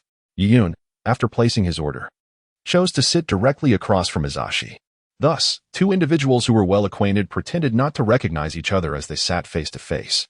After a considerable time, Hizashi's dumplings were ready. He did not linger, departing promptly. A while later, Youyun's dumplings were prepared as well, and he returned to his temporary lodgings, eager to indulge in the long-awaited taste of Konohagakure dumplings. Just as he opened the packaging to savor his meal, a knock echoed at his door. Come in. The door isn't locked. With a click, the door swung open, revealing an unexpected yet anticipated visitor. Hizashi, it has been a long time. Youyun. What brings you back to Konohagakure? Are you not aware that you are a wanted man? Hizashi inquired, securing the door behind him. Of course I am aware. But I wish to revisit an old friend. Friend? What sort of friendships can a fugitive like you still possess? Is that so? It seems you are now ready to report me, this wanted criminal, to the Umbu of Konoha, willingly walking into a trap. Youyun extended his hands in a gesture of surrender. If you have something to say, then speak plainly. In the face of Youyun's provocation, Nichi remained unfazed. I find it hard to believe that, given your tendencies, our encounter is merely coincidental. You understand me well, Nichi. Indeed. My purpose for coming to Konoha is to seek you out. Seek me out. For what purpose? I assure you, I will not assist you in any way. Not reporting you to the Umbu is already a testament to our past camaraderie. Nichi flatly rejected Youyun with an impassive expression. It's not assistance, rather, it's a transaction. And this transaction can only be conducted between you and me. I have no interest in such dealings. Upon realizing Youyun's intentions, Nichi immediately rose to leave. What if I could free the caged bird? This statement caused Nichi to freeze. Do you not desire freedom? Do you not wish to experience the unclouded perspective of the Byakugan? The caged bird cannot be broken. No one has ever achieved such a feat. What nonsense are you uttering? It appears you have genuinely changed. I once thought your assault on Kakashi was a fabrication, and now you even speak lies. Nichi's emotions flared suddenly. Unperturbed by Nichi's loud accusations, Youyun continued, You must be aware of the eye I restored for Kakashi. This is one of my abilities. It can even mend severed limbs. The greatest challenge in breaking the caged bird is finding a way to do so while protecting the life of the recipient. I believe no one understands this better than you, the head of the Hyuga branch. And my ability can achieve that. Nichi remained silent but did not leave. Youyun sensed Nichi's wavering resolve and seized the moment. If you grant me a little time, I could even unravel the seal without any harm. After all you've said. What is your price? The biological samples of all members of the Hyuga clan. Before Youyun could finish his sentence, Nichi turned abruptly. We have never met. What a joke. Youyun, this transaction is akin to asking a nuclear state to hand over its launch codes to another. In a world filled with bizarre and peculiar jutsu, the techniques to curse others using biological samples are as numerous as the stars. How could Nichi possibly agree to such a deal? What about Niji? I recall that the caged bird seal is placed at the age of 6. You are protecting Niji well now, but what about when that time comes? How will Niji, marked by the caged bird, perceive his fate? Will he not lament his destiny? Merely because his father was born a mere 10 minutes later than his uncle, he was destined to endure the fate of division. Youyun's words dripped like venom spewed from a demon, corroding Daicha's heart with each piercing remark. Silence. The weight of Youyun's words began to breach Daicha's defenses. Do you believe that Ning Ci would forego his affection for a girl due to the grotesque mark upon his forehead? After all, such a painful destiny ought to cease with our generation. Youyun continued his tirade. I command you to be silent. Accompanying his emotional outburst were the visible veins around Daicha's eyes. Silence? Do you think that raising your voice will allow Ning Ci to escape the fate of being branded like a caged bird? In an explosive burst of speed, Youyun appeared before Daicha, pressing his hand firmly upon his shoulder. Under the force of such swiftness, Daicha's initial fury transformed into astonishment. He instinctively attempted to break free, only to find that no amount of struggle could liberate him from the grip upon his shoulder. Look. You cannot even free yourself from my hand, yet you wish to escape this cursed fate? Youyun released his grip. He had come to collaborate, not to coerce. An opportunity to break free from your destiny lies before you.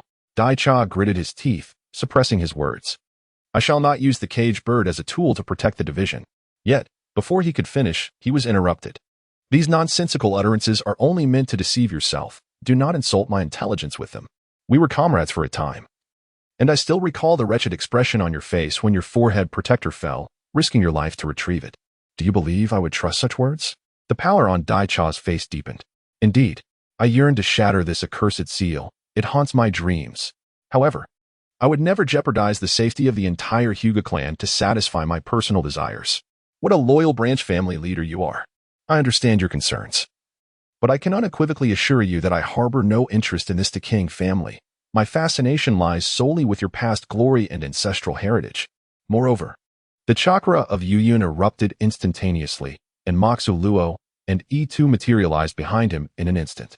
Although he had shrouded this area with a barrier to ensure that the happenings within remained concealed from outsiders, the immense chakra reverberated through the room, causing the entire building to creak ominously.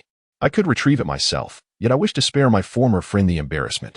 The Byakugan of Nichi had not yet been deactivated, and he was now acutely aware of the terrifying presence that Youyun exuded, particularly that of the two monstrous entities. He had never encountered such beasts before. In terms of chakra magnitude, they were comparable to a typical tailed beast. Perhaps only the full power of the third Hokage or the tailed beast within the fourth's progeny could be deemed worthy of comparison. Ponder this well. For the month that I remain here, I shall await your return once you have come to a decision. Nichi spoke no further, turning to depart. As he opened the door, Youyun's voice echoed once more. Poor Niji, before he has even taken flight, his wings are destined to be broken. This remark caused Nichi to crush the doorknob in his grip. Thus, Nichi exited, leaving Youyun to savor his savory, glutinous rice balls. One wonders if he is not concerned that Nichi might refuse him and report him to the Umbu. Of course, he is untroubled. The branch family leader of the Hyuga clan is one thing, but his father is another. There are matters that a man may endure before becoming a father. Yet once he assumes that role, he can never allow his child to face such trials. Nichi, in the original Naruto, was willing to go to great lengths to prevent Niji from becoming a caged bird, even contemplating harm against his own niece. All to ensure that the main family would treat Niji with greater kindness. This illustrates the depth of Nichi's love for Niji. Thus, Nichi would undoubtedly seek out Youyun. Without fail. Moreover, what if he refuses? The genetic samples of the Hyuga clan are as good as his. If denied, he would resort to force. He no longer cares for appearances. It is merely a matter of transcending the world and shattering it to pieces. Chapter 20. The Caged Bird Lord Nichiha, I beseech you. Save Gore. Do not allow young Master Nakamura to torment him any longer. A woman from the Hinata branch, named Keiko, rushed to Nichiha's residence, her heart racing with anxiety. Nichiha, who had just returned from Youyun and was lost in thought, snapped back to reality. What troubles you, Aunt Keiko? Please, calm down and speak slowly. Despite the discomfort in her lungs from her hurried run, Keiko persevered through the pain to convey her distress. Today, it is Gore's turn to serve young Master Nakamura. But for some unknown reason, Nakamura has suddenly employed the caged bird technique on him. Please, Lord Nichiha, you must save him.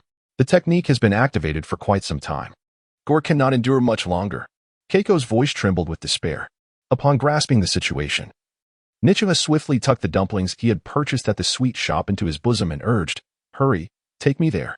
Following Keiko's lead, they arrived at the residence of the Hinata Nakamura family. Before Nichiha could even cross the threshold, he heard Gore's agonized cries, a result of the caged bird technique being unleashed upon him. Yet, soon after, the cries faded into silence.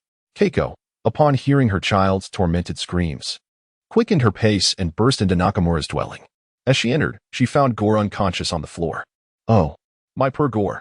Keiko rushed to her son, cradling him in her arms, shielding him from further harm.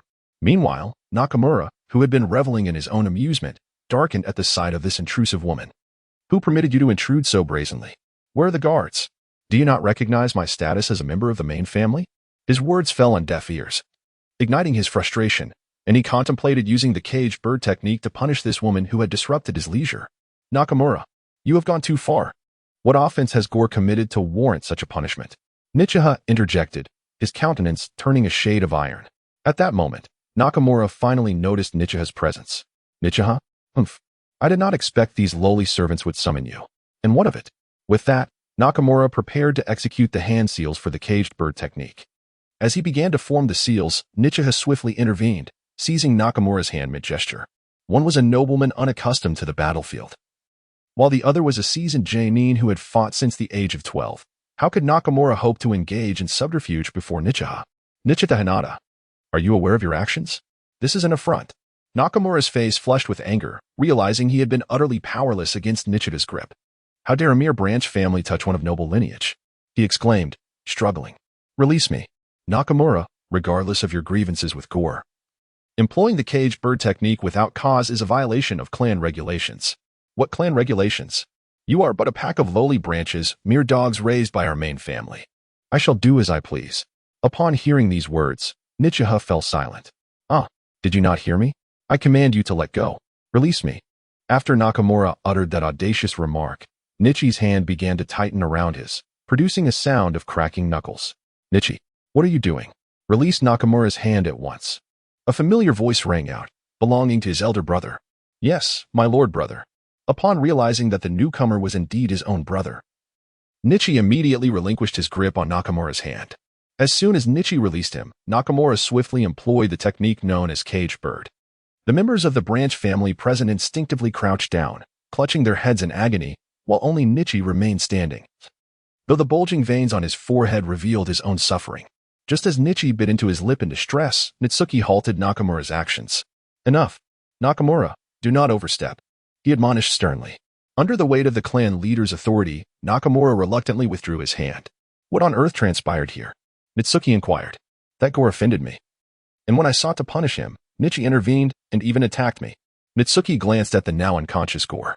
"He had better have truly offended you. Otherwise, I would not hesitate to convene a clan meeting to address your misconduct." These words caused Nakamura's gaze to flit nervously from side to side. He was acutely aware of the reality of the situation. Nitsuki, upon observing Nakamura's expression, grasped the general circumstances but refrained from voicing his thoughts. "For the dignity of the main family must not be undermined. We must inconvenience Nichi in this matter," he concluded. "Nichi, is that correct?" "My lord brother. Gore has not yet regained consciousness. Are you implying that as a member of the main family, I would falsely accuse a branch family member?" Nakamura grasped the implication of Nichi's statement. "Regardless of the truth, you ought to have informed me of such occurrences." Nitsuki turned to Nichi. "However, when I arrived, Gore was already unconscious. If I were to report this to you, my lord brother, Gore would surely perish. Regardless, a branch family member must not assault the main family. That contravenes clan regulations. Nichi, you shall accept your punishment." "Yes, my lord." "So, the main family employing caged bird against the branch family without cause is not a violation of clan regulations?" The indifferent Daisha replied to Nichizu and, after finishing, turned to leave. He had no desire to hear any more, yet it was the same old routine, the branch family offending the main family, followed by the branch family apologizing. The phrase Lord Clan Leader stirred a tumult of emotions within Nichizu. "I apologize, Daisha. This is all for the stability of our clan." He did not wish for things to be this way, but for the sake of the Hyuga clan's stability, he had to compromise Daisha. As he stated, the branch family must never attack the main family. Otherwise, it would set a precedent for other branch families and lead to chaos within the entire Hyuga clan. Having departed from that place, Daisha proceeded to face punishment from the clan elders. The elders, being part of the main family and responsible for managing rewards and punishments, did not show leniency upon hearing of Daisha's violation, despite his identity as the brother of the clan leader. Instead, they intensified the penalty. Thus, Daisha returned to his residence with bloodied hands. On the way, the words of Youyun echoed in his mind like the seductive whispers of a devil, per Niji. "His wings are about to be clipped. The opportunity to change your fate lies before you now." These voices tormented him until he laid eyes on Niji. "Father, how could you be so inconsiderate? You promised to have lunch with me, and now it's already 4 in the afternoon. I'm sorry, Niji. I was delayed by a small matter. I bought some glutinous rice balls on the way. Here, have some." With that, Daisha produced the already cold rice balls from his pocket. "Yay, rice balls," Niji exclaimed as he took the rice balls and began to taste them. Saving a piece for his father. "Eat up. I'm not hungry," Daisha replied, smiling as he affectionately ruffled Niji's hair. However, as Niji looked up at his father, he suddenly noticed the bloodstains on Daisha's hands. "Father, your hands." Realizing that Niji had noticed his wounds, Daisha swiftly withdrew his hand. "Niji, you must be mistaken. Hurry back now. You haven't taken your afternoon nap yet. You need to rest, or you won't grow properly." Niji fell silent.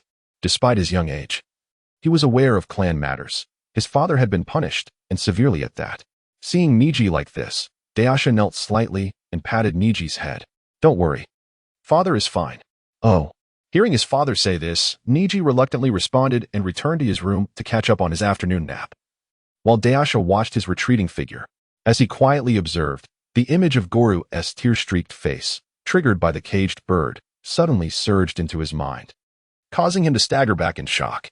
Is this Niji's future? What a joke. How could my son's future be like this? His expression twisted as many scenes replayed in his mind. The disdain of the main family towards their branch family, Aunt Keiko's despair over her son's fainting, and the helplessness of his elder brother, Nichizu. Finally, the images settled on Youyun's words and Niji's obedient demeanor. Absolutely not. His distorted expression gradually transformed into one of resolute determination, as if he had made a profound decision. If Niji's tragic life was a consequence of his being born a mere 10 minutes late, then he would rectify this error himself. After all, if you regard those who are separated from the family as less than human, then I shall personally fight for my son's future. A future that bears the name of freedom. Chapter 21. The deal Youyun had resided in Konoha for 3 days, spending the majority of his time secluded within his quarters, with his meals graciously provided by the inn. However, this did not imply that he was merely idly compliant in Konoha. Despite his profound understanding of the village, he yearned to uncover what revelations had emerged in his absence. With this mindset, he released his hidden companion, the shadowy creature Mohuro, to scout for intelligence within Konoha. Mohuro's vision was intricately linked to his own, enabling him to perceive precisely what Youyun beheld. Under Youyun's meticulous training, Mohuro had adeptly acclimated to various sensory ninjutsu, and, coupled with the enhancement of 10 shadow techniques for concealment, could now be detected by no more than 2 individuals within the ninja realm. Thus, dispatching Mohuro for reconnaissance was an optimal choice. During his thorough investigation, Mohuro unveiled a plethora of intriguing revelations. For instance, Naruto was still unjustly accused of being the embodiment of the Nine Tails. Kakashi had reclaimed his prowess with the White Fang's techniques after losing his eye. The Uchiha clan was audibly conspiring to rebel. The third Hokage was routinely peeking into the village's bathhouse, and Hinata was diligently assisting in the collection of biological samples. Youyun had achieved something that even the fourth Hokage, Minato Namikaze, had not accomplished prior to his demise. He had gained complete mastery over the circumstances within Konoha. Upon witnessing the fruition of his desires, Youyun could not suppress a genuine smile. Everything unfolded precisely as he had envisioned, and nothing could bring greater joy than the seamless progression of events. Approximately 5 or 6 days later, a familiar figure appeared at the threshold of Youyun's room. As the individual hesitated before knocking, Youyun's voice resonated from within. "Come in, the door is unlocked. It shall remain so until your arrival." After a brief moment of contemplation, the visitor opened the door, realizing there was no turning back. The newcomer was none other than Hinata Hayashi. "Please, take a seat. I have awaited your presence for quite some time, Hayashi." Yet, Hayashi remained standing, uttering not a single word. "You need not be concerned. I have established a special barrier in this room.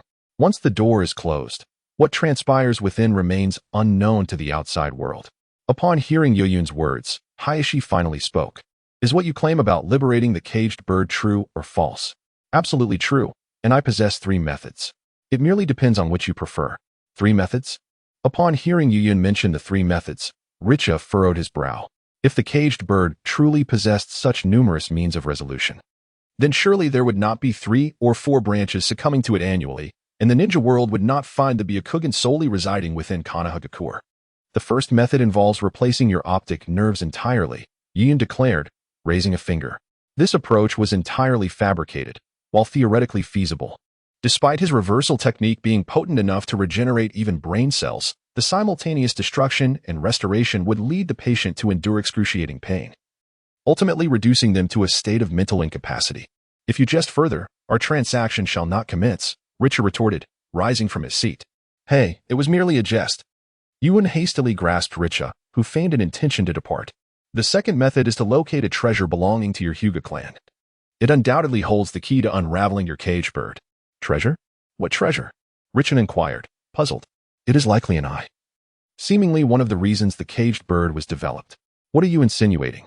"If such a treasure existed within the Hyuga clan, even I, the head of the branch family, would be unaware of it. How could an outsider like you possibly know? Is it truly unknown to you?" Observing Richa's reaction, Youyun's inquiry had borne fruit. "Perhaps your status as a branch family member has rendered you oblivious.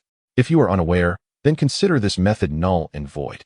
This method was Youyun's attempt to gauge Richa's knowledge regarding the reincarnation eye. It appeared he was indeed uninformed. Perhaps it was due to his branch status. Or perhaps only the main family was privy to such knowledge. It was also possible that no one within the present Hyuga clan was aware of the reincarnation eye at all. The third method is the most reliable and the simplest. Meguro. With Youyun's command, the terrifying deity that had previously alarmed Richa manifested once more. Although this time the apparition emitted no aura or chakra, its sudden emergence still startled Richa into activating his Byakugan. "How can this be? Why can my Byakugan perceive nothing?" Before him, the formidable figure of Imo Shula stood apparent. Yet, upon activating his Byakugan, he found himself unable to perceive this demon god, as if the entity were non-existent within the realm of his heightened vision. "Conceal him within your shadow and wait for the opportune moment to provoke the caged bird above your head. Do not inquire as to why." While seeking knowledge of others' capabilities is considered a virtue among ninjas, it is also a profound taboo. In this regard, Feigning ignorance serves us both well. Youyun's words interrupted Richa, who was poised to voice his questions. The strategy he proposed involved hiding Imo Shulua within Richa's shadow, allowing Richa to compensate for Imo Shulua's adaptation to the caged bird. This method of facilitating adaptation through another's efforts is a distinctive application following the modulation of Imo Shulua. Reminiscent of how Sukuna has repeatedly enabled Fushiguro Megumi to adapt to Gojo Satoru's abilities during their battles. It is worth noting that the conflict between humans and demons was rather unjust to Gojo, as he faced two adversaries alone. Fushigiro's actions transcended mere negligence. He treated his mentor like a puppet. Although this approach would result in a sigil appearing above Richa's head, it posed no significant issue for Imo Shulua. After adjusting to the perception of ninjutsu and the insights granted by Byakugan, had provided a means to conceal himself. The sigil was, after all, an extension of Imo Shulua. As Imo Shulua nestled within Richa's shadow, this method could be employed to obscure the sigil. I presume you did not arrive empty-handed? After outlining all possible strategies, Youyun inquired about his reward, aware that Richa had deliberately brought a gift upon his departure. This is what you requested, though I have only received half. The remainder will be contingent upon the results before I decide whether to continue assisting your collection efforts. Richa produced a scroll and extended it to Youyun. Upon receiving it, Youyun promptly unfurled it for inspection. Indeed, such matters are best entrusted to you. Otherwise, my only recourse would have been to upend the entire Hyuga clan. Richa, as the head of the Hyuga branch family, could be described in flattering terms as the family leader, yet more bluntly. He resembled the chief eunuch of a feudal emperor escort, the most prominent servant among them. He alone within the entire Hyuga clan possessed the ability to effortlessly access all main and branch family members, acquiring biological samples from them without detection. Upon hearing Youyun's words, Richa fell silent. Should his actions be revealed, he would undoubtedly face execution, as this constituted a grave betrayal. If Youyun were truly scoundrel-like, the Hyuga clan would suffer catastrophic losses, and Richa would be branded the greatest traitor in their history. As an old friend, I can first assist you in lifting the seal upon your head. Return and await the chance for the main family to punish you with the caged bird. With an internal signal to Imo Shulua to enter Richa's shadow, Richa exhibited no reaction, quietly allowing Imo Shulua to merge into his shadow. He pressed his hand upon his knee, his expression a tapestry of conflicting emotions. Had he erred? Yet, having embarked upon this path, he resolved to forge ahead, understanding that in failure, one might lose utterly, whereas victory would yield all. What significance lay in a half-hearted loss? Youyun perceived the turmoil within him. This simply would not do. Half of the biological samples remained unacquired, and Youyun was reluctant to reveal his true self prematurely. Survival and development were paramount. You truly will not take action against the Hyuga? Richa raised his head, staring intently at Youyun, attempting to discern any deceit upon his countenance. Initially, he had contemplated forcefully obtaining what he desired should a transaction not be established. However, upon Youyun's agreement, he dismissed such thoughts. He ought to be grateful for having spared the Hyuga clan. Had he been compelled to retrieve the samples himself, mere biological specimens would not have sufficed. Youyun regarded Richa's Byakugan with an audacious gaze. With his current prowess, he could forcibly seize the Byakugan from every member of the Hyuga clan without inciting an uproar in Konoha. Of course, that would be the worst-case scenario. Given the maturity of Mojolyuo and the capabilities of Shinwei, he could achieve this aim without disturbing Konoha. Madman. Richa no longer doubted Youyun's words. He had first-hand experience with both Youyun and the creatures he summoned. Should Youyun unleash his full power, he could undoubtedly instigate chaos in Konoha akin to the Ninetales incident. One that the Hyuga clan would be utterly incapable of resisting. As for the remaining half, you may gather it at your leisure. There is no need to court danger. If you are unafraid of exposure, I am certainly wary. Very well, but I trust your summons can indeed break the cage of birds. With that, Richa rose and departed. And Youyun made no attempt to retain him. Thus, Youyun's room was once again left in solitude, with him as its sole occupant. Alone. He picked up a scroll and murmured, "The Hyuga clan. Otsutsuki." Chapter 22. The Otsutsuki gene. Why is he so intent on acquiring biological samples from the Hyuga clan? Because he sought to extract the genes of the Otsutsuki clan from the biological samples of the Hyuga clan. His true objective lay in the Otsutsuki lineage. The Hyuga clan was merely a vessel for these coveted genes in his eyes.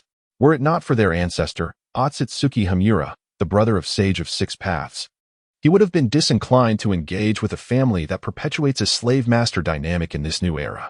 After collaborating with Biri to redevelop the K-Gai technique using the biological science of his previous life, Youyun became convinced that a novel K-Gai technique capable of gene fusion would be realized within the next 3 years. Both Youyun and Biri had their own visions regarding which Kekkei Genkai to absorb upon the completion of this new technique. Although Biri remained silent, Youyun was aware that he yearned to absorb the 5 chakra attributes through the principle of mutual generation and restraint. If all went as anticipated, the original 5 Kekkei Genkai would remain: the underworld technique for absorbing ninjutsu, the steel shield for physical fortification, the swift escape for enhanced speed, the Tempest technique for overwhelming lethality, and one of the most formidable ocular techniques in the ninja world, the Sharingan. Biri remained unaware that Konoha harbored Hashirama cells. Otherwise, the position of his steel technique would have been supplanted by would release. Biri was constrained by the notion that achieving the harmony of the 5 elements would grant him immortality, which led him never to discuss with Youyun the optimal Kekkei Genkai for maximizing the K-Gai technique. He resembled a primary school student, fearful that Youyun might copy his answers, resulting in identical or superior scores. Truth be told, acquiring all these Kekkei Genkai would indeed render him the perfect ninja in Biri's eyes, instilling a sense of fearlessness in the face of ordinary ninja world adversaries. Unfortunately, Biri remained oblivious to the reality of the Sage of 6 Paths and the lineage of Kekkei Genkai, which stemmed from Kagaya Otsutsuki. His ignorance led him to select Kekkei Genkai from the limited perspective of an average ninja. Should the Otsutsuki lineage be too distant from the Jeibai? No matter how formidable he became, he would still be confined to the realm of mortals. And Youyun, disinterested in enlightening Biri, preferred him to retrace his original path, thereby minimizing the threat Biri posed. Even if Biri achieved the harmony of the 5 elements and attained a perfect form, he might still fall short of Youyun's current capabilities. However, should Biri integrate the direct descendants of the Sage of 6 Paths, such as the Uchiha, Senju, Hyuga, and Uzumaki clans, the potentiality of what he would become was uncertain. Nonetheless, he would undoubtedly surpass the reincarnations of Ashura and Indra, perhaps even reverting to a being akin to the Sage of 6 Paths himself. This was precisely why Youyun, despite possessing the white Zetsu cells, chose to conceal their properties. He did not wish for Biri to glean any information regarding the connection between the Uchiha and Senju clans. In the ninja world, some knowledge is best kept to a select few. His intention was to purify the Hyuga genes while integrating the Otsutsuki genes through the K-Gai technique, thereby becoming a pure-blood Otsutsuki whose lineage rivaled that of Otsutsuki Himura. This would grant him the ticket to stand at the pinnacle of this world, as the latter stages of Naruto depicted a conflict between ninjas and extraterrestrial beings, which was, in actuality, a civil strife within the Otsutsuki clan. In the latter arcs, if one had no ties to the Otsutsuki, they would be of lesser worth than even a stray dog. Thus, why not opt for the more potent descendants of the Sage of 6 Paths, such as Otsutsuki Kagaya, to purify his genes? In terms of prowess, it is evident that the elder brother, Yui, surpasses his younger sibling. Why? Youyun contemplates this, yet his thoughts drift towards the 10 tails. The formidable Otsutsuki Kagaya, after consuming the chakra fruit of the god tree, gave birth to the 2 brothers, Yui and Wai. Although both are pure-blooded Otsutsuki, their inheritance from Kagaya diverges significantly. Otsutsuki Yui, the progenitor of ninjas, possesses the Rinnegan, a distinct manifestation of the 10 tails essence. Examining the Sharingan of his descendants, the Uchiha clan, alongside the sage body of the Senju clan, it becomes clear that he inherited the amalgamation of Kagaya and the 10 tails. One of his sons, the reincarnation Senju Hashirama, exhibited cellular traits reminiscent of plant life, leading to an indistinguishable fusion of wood released during the 4th Great Ninja War. Had Hashirama survived into the era of Boruto, his lineage could arguably be closer to the 10 tails than that of Tobirama Senju. The matter of purifying the Otsutsuki gene through the descendants of the Sage of the 6 Paths raises the question, is it truly the Otsutsuki gene being refined, or the 10 tails essence? Youyun finds it difficult to ascertain. It is not that the 10 tails genes are inferior, rather, they seem comparably potent to those of the Otsutsuki. However, the genes of the 10 tails are prone to madness and susceptibility to the control of the Otsutsuki clan. The madness observed in Kagaya post her assimilation with the 10 tails, alongside the hereditary insanity within the Uchiha clan, suggests that becoming one with the 10 tails would undoubtedly impact one's psyche. Youyun aims to master power, not be subjugated by it. While becoming a 10 tails Jinchuriki is an option, merging with the 10 tails is not. Furthermore, given that Kagaya and the Ten Tails are intricately fused and the chakra of the ninja world emanates from her, one must wonder whether absorbing the genes of Yui's lineage could lead to a form of reincarnation. In contrast, the lineage of Tsutsuki Y appears significantly more favorable. He evidently inherited the aspect of his mother associated with the Tsutsuki. His ocular technique, the Byakugan, is a standard trait of the Tsutsuki, and the subsequent evolution of the reincarnation eye by his descendants resembles a mutation or upgrade of the Byakugan. This is akin to the unique traits of the Tsutsuki's Mito eye and the J-Gon of Boruto, both of which are variations of the Byakugan rather than the Rinnegan, which is unequivocally a technique of the Ten Tails. Therefore, assimilating the genes of Y's lineage presents a considerably safer alternative, potentially bestowing the reincarnation eye, a technique that rivals the Rinnegan. Chapter 23. The bird that breaks free from its cage upon returning from Youyun. Nichi found himself burdened with heavy thoughts as he made his way back to the Hyuga clan's territory. Once he arrived, he immediately retreated to his chamber, seeking solace from Niji to alleviate his troubled mind. As a father, he did not uphold the stern demeanor that his elder brother maintained before his own children. Instead, he shared a warm bond with Niji. Perhaps it was due to the early passing of his wife, which compelled him to adopt not only the role of a father but also that of a mother. Thus, his affection for Niji encompassed both paternal and maternal love. However, upon entering his room, he discovered that Niji was absent. This prompted him to inquire with a neighbor in the adjacent room. "My Lord Nichi, are you inquiring about Lord Niji's whereabouts? Just moments ago, Lord Jitsuki summoned young Niji to train with Lady Hinata." Training? A sense of foreboding washed over him. Had it been a mere training session, Jitsuki would have informed him in advance. The absence of communication raised alarm bells within him, yet he could not articulate his unease. Nevertheless, the unsettling thought propelled him toward the training grounds. At that very moment, in the dedicated training arena of the Hyuga clan, Jitsuki was instructing 3-year-old Niji and 2-year-old Hinata. Hinata clumsily practiced the 8 trigrams palm, a technique far beyond her comprehension at such a tender age, revealing the rigorous standards set by Jitsuki. No, that is incorrect. This movement is not executed in that manner. How many times must I teach you? Jitsuki, who had been observing Hinata diligently, now stood up to reprimand her for her mistakes. What is wrong with you? Your cousin had already mastered this set of techniques by your age. How can you aspire to be a member of the main family with such ineptitude? The 2-year-old Hinata trembled in response to her father's harsh words, stammering, "I'm sorry. Father, enough. I do not wish to hear your excuses. Incompetence is simply incompetence." "Uncle, I can teach Hinata," Niji interjected, stepping forward to shield his sister from their uncle's scorn. Lacking the experience of having witnessed his father Nichi being treated as a scapegoat, Niji's protective instincts towards Hinata were purely those of a caring brother. Seeing Niji defend Hinata softened Jitsuki's stern demeanor somewhat. "Niji, you are doing well. Hinata is not only your sister to protect, but also a member of the main family to safeguard. Protecting the main family is the mission of the branch family and the very essence of our existence." Before Jitsuki could finish his thought, Nichi arrived in a hurry, interrupting him. "Brother, did we not agree that matters concerning the branch family should not be discussed in Niji's presence until he turned 6? The arrival of Hisashi thwarted Hayashi's subsequent remarks. "Hisashi, you have come. There is no need to wait until he is 6. It is better to clarify things with him now. Allowing Niji to accept the ceremony without understanding will only inflict more suffering upon him. You promised me that I could grant Niji a carefree childhood," Hisashi implored. After Niji's birth, his mother perished during childbirth, and out of guilt towards his beloved, Hisashi showered Niji with affection, unwilling to let him bear the tragic fate of the branch family before he even knew the truth. "Hisashi, when will you accept reality? Niji was born into the branch family, and he understands that the responsibilities of the branch family are his duty. This is the way for all children of the branch. Do you think that by concealing the truth you are doing Niji any favors? Have you considered how he will feel when he is forced into the cage bird's fate?" Hayashi rebuked. The main family is distinct from the branch family, and by treating Niji as if he were part of the main family, Hayashi acknowledged his brother's intentions to provide Niji with a blissful childhood. However, with Niji's exceptional talent, it would be disastrous to allow him to become a cage bird without any explanation, inevitably leading to resentment.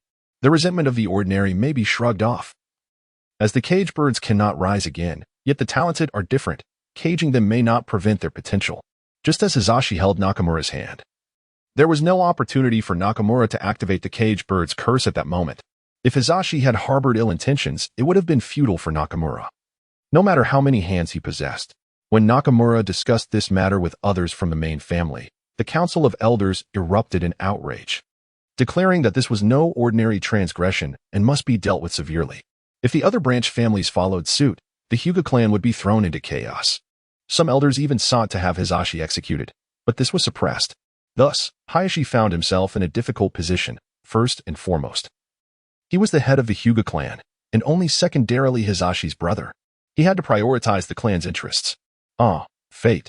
Just because I was born a mere 10 minutes later than you, Niji must endure such a destiny? Why should that be? Niji's talents far surpass Hinata's. Upon hearing the word fate, the previously docile Hisashi suddenly erupted with emotion. Over the years, he had been suffocated by the weight of the branch family's destiny. If his parents had been from the branch family, it might have been bearable, but he was born into the main family. His biological father was the former head of the Hyuga clan, and simply because he was born a mere 10 minutes later than his brother, he must shoulder such a fate. It would be one thing if he alone had to endure it. After all, he had grown accustomed to it over the years. But why must his son Niji also bear such a burden? Niji, so young and so well-behaved, who lost his mother at an early age, now faced the prospect of losing even a beautiful childhood. In 3 years, he would be stripped of his freedom. How could this be acceptable? How could he reconcile with this fate? The sudden eruption of pain left Nichi in a state of shock. Was this how you had thought all these years? A flicker of guilt passed through his eyes, but soon his expression turned cold. I am sorry, Nichi. Perhaps it is merely a stroke of luck on my part. Yet for Hinata's sake, I must act thus. In that instant, Nichi activated the caged bird seal. Act. The veins on Nichi's forehead bulged as he clutched his head in agony, rolling on the ground in torment. As he writhed, his forehead protector slipped, revealing the caged bird curse mark that he had long concealed. Beside him, Niji was paralyzed with fear at witnessing his father's suffering. The gentle demeanor of his father now twisted in anguish. At a loss for what to do, he knelt beside his father, pleading with his uncle, Please, uncle, do not harm my father. I will obey whatever you say. If the branch family must be separated, so be it. Just do not punish my father. The young and perceptive boy gleaned the gravity of the situation from the quarrel between his uncle and father, realizing it was intimately connected to him. Though he did not comprehend the concept of separation, he was desperate to prevent his father from facing consequences. Nichi remained unwavering, maintaining the hand seal for the caged bird. In a bid to discipline Nichi for his transgression, he unleashed the full force of the caged bird. Hinata, witnessing the horrifying scene, stood frozen in disbelief. What was happening? Why had her father suddenly turned against her uncle? Was it because of her? At merely 2 years old, she felt the weight of responsibility, believing her failure to execute that particular technique had led to her uncle's punishment. Nichi could never fathom that his actions would inadvertently shatter Hinata's potential to manifest the gifts of her Byakugan lineage. Pain. It was the singular sensation that consumed Nichi now. He could not hear Niji's cries on his behalf, nor the sobs of his niece. All that filled his mind was anguish and unrelenting torment. His elder brother had resorted to the most extreme invocation of the caged bird to punish him, activating the neural connections linked to the technique that would incessantly relay signals of suffering. This form of punishment was typically reserved for those deemed worthy of execution for their transgressions against the branch family. Now, Nichi wielded it against his own brother. How ironic it was. As Nichi was engulfed solely in his pain, he suddenly heard a sound that only he could perceive, the clicking of a wheel. Snap! The sound was startlingly clear, piercing through the agony inflicted by the caged bird. Deep within the shadows of Nichi's mind, a monstrous entity raised its head, observing the absurdity of the scene with a grotesque sneer. Humans, truly fascinating. Brothers turned against one another. What else are you capable of? Perhaps you embody the essence of a demon more than I do yet. Therein lies the intrigue. Permit me to witness whether I can acclimate to your malevolence. The wheel atop his head, resembling a ship's helm, began to turn. The adaptation of the demon-like creature to the caged bird commenced approximately 2 minutes elapsed, and Ningxi's voice grew hoarse, while Rizuko's triggers on the caged bird ceased. Rizuko, remember this moment well. Remember the mission of separation with that. He departed, taking the stunned Hinata with him, leaving Ningxi alongside Rizuko, who lay on the floor, convulsing, tears and snot streaming down his face.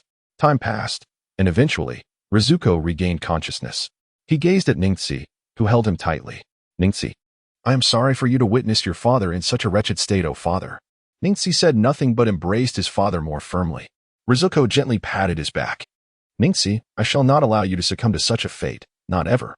Nothing can confine your future, he murmured in Ningxi's ear. His gaze transcending the walls of the Hyuga clan, connecting with Youyun, who stood by the window of an inn, looking out towards the Hyuga estate. Chapter 24. Taking disciples 4 days had elapsed since the punishment of Nichi-cha, yet he did not succumb to despair or idleness as a caged bird might. After a day of recuperation, he delved into his responsibilities as the head of the branch family. During this period, Nichizu had sent word that Nichi-cha could take a month to rest, but Nichi-cha paid no heed, immediately immersing himself in the affairs of the clan. It seemed as if he were attempting to demonstrate to the main family a surrender. Observing this, Nichizu believed that Nichi-cha had grasped the essence of the branch family's mission. But was that truly the case? On the 5th day, after concluding his morning duties, Nichi-cha ventured into the Forest of Death, where he encountered the long-awaited Youyun. This meeting had been orchestrated by Youyun. Frequent encounters at the inn would raise suspicions among the astute. Thus, to avoid exposing Nichi-cha, the meeting location had been altered.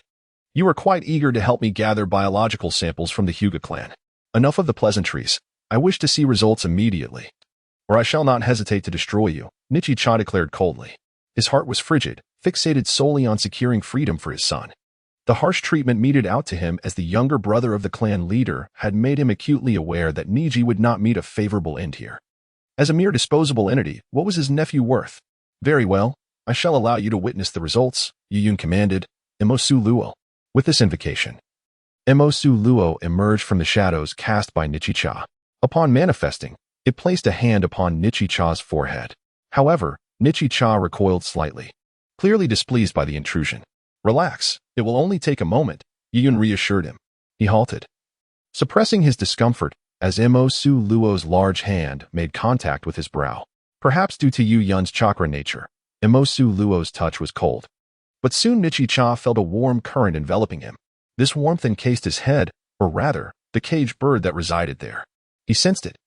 Under the influence of the warm flow, the caged bird remained unresponsive and began to dissolve gradually. Youyun had not deceived him. This entity named Emosu Luo could indeed assist him in dispelling the caged bird. Just as the caged bird was on the verge of dissolution, Nichi-cha suddenly retreated a considerable distance and exclaimed, "Stop. That is enough." Youyun and Emosu Luo exchanged perplexed glances. "You have changed your mind." "I still require the remaining payment." Nichi-cha promptly handed a scroll to Youyun. This contains the biological samples from the entire Hyuga clan, including those of the main family. Did the main family possess the ability to fend for themselves? Clearly not. Their every need was attended to by the subordinate branch family. Thus, as the head of the branch family, Nichi-cha could effortlessly procure their biological samples. After enduring the punishment from Nichizu, he had suppressed his discomfort to work diligently, not out of submission, but in a fervent effort to collect biological samples. Upon receiving the scroll, Youyun inquired, "Why did you halt?" "I cannot dispel the caged bird now. Otherwise, the entire Hyuga clan would pursue me. I shall forego this opportunity to dispel the caged bird for now." "Are you reserving it for Niji?" "There is no need for that. Since I have promised you, I will certainly help Niji free himself from the cage of birds in the future." Nichi shook his head at the words. "I understand. But I cannot stand against the entirety of the Hyuga clan and Konoha. To release him now would only bring harm to Niji. If the main family learns that he has escaped the cage, they would stop at nothing to eliminate him. Furthermore, the branch family, burdened with the cage, would have no choice but to heed the main family's orders to kill him. To release him now would only invite death. What do you intend to do then?" Youyun sensed the underlying meaning in Nichi's words. After a few moments of silence, Nichi knelt before Youyun. "Please, take Niji as your apprentice." "Take Niji as my apprentice?" Youyun looked at the kneeling Nichi, feeling overwhelmed. How did things come to this? He merely wished to collect some genetic material, not to take on a disciple. He was not like Tiger, who required apprentices. "Do you truly trust me? Are you not afraid I might sell Niji off?" "It is worth noting that I have betrayed Kakashi, whose father regarded me as a brother. Yet you healed his eyes, did you not?" Nichi lifted his head to meet Youyun's slightly evasive gaze. Since the infamous title of Ominous Youyun took hold, Nichi had been a longtime comrade of Youyun, and thus had gained some understanding of him. He knew that most of those who had perished at Youyun's hands were those who disregarded his warnings, believing themselves capable of acting independently. He was not one to turn a blind eye to death. Rather, he had undertaken numerous remedial actions. However, it is difficult to persuade those who are determined to meet their end. Moreover, Nichi was aware that Youyun was a man of principle. As he had stated, he possessed the ability to silently acquire biological samples from the entire Hyuga clan, yet he chose to engage in collaboration. During the Third Shinobi World War, many ninjas resorted to the most excruciating methods to vent their frustrations upon their enemies. Some even derived pleasure from such acts. Yet Youyun was different. He seldom took lives. And when he did, it was with a single, decisive strike, never indulging in unnecessary actions, making him an anomaly among his peers. Though unaware of the reasons behind his betrayal of the village and the theft of Kakashi's eyes, Nichi believed that Youyun had not yet descended to the point of harming a child. Furthermore, when compared to the main family, who exploited others while demanding gratitude, Youyun appeared exceedingly benevolent. I cannot take him as my apprentice.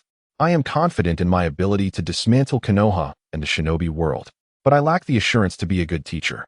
This carries a weight of responsibility, and besides, I do not wish to forge so-called bonds.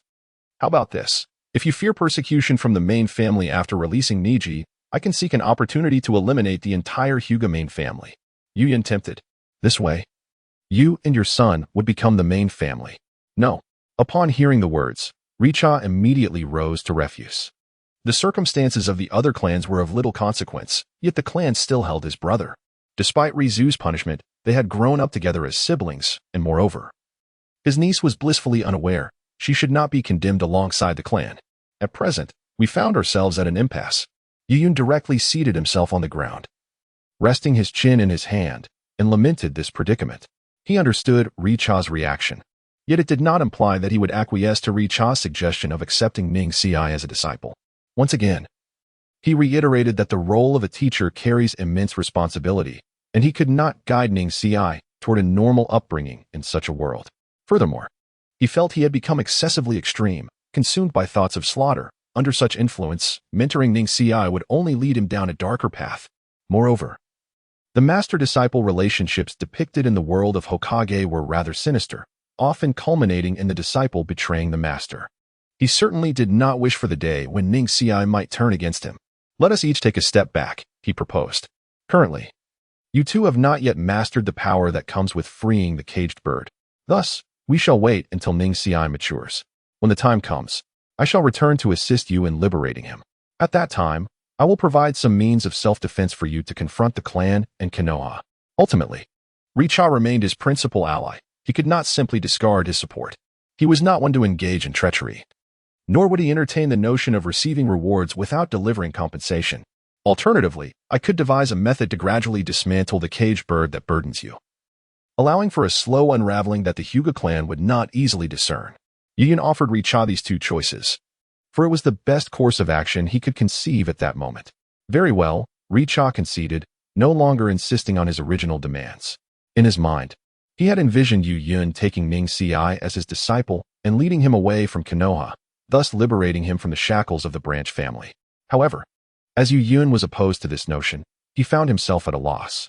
Chapter 25. The Dark Medical Ninja Techniques. If you genuinely wish to protect Niji, relying on others is an unreliable strategy.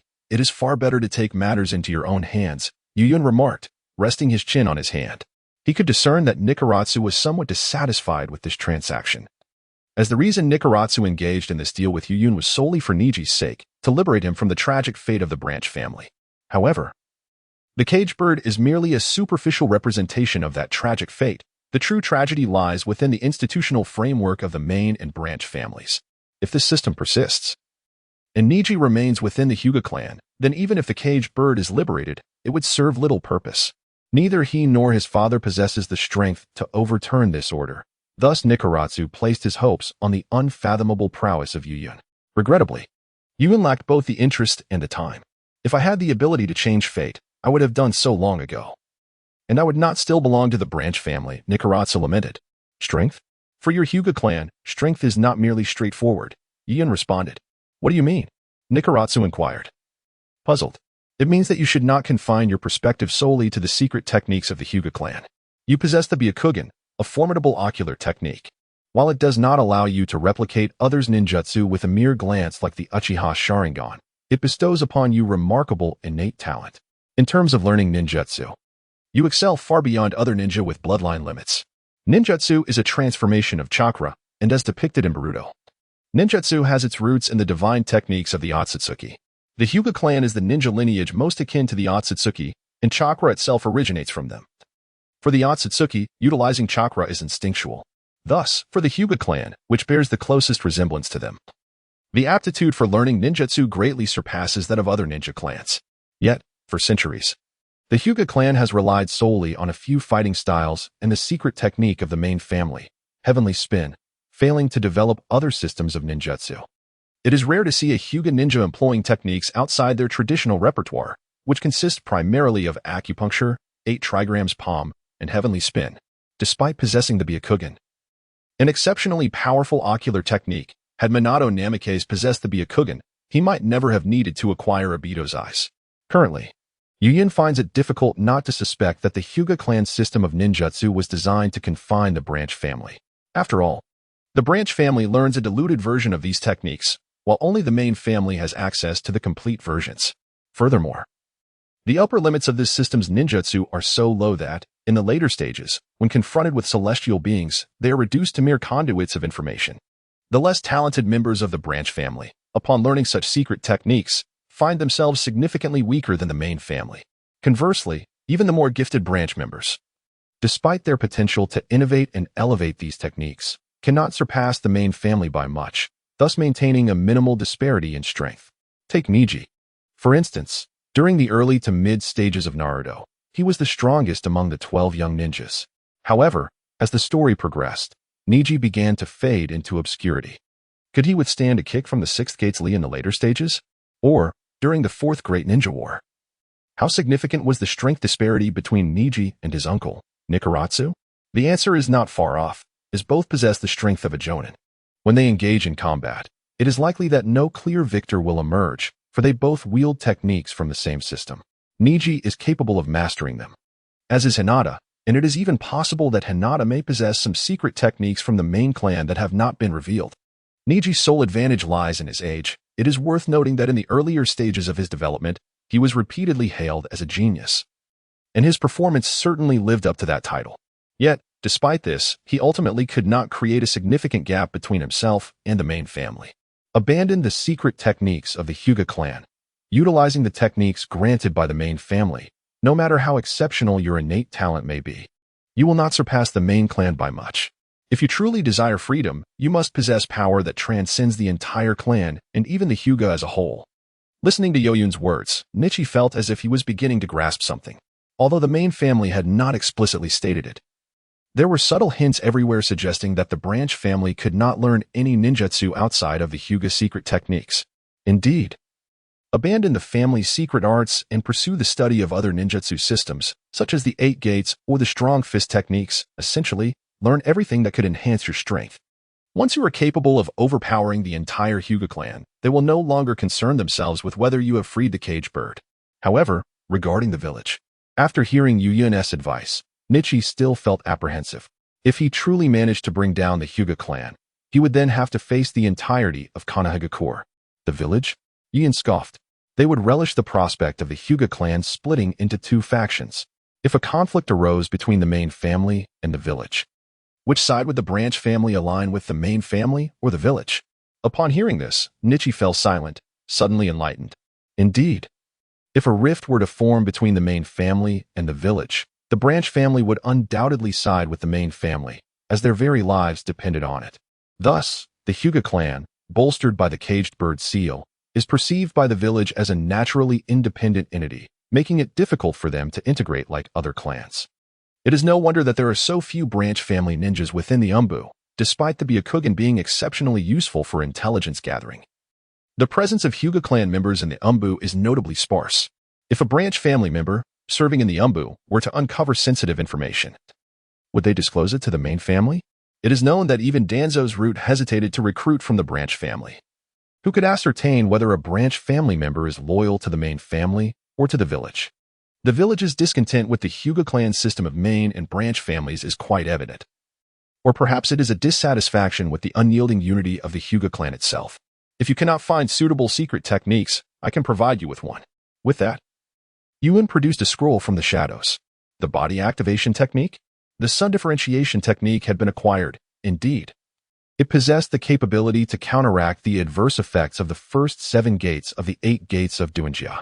If one were to enhance their physical prowess and unlock the 6th gate, they could easily dominate the entire Hyuga clan. As for the 8th gate, that was a challenge to be pursued independently. Youyun waved his hand dismissively.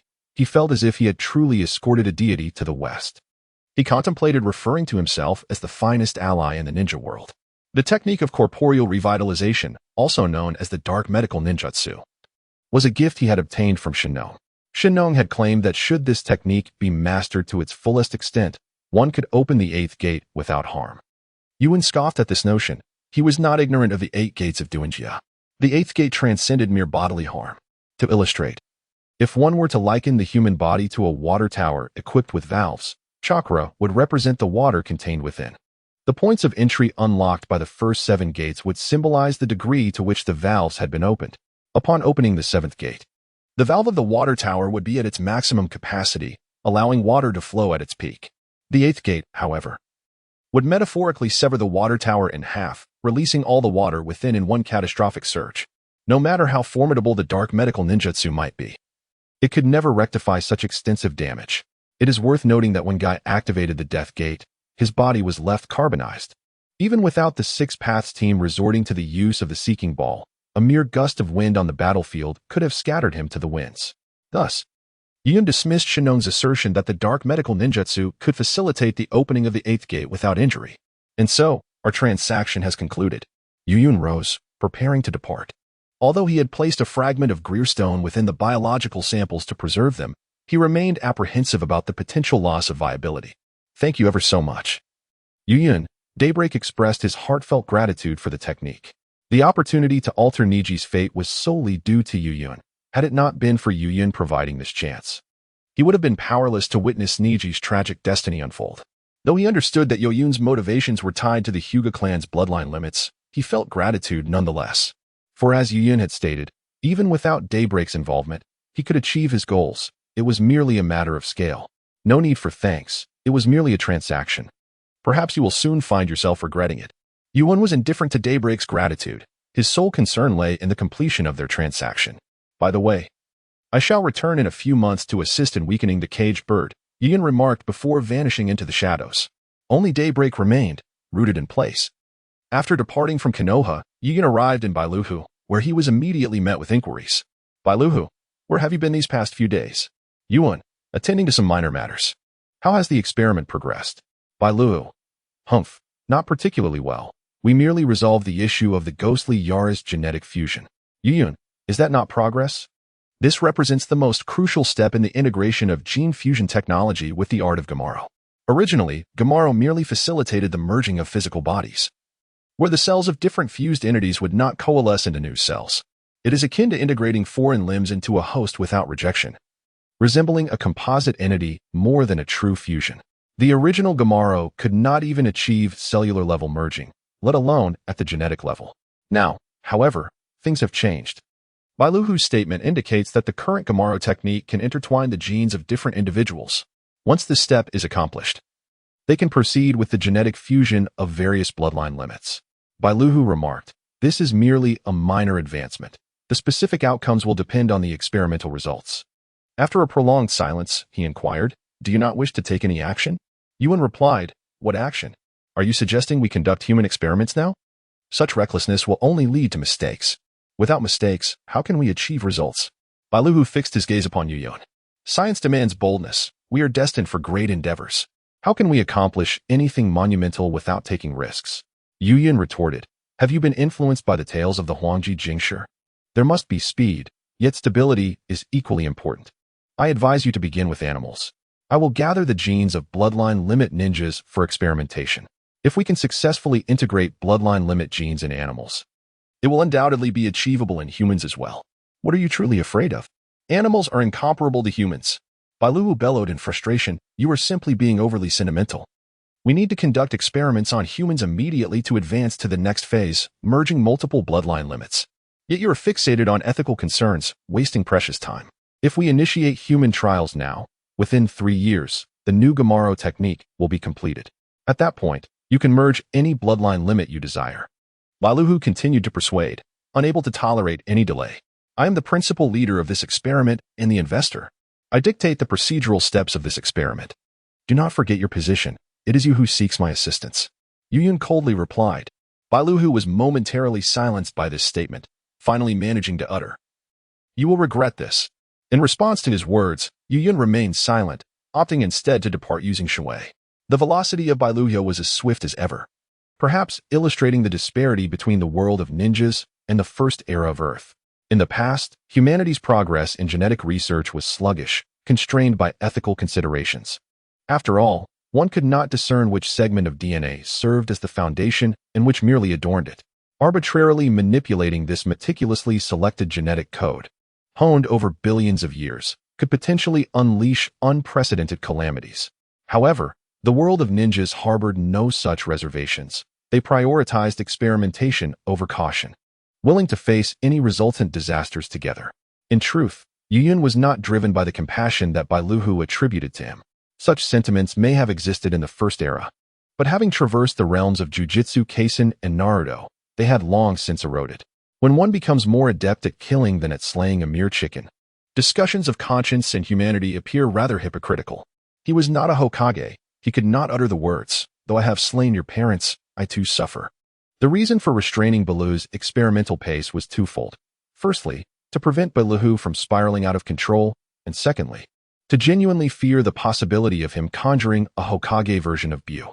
Should a scientific madman like Bailuhu remain unchecked, it would reflect a gross irresponsibility towards both his own life and the lives of others. Moreover, a steady and cautious approach was undoubtedly the wisest course of action. Time was on his side. Additionally, his materials for the Tsutsuki plan had yet to be fully gathered, and it would prove challenging to amass them swiftly. The rapid deployment of the new Kagaya technique would merely benefit Bailuhu. At present, the urgent priority was to extract the Tsutsuki genes from the biological samples of the Hyuga clan within the Shinwei space and to replenish chakra at Zhaoji's location. Simultaneously, he needed to ascertain whether the Grail Stone could facilitate the fusion of the Tsutsuki gene fragments. Suddenly, an alarming thought struck Youyun, prompting him to raise his head in shock. Oh no, my Grail Stone. Chapter 26. On the skin of the fish, the creature known as the Jiao Jiao is a designation bestowed upon it by the Misty Hidden Village. Originally, it was merely an inconspicuous fish residing in the territory of the Three Tails. However, perhaps due to the influence of the Three Tails chakra, it underwent a remarkable mutation, developing the ability to absorb chakra. Consequently, it transcended its innate carnivorous nature, opting instead to feast upon chakra. Its diet shifted from small fish and shrimp to the chakra that emanated from the Three Tails. Initially, the Three Tails held no interest in this chakra-consuming fish. On the contrary, it did not expel the fish for its peculiar feeding habits, but allowed it to remain in close proximity. Thus, a remarkable symbiotic relationship flourished between them. The fish diligently cleansed the Three Tails of minute barnacles and parasites, while the Three Tails periodically released chakra for it to consume. They remained in this harmonious existence for an indeterminate duration, and it seemed that such a life would continue indefinitely. However, tranquility was shattered by the abrupt arrival of a land-dwelling fish clad in red armor. It appeared unexpectedly while the Three Tails basked in the sun, proclaiming, "Three Tails, you are too dangerous and must be sealed." With a wooden hand, it swiftly sealed the still drowsy Three Tails. At that moment, the fish was blissfully unaware, enjoying its sustenance from the abdomen of the Three Tails, only to be unwittingly sealed within a jar. Truth be told, the jar was exceedingly dark and cramped. While it felt little concern, having descended from deep-sea fish that had evolved to thrive in pitch-black environments, its ancestors had long since lost their eyesight. To it, this confined space bore an uncanny resemblance to the deep sea, offering a sense of homecoming. Yet, the Three Tails perceived the situation differently. Ever since its confinement within the jar, it had become exceedingly agitated, repeatedly thrashing against the jar's confines at any opportunity. The fish had never witnessed such a frenzied Three Tails. It recalled that during their previous encounters, the Three Tails had been languid and indifferent while it devoured chakra. But now, it was a creature transformed, emitting daily roars filled with incomprehensible words, exclaiming, "Old man, this is your son. The youth you spoke of shall never appear." Perhaps the loss of freedom had driven it to utter such nonsensical proclamations. Time passed, though the duration was uncertain, until at last, the jar was unsealed. In that pivotal moment, the Three Tails summoned all its chakra to break free from the seal, inadvertently bringing the fish along with it.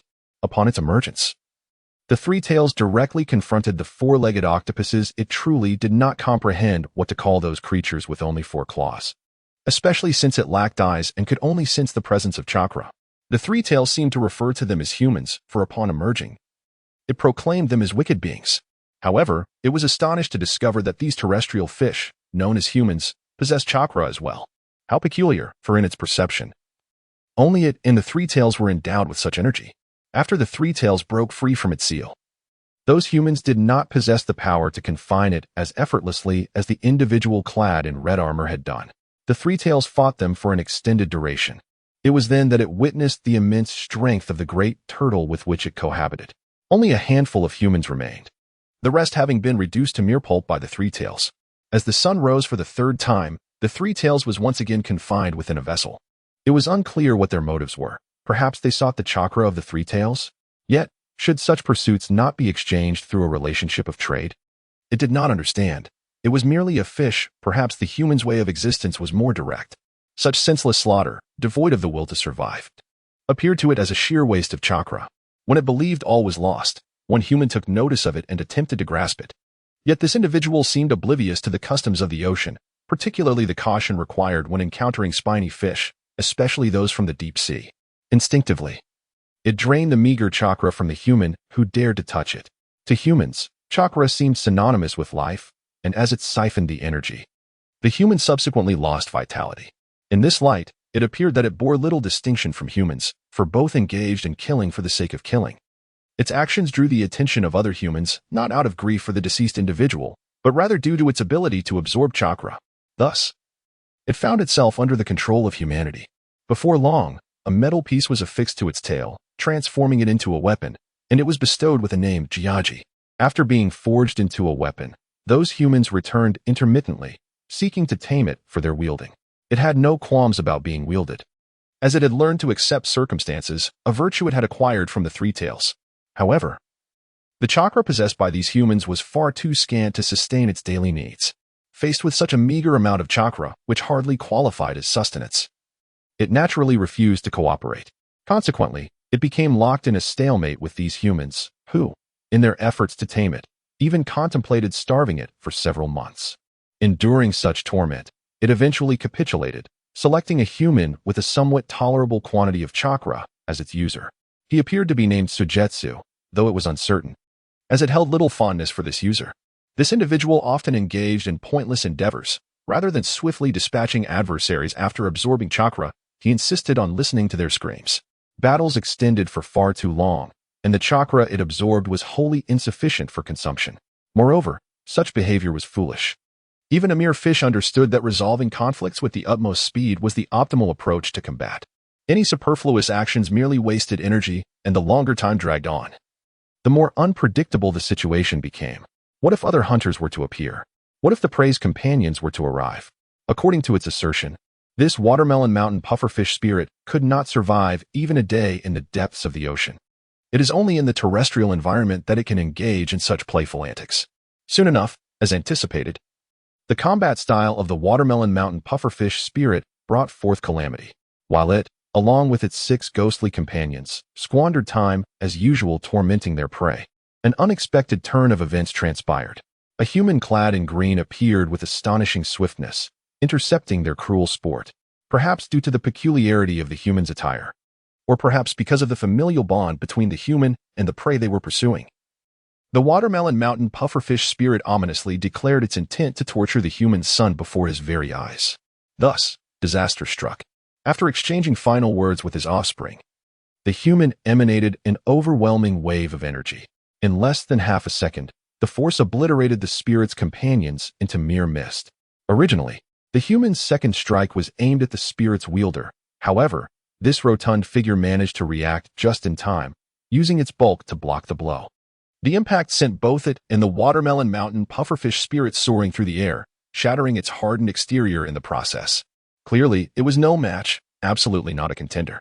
With such speed and strength, the wielder barely had time to react, and the energy radiating from the human was assuredly not chakra. It could absorb none of it. If the confrontation continued, both it and its wielder would surely meet their demise.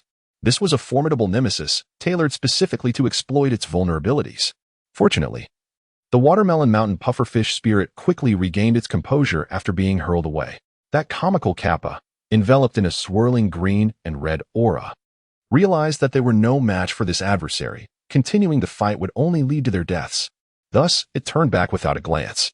It must be said, despite its wielder's misfortune this time, their instinct for survival proved to be more acute than that of this creature, which had clawed its way up from the depths of the sea. Chapter 27. Beneath the skin of the fish, it was precisely due to his keen sensitivity that both he and the fish managed to return alive. The intuition of the Watermelon Mountain pufferfish demon proved to be accurate among the 7 individuals present, for fell victim to the human due to their sluggish reactions and misguided confidence in their ability to retaliate. Even the 2 who lagged behind faced dire consequences. One succumbed to madness, rambling incessantly about a perfect funeral upon returning to Mist Hidden, while the other, gravely injured, did not survive beyond 2 years. Moreover, its wielder became paralyzed by an overwhelming fear of death following this ordeal, forsaking even the outdoor missions they once cherished, opting instead to remain within the confines of Mist Hidden Village. Consequently, their standard of living plummeted, previously able to siphon chakra from others. The wielder's despair reduced their sustenance to merely absorbing a fraction of their own chakra to sustain basic life functions. Prolonged starvation bred discontent, and the instinct for survival compelled it to seek a more formidable master, leading it to identify a potential candidate, the superior chakra bearer, the dry persimmon Zabuza. The Watermelon Mountain pufferfish demon, clearly aware of its intentions, resorted to starving it for several days in a bid to assert control.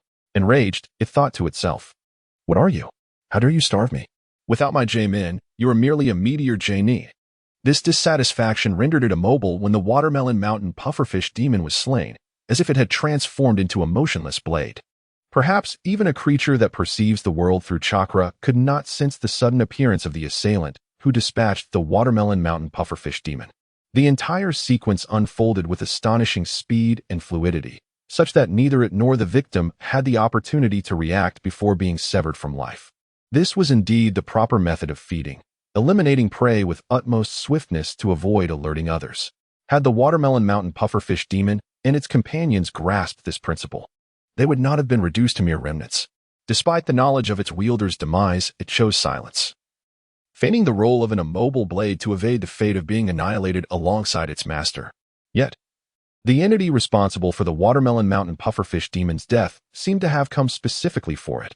After dispatching the demon, it departed with the creature in tow. Upon regaining awareness, it found itself in a starkly different environment, a desolate realm where even its J-Men could not perceive anything. Upon arrival, the individual attempted to tame it. Naturally, it resisted. Was its J-Men merely a lowly fish? It immediately bristled with spikes and exhaled threateningly. In response, the individual spoke of being dearly loved and summoned forth a creature devoid of any chakra presence that it could sense. However, it soon realized the nature of this summon being a force of unparalleled strength, though lesser in quantity than the Three Tails. The quality of this chakra surpassed that of the Three Tails in ferocity and dominance. The mere perception of its opponent as inferior compelled it to compromise under the weight of survival. Both its experiences as a deep-sea creature and a wielder of the blade had taught it that the notion of dignity was utterly inconsequential. What mattered was the primal instinct to survive. As long as it continued to exist, there remained the possibility of savoring every indulgence life had to offer. Once deceased, all would be lost. Having yielded to the pressures of survival, the individual promptly issued its first command, to absorb his chakra. This was rather absurd. Had he mentioned this earlier, it would have spared itself the effort of exhaling in exasperation. Nevertheless, it comprehended the reason behind the directive. His chakra was exceedingly unpalatable. It had consumed the chakra of countless beings, yet none had proven as distasteful as this, cold and saturated with an overwhelming aura of negativity. It felt akin to devouring a frigid, lifeless fish. Thus, it resolutely declined. However, it appeared that refusal was not an option. That scoundrel forcibly infused his chakra into its being. What distinguished this from a form of torture? Yet, it ultimately ingested the unwelcome essence, for circumstances dictated compliance. After reluctantly swallowing the repugnant chakra, the individual commanded it to return the chakra. Truth be told, it yearned to regurgitate the chakra in its original state. But fearing the wrath of the creature beside it, it begrudgingly transformed the chakra into a more palatable, young-infused variant. Upon realizing it could alter the properties of the absorbed chakra, the individual seemed to experience a revelation akin to discovering a new continent. Just as it anticipated further humiliation at the hands of this person, he unexpectedly presented it before a being resembling the three tails in chakra essence. Although the chakra attributes diverged, it sensed an undeniable kinship. This creature was indeed a tailed beast. Then, the individual uttered words that left it astounded. Go ahead and absorb. Could it be true? A paternal figure, perhaps? Regardless, it resolved to accept this new reality.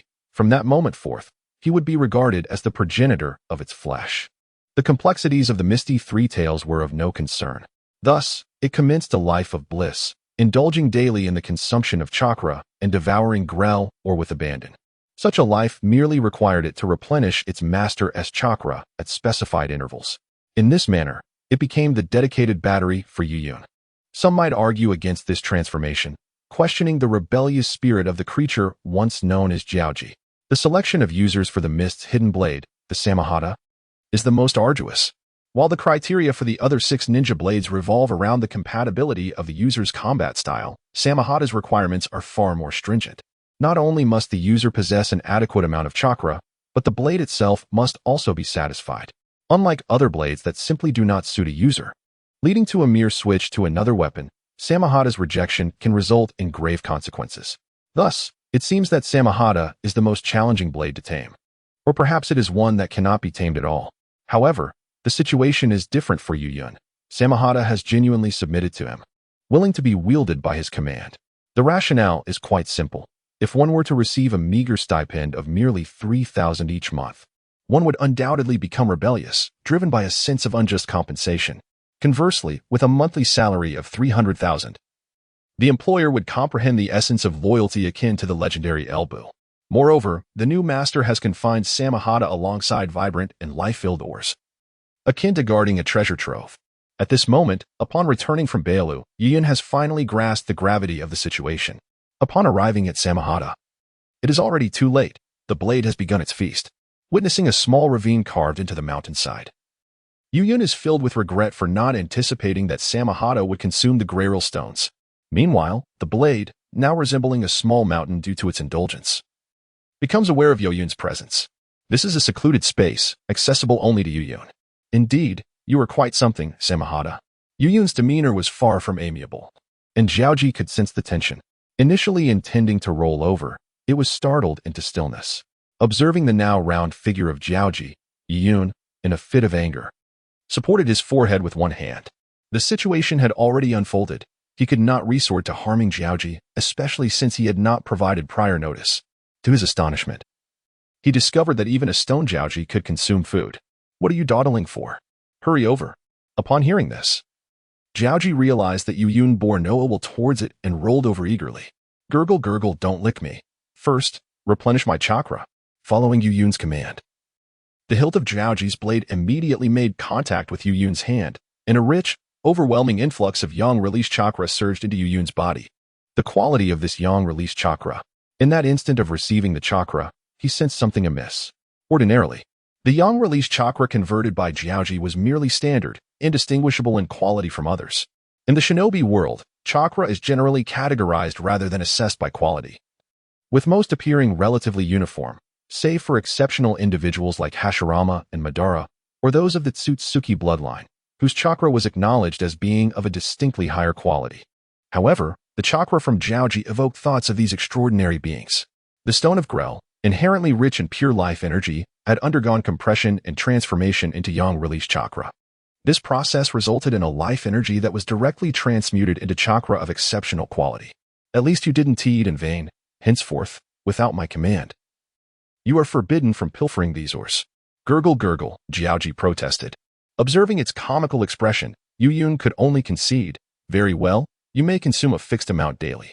After all, Jiaoji has feasted on several square meters over the past few days, whereas the reserves of my mind would suffice for Jiaoji to indulge for 100 years without depletion.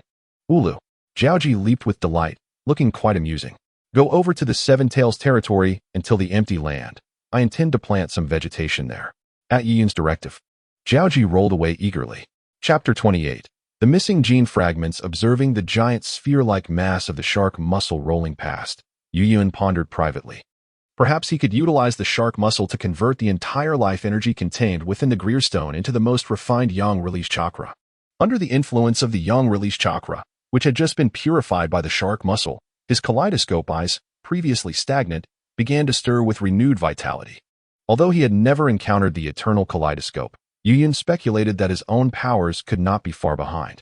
He wondered if by combining the chakra of Sasuke and Naruto, he could perhaps manifest a pair of Rinnegan. No. Upon entertaining this thought, Youyun immediately rejected it internally. The method of synthesizing Rinnegan in the shinobi world could only follow the path of Uchiha Madara, channeling the chakra of Ashura and Indra to summon the chakra of the Sage of Six Paths, which would then nurture the Rinnegan. However, could the Rinnegan birthed from the chakra of the Sage of Six Paths truly be his own? He recalled that in his memories. After Madara activated the Sage of Six Paths mode, he was cleaved in two by Sasuke's Chidori. When Madara sought to reclaim his other Rinnegan, the Sage of Six Paths manifested through Madara's lower half. This was indeed a chilling thought. If the Sage could manifest through Madara's chakra, did that imply the ability to manipulate Madara's chakra? In the world of Naruto, being able to control chakra is not much different from controlling the person themselves. What if, when you synthesized the Rinnegan using Sasuke and Naruto's chakra, the Sage of Six Paths decided to intervene at a critical moment? Such considerations weighed heavily on him. He could not jeopardize his future for the sake of immediate strength, especially as time was not on his side. Reflecting on this, Youyun realized that the collection of genes from the Otsutsuki clan required careful deliberation. At the very least, he could not replicate them entirely. Similar genetic individuals would produce analogous chakra, which could influence one another. It was crucial to remember that the chakra of the Otsutsuki clan had not yet fully dissipated. It lingered, observing the shinobi world in the form of souls, like his elder brother. Although neither he nor his brother had expressed any intent to resurrect and directly intervene in the shinobi world, one could never be too cautious. What if they decided to act without warning? The one who would suffer would undoubtedly be him. Thus, Youyun dared not gamble. Whether it be genes or chakra, both must be infused with his personal essence, even if it proved to be exceedingly troublesome. After concluding matters with the shark muscle, Youyun proceeded to the experimental area within the Kamui space. Upon arriving at a particular location in Kamui, he formed a hand sign, and a uniquely structured building emerged from the void. Subsequently, Youyun pressed his hand against the edifice. Buzz! A door materialized instantaneously, revealing the concealed laboratory within the realm of Shenwei. Inside, the most advanced experimental apparatus of the ninja world congregated, particularly in the field of biology, tailored meticulously to the specifications of Bailu. These instruments had nearly depleted the funds generously bestowed by Hade, leaving him with scant resources. Meanwhile, Bailu's demands were insatiable. Soon he would have to venture forth to seek additional financial support. To be frank, the sole advantage of being a ninja lay in the rapid acquisition of wealth. However, he was reluctant to pursue monetary gain through such means. Although lucrative, it was laborious and time-consuming. Engaging in tasks here paled in comparison to the paltry earnings of underground intermediaries. Only someone like Kakuzu, a middle-aged man lacking other skills, would resort to such methods of earning. The most disheartening aspect was the loss of life and, consequently, the loss of funds. Youyun opened the door to the laboratory and stepped inside. Upon entry, he activated the lights, illuminating the entire space and revealing rows of experimental instruments before him. He approached one device, retrieving biological samples collected from the sunshade and placing them into the apparatus, preparing for a preliminary separation experiment. During his time in the ninja world, he often found tranquility in experimentation, especially when he was immersed in the process. Gene separation is a complex and intricate task, and given that he was alone, the experiments would inevitably be protracted. Yet, this was of no concern to him. He relished the solitude of conducting such experiments, as the state of flow rendered him oblivious to time. After placing the samples into the apparatus, Youyun activated his Shunwei kaleidoscope, an eye originally forged for destruction, now repurposed for creation. An indeterminate period passed, and at long last, Youyun succeeded in separating the genes of the Otsutsuki from those of humans. He discerned the segments of DNA by observing their vigorous reactions to all attributes of chakra, identifying which belonged to the Otsutsuki and which to humanity. Naturally, this was merely a preliminary classification. Further learning from Bailu would be necessary to master the separation of bloodline limit genes. After the separation, Youyun endeavored to connect the segments of DNA that appeared to be of Tsutsuki origin, but met with failure. Was it due to missing fragments of genetic material? Or had he overlooked something? Youyun withdrew his gaze from the instrument and reverted his kaleidoscopic Sharingan back to its Tomo state. He rubbed his eyes and subsequently instilled a few drops of eye medication, having scarcely ceased the use of the kaleidoscope during this period. This should not be the case. The disparity between human genes and those of the Tsutsuki is vast, rendering such an occurrence improbable. To validate his hypothesis, he conducted experiments utilizing his own genetic material. Assuring himself that in this lifetime, he bore no relation whatsoever to the Tsutsuki clan. Indeed, as he suspected, certain segments of his genes reacted solely to specific attributes, and the degree of reaction was significantly less than that observed in the suspected Tsutsuki gene fragments isolated from the Hyuga clan. It seemed that the genes inherited from the Hyuga were deficient. During the process of gene collection, Mohiro had been lurking in his shadows. Thus it was unequivocally not a case of intentional negligence on his part regarding the collection of anyone's genetic material. All biological samples from the Hyuga clan had been secured for Youyun, save for Niji's. Now, the only option left was to venture to the moon. Damn. He truly wished to avoid confronting the Tsutsuki clan residing there. He had not yet matured sufficiently. Who could tell if that colossal Rinnegan could be activated without the smaller variant? What if their encounter resulted in his swift demise? How utterly embarrassing that would be. Perhaps there were alternative approaches. If he could approach the colossal Rinnegan on the moon while evading their vigilance, he might have a chance once he reached the ninja realm. He recalled that the lineage from the moon had descended before, seemingly engaging in a betrothal arrangement involving Sharon and Hinata. From a bloodline perspective, Hinata and Sharon were indeed a fated pair, and it was conceivable that their offspring might be born with the Rinnegan. Alas, Naruto's striking blonde attributes were far too potent, and Hinata had been swept away. How tragic. It appeared that during the time of his sacrificial role, he hoped it was not too late. With that thought, Youyun activated Kamui and teleported away. Chapter 29. The disappointment of Naruto. Since the turmoil of the Nine Tails incident, the major hidden villages surrounding Konoha have begun to stir restlessly.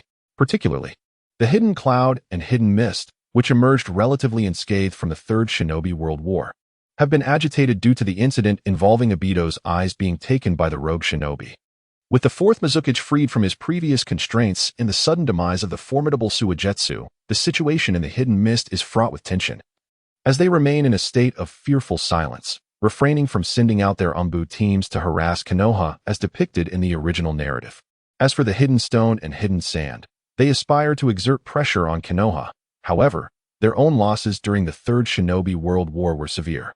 The younger generation of the Stone Village was nearly obliterated by Minato Namikaze, while the Sand Village is left digging for resources to repay their war debts, leaving only the Hidden Cloud capable of consistently applying pressure on Konoha. Yet, the fourth Raikage is not a fool. Instead of engaging Konoha in direct conflict, he opts for a strategy of persistent pressure along the borders. Since the Nine Tails incident until now, the fourth Raikage has proposed a peace talk. The third Hokage, startled, set down the documents he was reviewing in the Hokage office. Indeed, the Hidden Cloud has indicated they will soon send a delegation to discuss terms of negotiation, reported Shikaka Nara, standing before the Hokage's desk. Upon hearing this, the third Hokage rose and began pacing back and forth in his office. Shikaku, what is your perspective on this? After a lengthy contemplation, he inquired, do you believe the words of the Hidden Cloud are trustworthy? Shikaku shook his head in response. I doubt their sincerity. The Hidden Cloud has a penchant for extorting others through warfare. Even if this negotiation is genuine, the cost could be exorbitant. Listening to this, Sarutobi Hiruzen sat in the Hokage's chair, closing his eyes in deep thought. After a considerable pause, he opened his eyes. Then let us proceed with the talks. Konoha can no longer afford to be dragged into another war. Even if it demands a sacrifice, we must strive for peace. Although Shikaku's expression remained neutral, a flicker of disappointment crossed his mind. The third Hokage is indeed aging. Peace is seldom achieved through negotiation, and it seems unlikely that Konoha can emerge unscathed from this affair. Shall I arrange the necessary matters? Shikaku inquired cautiously. Yes, proceed with the arrangements.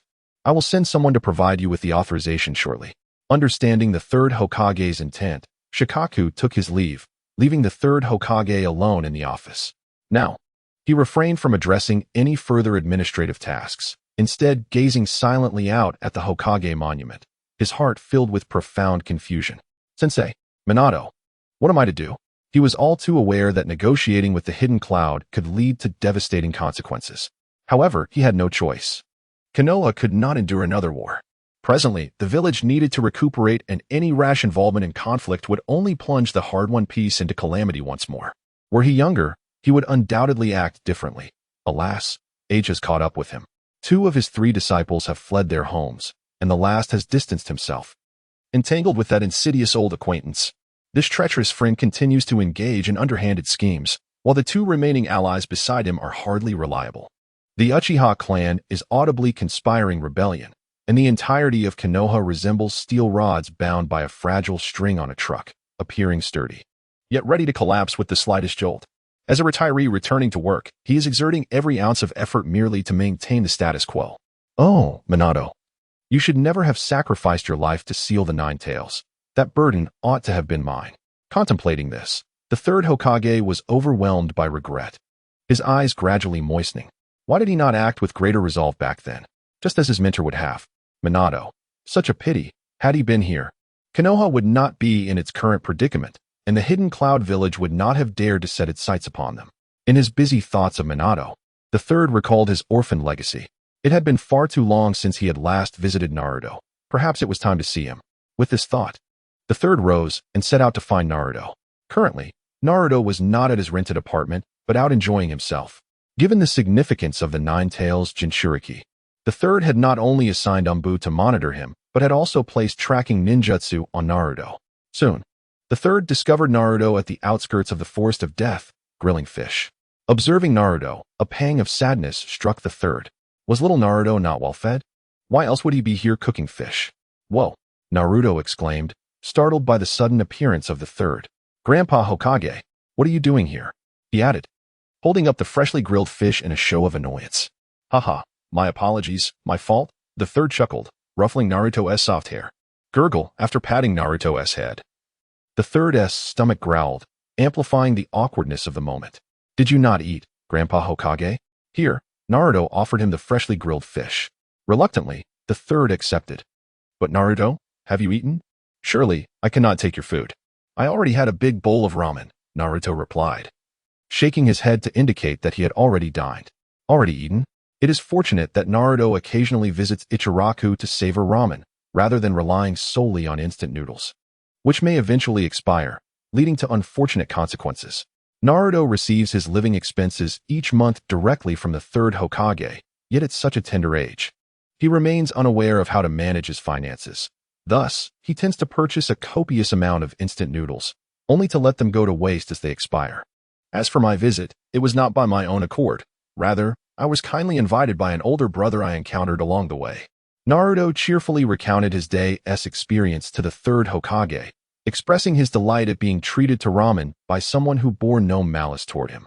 The presence of such benevolence, devoid of hostility, filled Naruto with joy. An older brother?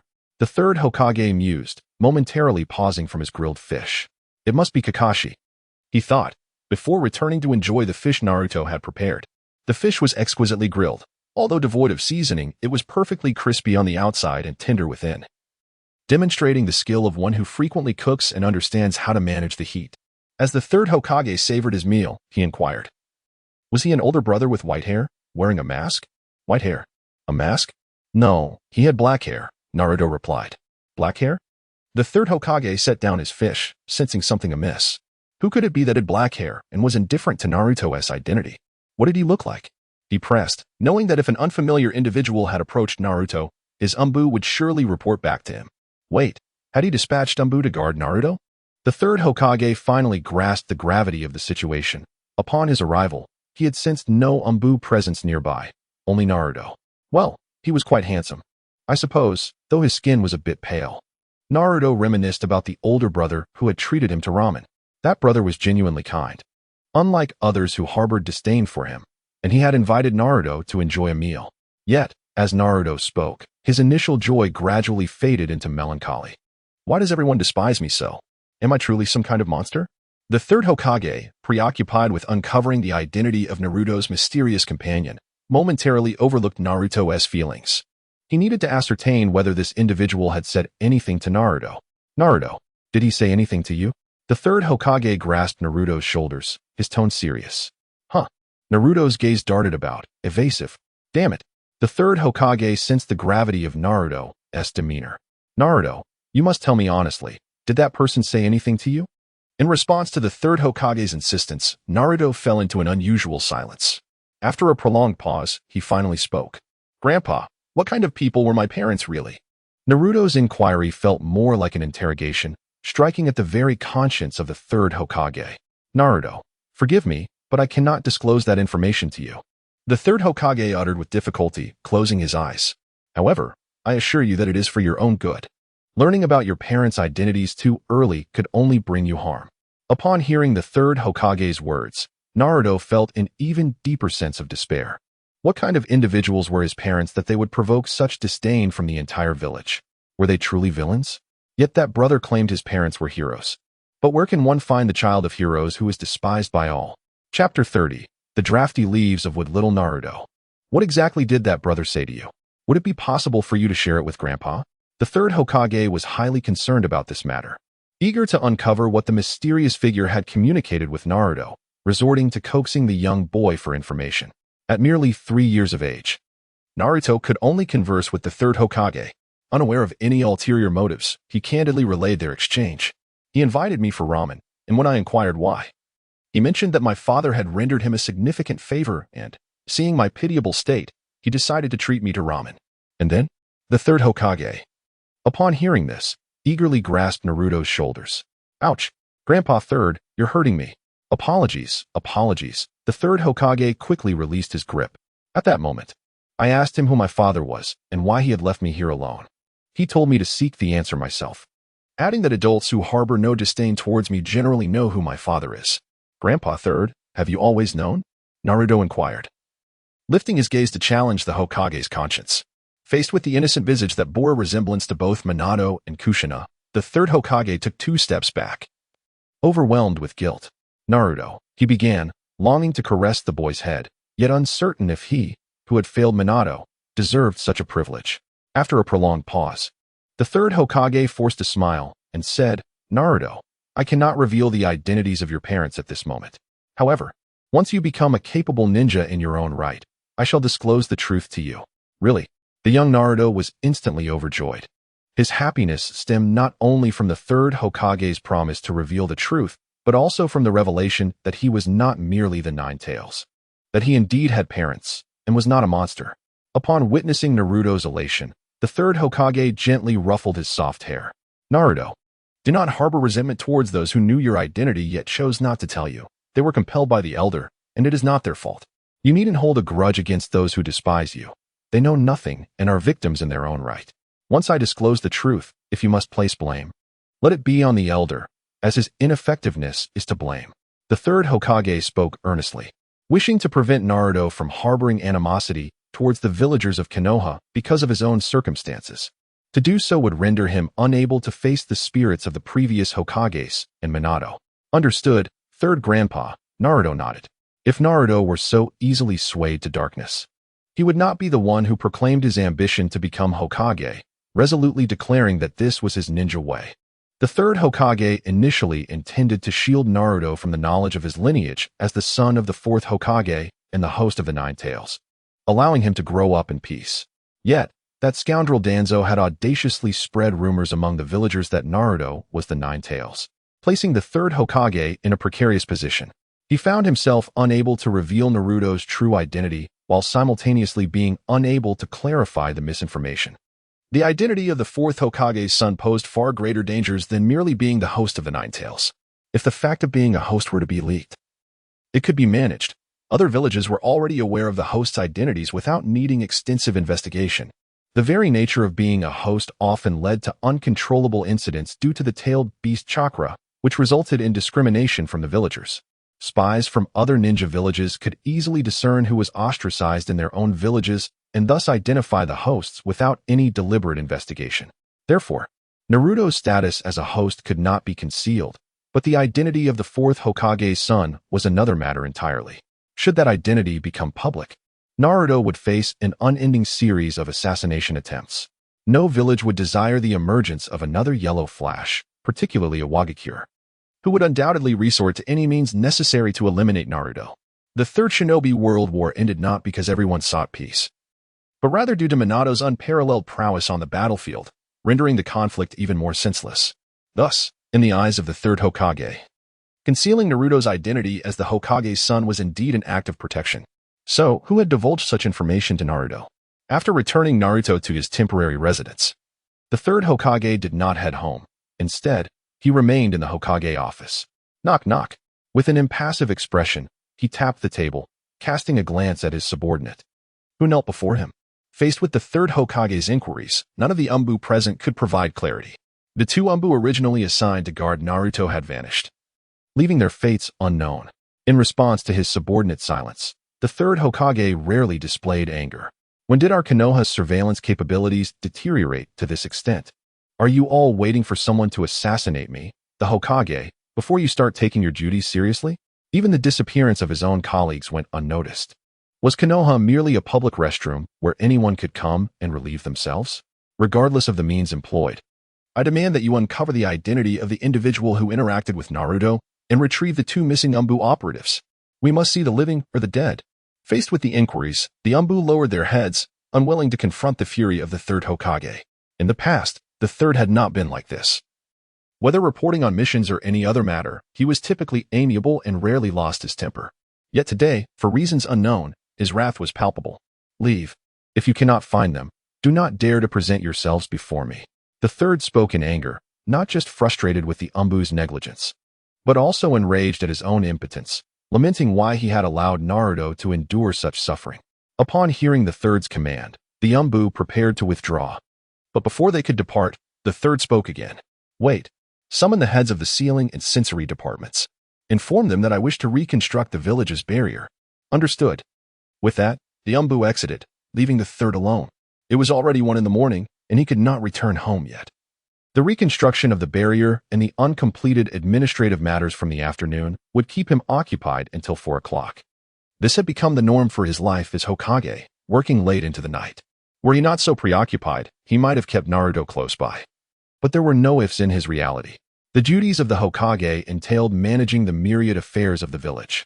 As he waited for the heads of the departments to arrive, the Third pondered the nature of the entity capable of silently bypassing Konoha's sensory barrier.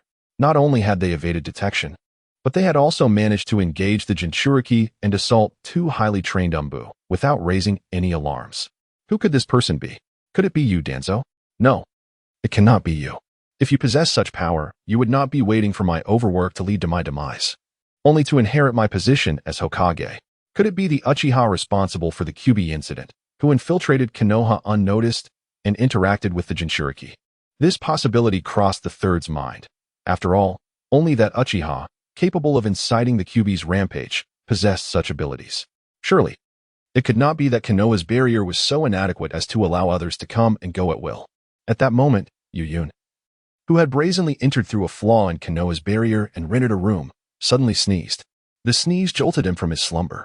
Who was thinking of me? He mused. Perhaps just a figment of my imagination.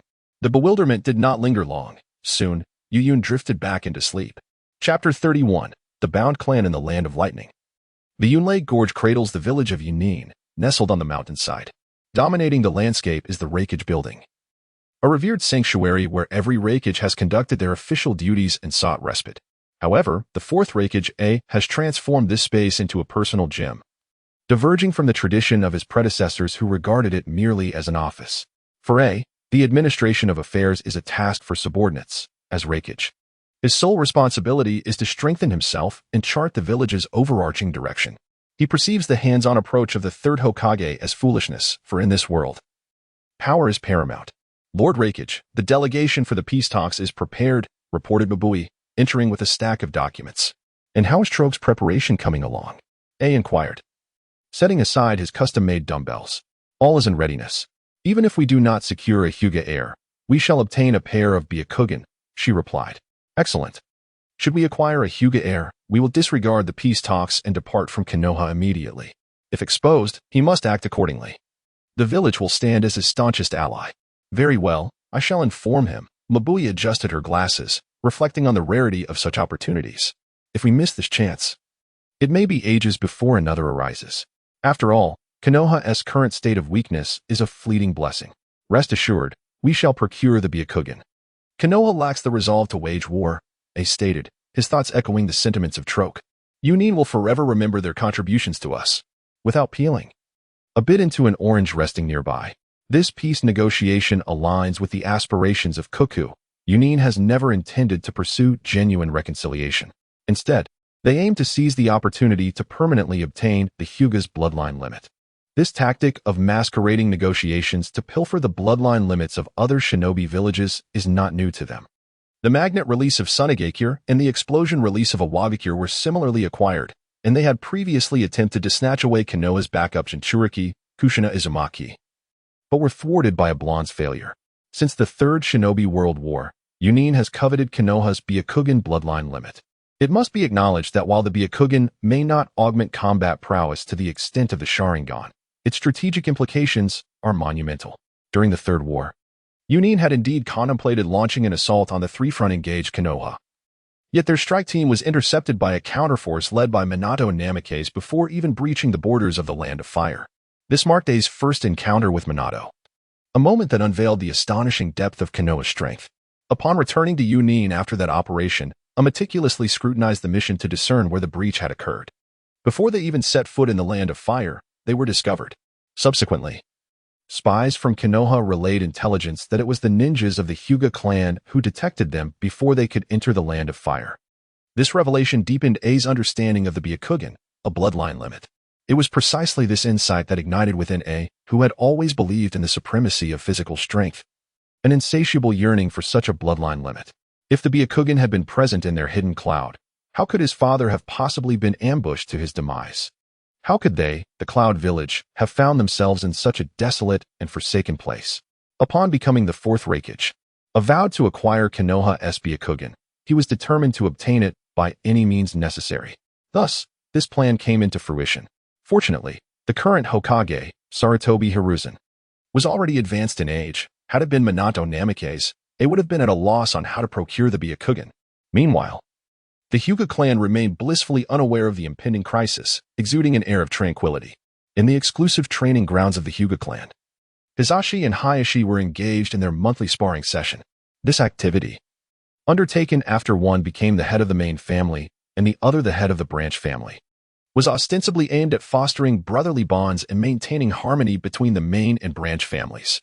However, the underlying intent was to instill in the branch family a profound understanding of the irremovable chasm of power that existed between them and the main family, compelling the branch family to accept their fate. Hisashi, come at me, Hayashi declared, having already assumed an offensive stance. Brother, do we truly have to fight? At this moment, I am not particularly inclined to engage in battle. Nishi stands outside the arena, devoid of enthusiasm for combat. The secret technique provided by Youyun, though labeled as such, is fundamentally a medical text, brimming with an extensive array of medical knowledge. It cannot be mastered merely through the manipulation of hand signs like other ninjutsu. Consequently, he finds himself starting anew in the study of medical ninjutsu. It is well known that medical tomes are formidable and densely packed, despite months of effort. He still lingers on the foundational texts. Each day begins with studying. He reads during breakfast, while managing the daily affairs of the Hyuga clan, in the restroom, and even before sleep. Disturbingly, he has been jolted awake from nightmares, haunted by visions of poring over medical books. Given such intensity, he has only just scratched the surface of his studies. Thus, he is truly disinterested in playing the familial games that his elder brother insists upon, where the main house perpetually holds superiority over the branch family. Moreover, he has grown weary of his elder brother's presence. Although their talents may be comparable, he possesses battlefield experience, having faced enemies in direct confrontation, whereas his brother, Hinata Hisashi, is merely acquainted with tales of war. Hisashi may be well-versed in drills, but lacks the practical experience of combat. If he wished, he could easily defeat Hisashi within 10 moves. He recognizes this truth. The more he indulges in these familial games, the more pronounced Hisashi's naivety and sluggishness in battle become. It is crucial to note that Hisashi struggles with controlling his strength, relying solely on the 8 trigrams palm to inflict damage. However, on the battlefield, amidst life and death situations, foes do not afford the luxury of time to execute full attacks. During the Third Shinobi World War, he was interrupted while attempting to utilize the 8 trigrams palm, an incident that nearly cost him his life. Thus, he is acutely aware of the shortcomings inherent in the Hyuga clan's traditional practices. This is the rule of the Hyuga family. It is not a matter of desire. Hisashi, noncommittally, asserts that it is time for Nishi to deeply comprehend the disparity between the main and branch families. To understand that the branch family will never rival the main house, in order to quiet his tumultuous heart. Since it is the rule, I shall comply, Nishi concedes, closing the book and stepping into the training arena. Following his brother's customary approach, he begins with the 8 trigrams empty palm, subsequently employing the 8 trigrams palm for offense. If the 8 trigrams can resolve the confrontation, he will limit it to the 64 palms of the 8 trigrams. If that fails, he will resort to the main family's ultimate technique, return to heaven. He only needs to evade the charging palm and engage in a spar with his brother, ultimately conceding a narrow defeat. Perhaps he could even block all of Hisashi's 64 palms, compelling him to resort to return to heaven. Losing to that technique would likely appease the vanity of the main house.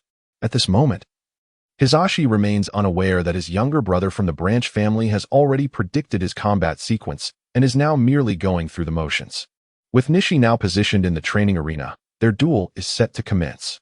After exchanging pleasantries, Nishi swiftly launches an attack at Hisashi. Soft fist technique. 8 trigrams, empty palm. Hisashi promptly unleashes a stream of chakra, hurtling towards the advancing Nishi. Soft fist technique.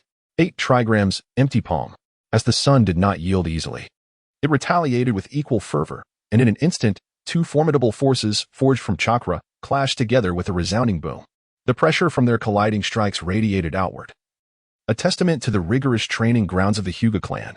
Otherwise, it would have taken but a single blow from these 2 brothers to obliterate the arena.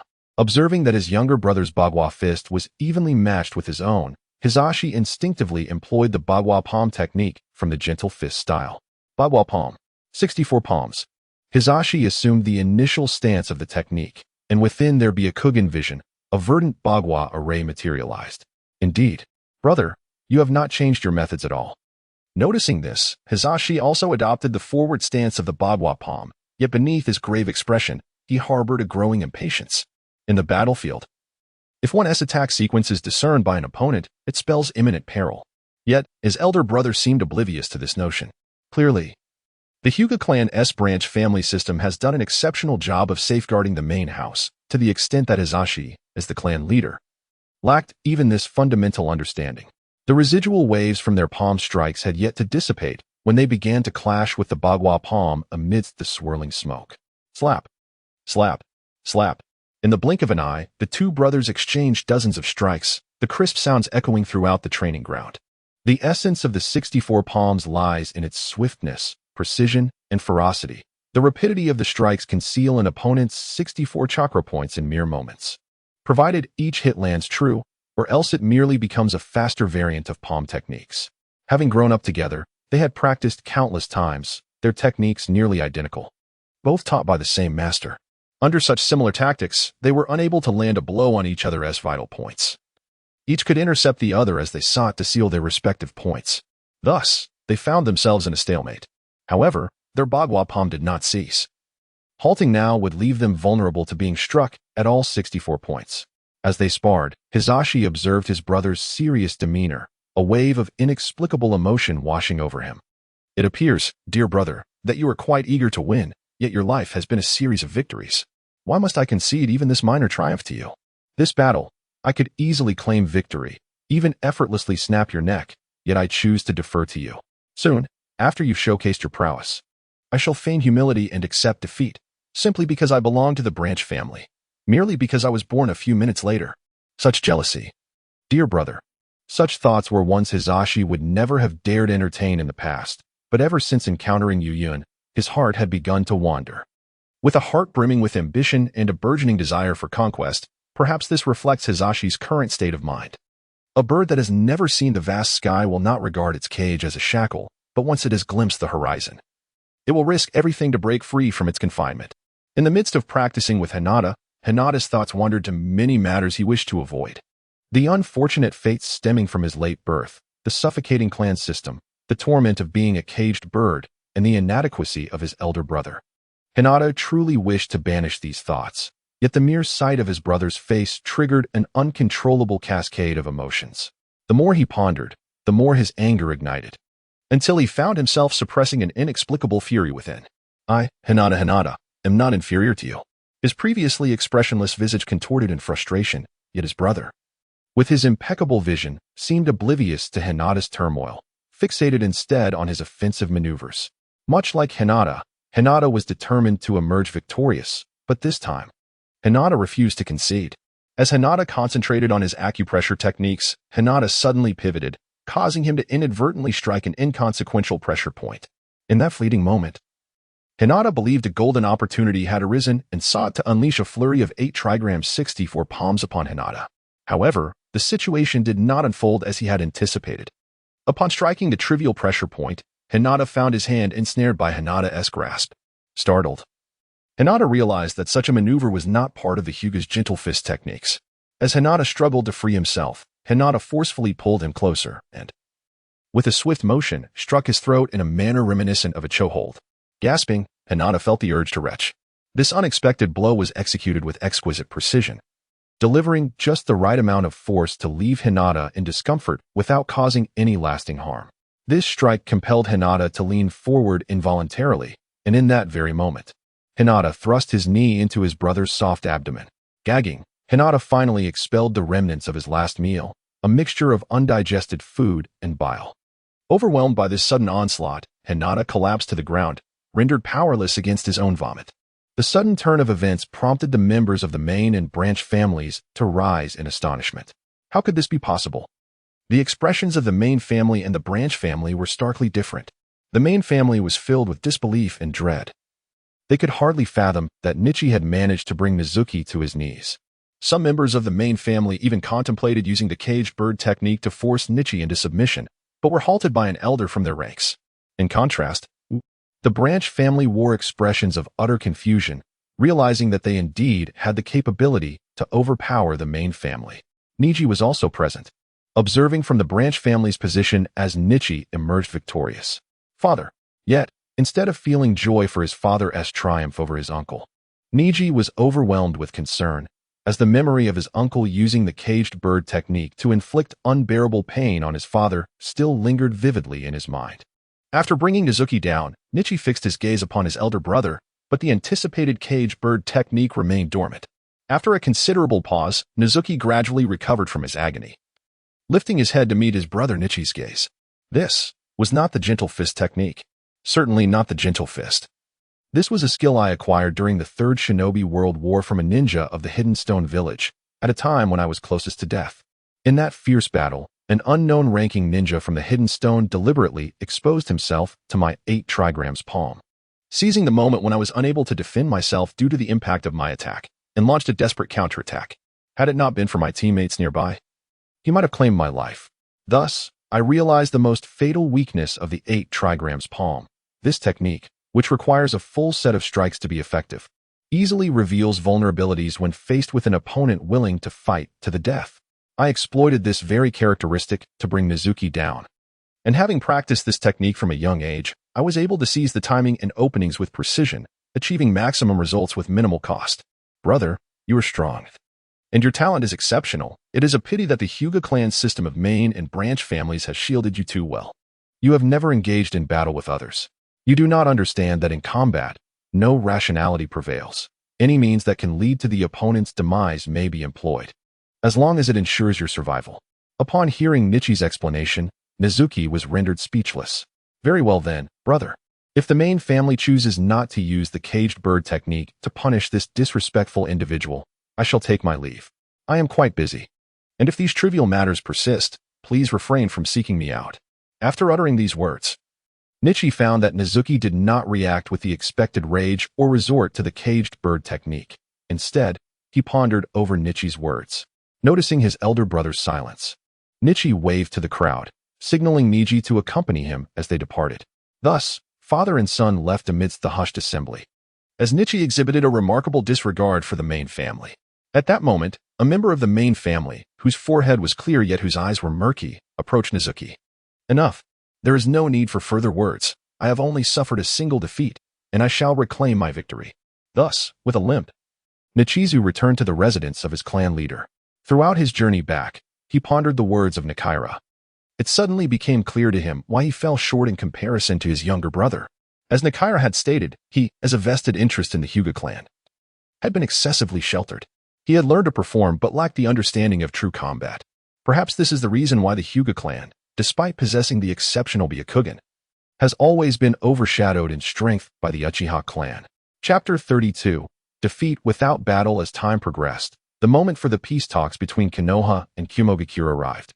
The third Hokage and his companions had long been prepared at the entrance of the village for a welcoming ceremony. Judging by the decorations and the grandeur of the event, it was evident that the third Hokage placed great importance on this negotiation, with flowers and cannon salutes along with a few hired cheerers. One might mistakenly believe that Konoha's heroes had returned in triumph. Hayashi, it has already been 3 hours past the scheduled time for the talks. Yet those Kumogakure brutes have yet to appear, grumbled Tiketsuke Haru, who stood to the right of Sarutobi Hiruzen. She had been waiting alongside Hiruzen for a full 4 hours. Not only was there no sign of the delegation, but not even a bird could be seen. Moreover, it was the onset of winter, and the biting cold was unbearable for her. While Hiruzen could endure, she found it intolerable.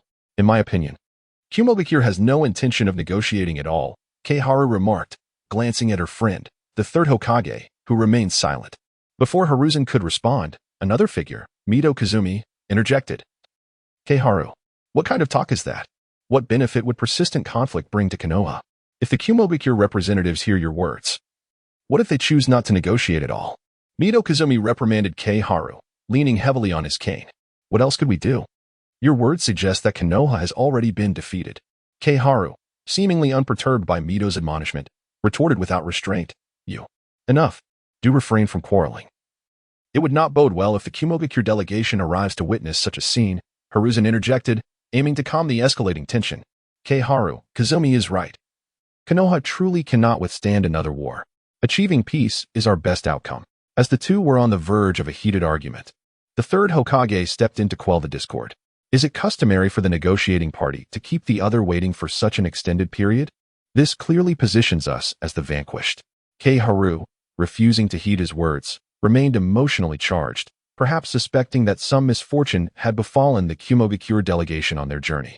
The third Hokage defended his stance, fully aware that the Kumogakure delegation's tardiness was not due to an unforeseen event, but rather a deliberate act of provocation. Yet he found himself powerless in the face of the situation. He longed for these talks, hoping to guide Konoha safely through these tumultuous times. He would endure the humiliation for the sake of the village. Then you all may wait. I shall not accompany you, Keiharu declared, turning away upon hearing the Hokage's seemingly cowardly words. The prospect of humiliation was daunting, especially with the Kumogakure delegation's imminent arrival. Keiharu, wait. Mito Minin wished to intervene, but was halted by the third Hokage. Very well, and, as for Haru, if she does not wish to participate, I shall not compel her. Mito Minin found it difficult to voice any objections. Presently, only the two of them remained among the upper echelons of Konoha. It seemed that everyone had come to realize the potential humiliation that awaited them in the negotiations, and thus chose to abstain from attending. Time passed, and eventually, a member of the Hyuga branch responsible for vigilance spoke up. Lord Hokage, the delegation from Kumogakure has arrived. The two, who had been growing increasingly impatient, quickly adjusted their expressions upon hearing this announcement. They have arrived? Let us prepare ourselves. At the behest of the third Hokage, the previously lethargic welcome committee sprang into action. However, just as they anticipated the arrival of the Kumogakure delegation, they found themselves waiting for an additional 20 minutes. After a full 20 minutes had elapsed, the Kumogakure delegation finally appeared before the gathered assembly. My sincerest apologies, Lord Hokage. We encountered some bandits on our journey, which regrettably delayed our arrival. Trock. The head of the Kumogakure delegation hastily approached Sarutobi Hiruzen, belatedly acknowledging him. It is of no consequence. Your village's delegation comes in the spirit of peace. I would not mind waiting a day for such a purpose, let alone 4 hours, the third Hokage responded, accepting Trock's rather perfunctory excuse. Reminiscent of Kakashi's later encounter with a black cat, and extended his hand for a handshake. However, Trock, whether due to oversight or indifference, did not reciprocate the gesture. It appears your village is disinclined to collaborate with us mountain dwellers. To think that such an important negotiation is attended by only 2 of our higher officials. Perhaps we ought to reassess your village's willingness to negotiate, Trock remarked, gesturing around the 3rd Hokage, noting the presence of merely masked Anbu and some inconspicuous lower-ranking ninjas, devoid of clan leaders or key figures from Konoha's vital departments. Faced with such indignity, Mito Minin could no longer contain his outrage. The Hokage had waited for 4 hours. Yet they dared to claim a lack of sincerity? Truly, there are limits to what one can endure. He was on the verge of speaking out when the 3rd Hokage intervened. Is my presence here not sufficient? The 3rd Hokage lowered his hat, attempting to conceal his expression from Trock. Upon hearing this, Trock suddenly laughed, now convinced of the likelihood of success regarding the special mission assigned to him by the Raikage. In the face of such overt humiliation, the 3rd Hokage astonishingly chose to endure rather than retaliate. It is worth noting that Trock had prepared himself for the possibility of being struck down by this once mighty figure of the shinobi world. Yet he found that the legendary warrior had transformed into a figure of submission. That will suffice, Your Excellency, Trock declared, extending his hand. The 3rd Hokage, however, did not mirror this deliberate display of awkwardness, but instead grasped Trock's hand immediately. After your arduous journey, allow me to escort you to our hospitality quarters in Konoha. The 3rd Hokage gestured invitingly. Then I shall graciously accept your offer, Trock replied without hesitation, leading his subordinates boldly into Konoha. Welcome, esteemed envoy, to Konoha. As Trock entered the village gates, he was met with the sight of villagers lining the streets, cheering enthusiastically for him. Oh, esteemed envoy, we hold you in great esteem. Villagers danced and shouted, some even moved to tears, leaving Trock utterly astonished. What is this? Why do they treat me as if I were a true hero of Konoha? Nevertheless, he swiftly composed himself, adopting the demeanor of a victor and waving to the adoring crowd. Your Excellency, the villagers of Konoha are indeed warm-hearted. I almost felt like I truly was their great hero. I wonder if there was ever such a spectacle upon the return of the Yellow Flash, Minato Namikaze. After the 3rd Great Ninja War, Trock spoke in a hushed tone to the 3rd Hokage accompanying him. Do you truly believe you can be compared to Minato? The mention of Minato caused the 3rd Hokage's expression to momentarily stiffen before returning to a benevolent facade. Certainly, the envoy is a hero of Konoha. Anyone who brings peace to our village is a hero, the 3rd Hokage smiled, though he refrained from addressing the comparison to Minato. Haha. Trock remained unfazed by the condescension in the Hokage's words, nor did he care whether the villagers genuinely welcomed him. All that mattered to him was that his life had reached fulfillment, to humiliate the 3rd Hokage and be received by the villagers of Konoha, the most formidable adversaries of the Cloud Village, in the guise of a hero, and to be compared to the illustrious Yellow Flash, Minato Namikaze, who had triumphed in the 3rd Great Ninja War. Soon, he would achieve extraordinary feats in service of the esteemed Raikage he so admired. In summary, even if he were to perish, this experience was worth every moment. Chapter 33. The most Uchiha of Uchiha at the zenith of Troka's glory. Numerous pairs of eyes scrutinized him amidst the crowd. This humiliating and pressurizing negotiation tactic felt strikingly familiar. As Youyun observed Troka, he inexplicably perceived the silhouette of an old acquaintance in him. When Troka arrived at Konoha to engage with the 3rd Hokage and his entourage, Youyun had concealed the magical entity, Emo Shulon, in the shadows nearby to eavesdrop, thus indirectly witnessing the entire exchange. Just as he was on the verge of recalling the identity of that old friend, he suddenly sensed a gaze lingering on him for an extended duration, causing an uncomfortable shiver down his spine. Following the direction of the gaze, he discovered an Uchiha child who had yet to close his Tomo Sharingan. In the distance, Uchiha Itachi realized his covert observation had been detected, sending his heart racing. Who is this individual? Why can't my Sharingan discern the flow of his chakra? He had arrived there earlier that morning, intending to ascertain the nature of his father's resistance to the peace talks. After a prolonged wait for the arrival of the Kumogakure delegation, curiosity compelled him to use his Sharingan to observe the dialogue between the 3rd Hokage and the Kumogakure representatives. However, before he could witness the entirety of the exchange, he was drawn to a man not far off in the crowd. The man's allure was not due to any remarkable appearance. On the contrary, he was rather ordinary, the type that would easily blend into a crowd. What captivated Itachi was the absence of any detectable chakra emanating from this individual, or rather, his Sharingan could not perceive any chakra flow from him. It is known that the Sharingan, once activated to the 2nd Tomo, possesses the ability to see through the chakra flow of others. Under its scrutiny, a normal person's chakra flow is visible. The chakra of an ordinary individual is merely less abundant, while a ninja's is more pronounced, yet it is never imperceptible. Yet, astonishingly, Itachi could not detect any chakra flow from this man, as if he were a corpse. When their gazes met for a fleeting 2 or 3 seconds, the man acknowledged Itachi's stare. In a moment of panic, Uchiha Itachi hastily diverted his gaze. After a brief pause, curiosity compelled him to glance back once more, only to be met with an eerie sight. The man had vanished. For years later, as he perpetrated the massacre of the entire Uchiha clan, Itachi now found himself taking a step back in fright. When did this happen? No. He must report this to the Umbu immediately. As Itachi prepared to inform the concealed Umbu operatives of the situation, a hand pressed down on his shoulder. Do not move, or no one will be able to protect you. With great difficulty, Itachi turned his head toward the source of the voice, only to find the previously vanished man now standing behind him. Itachi, paralyzed with trepidation, dared not make a sudden move. You are Uchiha Itachi, are you not? Truly. The reputation is well-deserved. After spending several days in Konoha, you were the only one who discerned my unusual demeanor. At this moment, Youyun resembled a neighborly older brother, affectionately draping his arm over Itachi's shoulder, speaking in a tone and expression akin to sharing secrets with a sibling. Following the enhancement of Moxoluo, Youyun immediately employed various techniques to adapt Moxoluo to sensory ninjutsu and ocular arts, striving to mold him into an assassin capable of concealing himself beneath the very noses of others.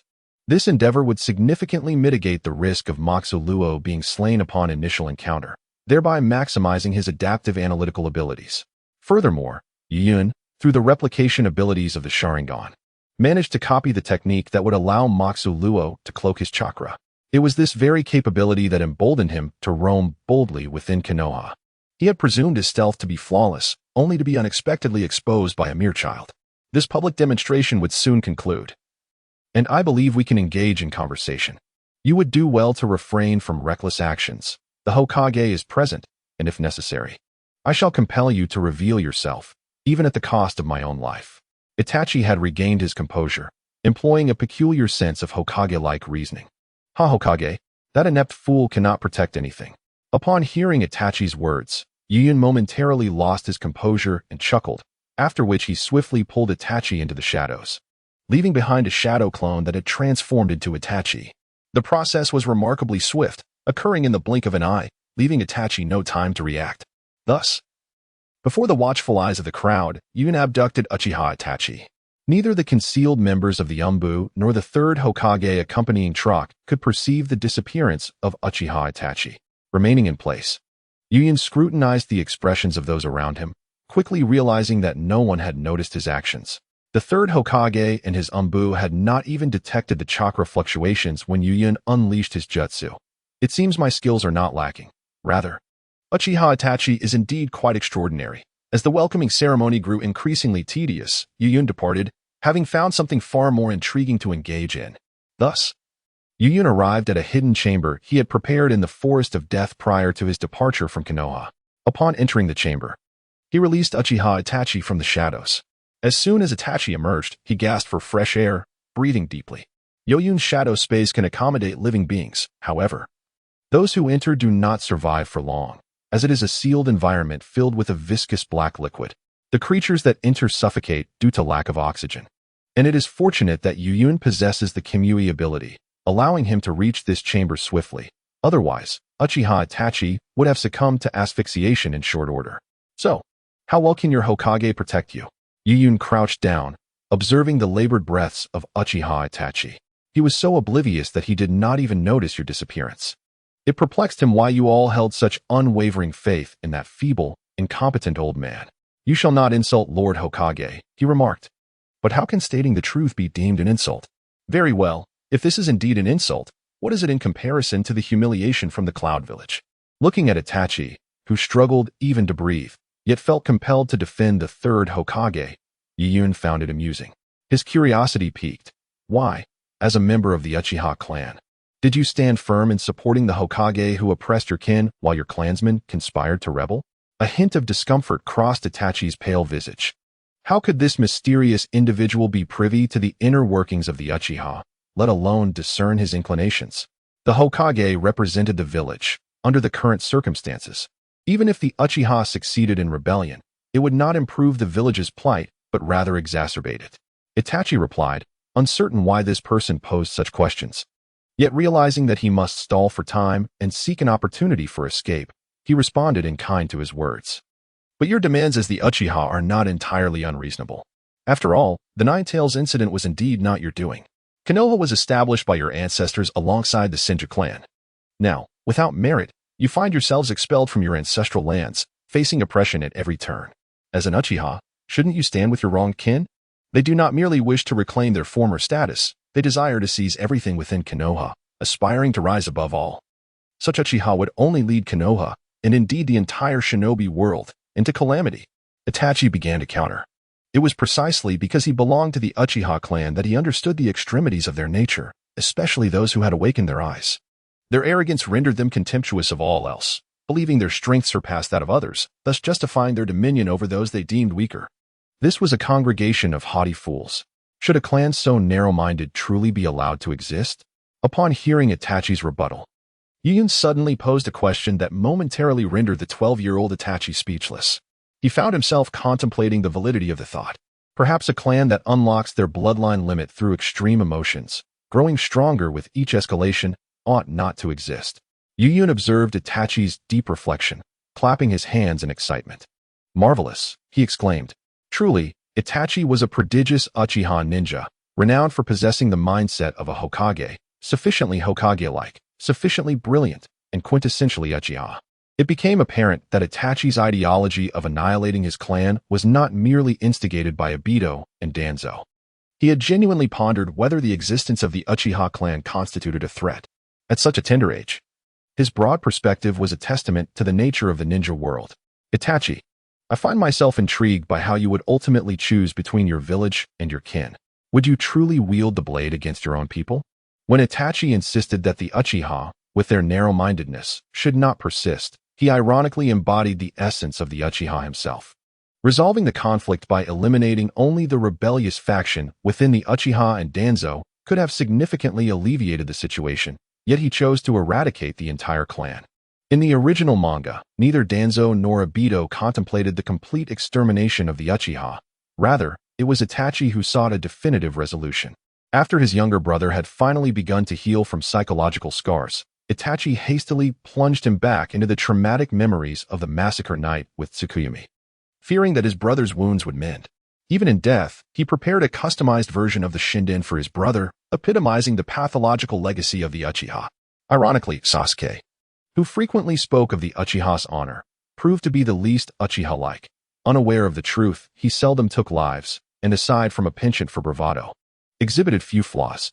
No, you will undoubtedly betray the expectations of your father and your closest friend, extending your blade towards the defenseless women and children of the Uchiha.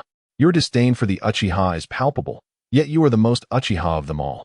Gazing upon the underage Itachi, Youyun revealed a smile steeped in pure malice. This smile sent chills down Itachi's spine, as he felt utterly exposed. As if all his secrets lay bare before this man. I am genuinely curious about the trajectory of your future. For now, let us observe. Witnessing your descent into despair could indeed provide a perverse amusement. Since departing from Konoha, Youyun had gradually awakened formidable attributes, developing an affinity for revelry and chaos. Akin to Hakimi carelessly sending glass trinkets crashing to the floor simply for the thrill of witnessing their shattering. What are you saying? What do these words mean? And who are you? But awaiting him was a pair of eyes adorned with a unique pattern. It was the Manjiki Sharingan. Following this, Itachi lost all consciousness. Chapter 34. Indra, what? What is stirring? The review of the previous chapter got stuck, so I am now sending out the next chapter. What is this? Itachi felt a sense of confusion. Why was he here? Suddenly, a memory surfaced in his mind. After attending the welcome ceremony of the Cloud-Hidden Village, he had returned to the Uchiha clan grounds. However, he felt an inexplicable sense of dissonance that he could not articulate. Before he could unravel his thoughts, his mother emerged, cradling his younger brother. Itachi, why are you standing there? Come back for dinner. Brother. Sasuke, who had been beside Mikoto, released his mother's hand and rushed towards Itachi. Upon seeing his adorable younger brother, Itachi momentarily dismissed the feeling of dissonance and embraced Sasuke tightly. At your age? Still clinging to your brother. How shameless. Seeing the affectionate bond between the two brothers, Mikoto stifled a laugh, thinking, which parent wouldn't desire harmonious relationships among their children? I'm not clinging to my brother. Upon hearing his mother's laughter, Sasuke's cheeks flushed slightly, and he attempted to wriggle free from Itachi's embrace. Don't worry. Just like this, I'll take you home. Itachi did not release Sasuke. Instead, he held him even closer, inexplicably yearning to be with his younger brother. Look, Mom. It's my brother who is clinging to me, Sasuke declared with a haughty tone, which only deepened the amusement in Mikoto's eyes. All right. It's not that Sasuke is clinging to me, but rather that I want to cling to Sasuke, Itachi replied with a hint of exasperation. As the warmth enveloped the trio, a stern voice suddenly interrupted the moment. How old are you now, still clinging to Itachi? What kind of behavior is this? It is Uchiha Fugaku, who presently stands at the entrance, wearing a discontented expression as he gazes at Sasuke, nestled in Itachi's embrace. Startled by Fugaku's voice, Sasuke buries his head in Itachi's arms like an ostrich. Why are you scowling at the child? Mikoto chides, playfully pinching the soft flesh at Fugaku's waist, causing Sasuke's previously stern demeanor to soften under his wife's gentle influence. Ah, Mikoto, be gentle. Fugaku pleads, met with a disapproving glance from his wife. Though he harbors deep affection for both children, he often refrains from engaging with Itachi and Sasuke due to his paternal pride. While Itachi understands that his father's stern exterior conceals a warm heart, Sasuke remains oblivious and thus lives in trepidation of his father. Itachi, come to my study later. I have matters to discuss with you, Fugaku states, returning to his serious demeanor as he addresses Itachi, who responds without turning, yes, father. Seeing the two interact, Mikoto sighs inwardly. She is aware of the irreconcilable tensions between her husband and Itachi, yet as a wife and mother, she feels powerless, watching the rift between them widen. Fugaku, Itachi. Thus, the four of them return to the clan leader's residence for dinner. 30 minutes later, after the meal, Mikoto takes Sasuke out for a stroll to aid digestion, allowing space for the father and son. Itachi instinctively makes his way to Fugaku's study, which Fugaku follows suit. Upon entering, Fugaku finds Itachi already standing before the desk. Without uttering a word, he shuts the door. This study is exclusively for the clan leader. A protective barrier was established due to a certain second Hokage's penchant for eavesdropping on the Uchiha clan, ensuring that conversations within remain confidential. How does it feel to witness other ninja villages humiliating Konoha? Fugaku inquires after taking a seat, the tension palpable as his discontent regarding Itachi's alignment with the Hokage surfaces. Humiliation? What humiliation? Itachi is taken aback by his father's question, unsure of the context. Did you not observe the welcoming ceremony in its entirety? Fugaku frowns, bemused that even he, who did not attend, knows of the Hokage's public display at the village gates for 4 hours. There were even Uchiha police, utilizing their Sharingan, who could read the lips of the third Hokage and the representative from Kumogakure, recognizing that this inconsequential figure dared to compare himself to the fourth Hokage, Minato Namikaze. This was no ordinary humiliation, it was akin to trampling upon the face of Konoha. Now it is Itachi's turn to frown. He recalls returning only after witnessing the entire event, yet his memory of the specifics remains hazy. Where did the misunderstanding arise? Why is my memory here so vague? At this moment, concealed within Itachi's shadow, Youyun silently exclaimed in distress. This is bad. The intricacies of the illusion have not been properly managed, leading Itachi to sense something amiss. After conversing with Itachi, Youyun employed an illusion to obscure this segment of memory, but his skills in illusion were lacking. The details were not meticulously handled, allowing Itachi to detect a clue. Although young, Itachi possessed an exceptional talent for illusions. Even without activating the 3-Tomo Sharingan, he became aware that something was wrong with his memories. At this moment, Itachi was straining to recall, yet no matter how hard he tried, he could not dispel the shrouded fog in his mind. After all, it was an illusion of the kaleidoscope level, currently, with only the 2-Tomo Sharingan. Itachi's extraordinary talent in illusions would be of little help. Perhaps one day, when Itachi awakens the kaleidoscope, he will be able to break the illusion that Youyun cast upon him. Father, our village has been humiliated. Shouldn't we stand united with it? Faced with the inability to discern where the issue lay, Itachi had no choice but to address the matter at hand and converse with his father. It's not that I do not wish to, but but the village forbids it. At present, the village does not desire to align with us Uchiha. Moreover, our clansmen would never consent. There is no precedent for the Uchiha being humiliated by the weak. Fugaku, seated beside them, opened his Sharingan as he spoke to validate his assertion that the Uchiha cannot be humiliated by the weak. It must be noted that Fugaku's Sharingan possessed a formidable presence. During the Third Shinobi World War, he earned the moniker Fugaku the Fierce Eye. Ordinary ninjas would be intimidated and flee upon encountering his fierce gaze. Yet, even the formidable Third Hokage was willing to endure humiliation from the Cloud Village for the sake of peace. What purpose does our Uchiha pride serve when we uphold our reputation externally? Itachi exhibited no fear of Fugaku's Sharingan, instead gazing directly into his eyes. This was a result of the Third Hokage's age. He had no other options, and the village was distinct from the Uchiha clan. Father, it is impossible for the Uchiha to assimilate into the village if they continually prioritize themselves. The essence of Konoha lies in its unity as a family. Yet the Uchiha refused to embrace this familial bond. Fugaku gazed at his most esteemed eldest son, a sigh escaping his lips. Itachi, there are matters beyond my control. And even the Hokage cannot dictate them. The discord between the Uchiha and the village has existed since its inception. These tensions have been festering for years. I initially believed they could be resolved during the fourth Hokage's tenure, but after the Ninetales incident, I have lost hope for any resolution. Even if I were to propose that the Uchiha and Konoha stand together, the third Hokage would not believe it, nor would our clansmen agree. Itachi's eyes widened in surprise. It was the first time his father had confided such thoughts. He had assumed that as the leader of the Uchiha, Fugaku would share the sentiments of the clan. But it became apparent that his father was also ensnared by circumstances. Father, Itachi, while I express these sentiments, I still hope you will consider the Uchiha perspective.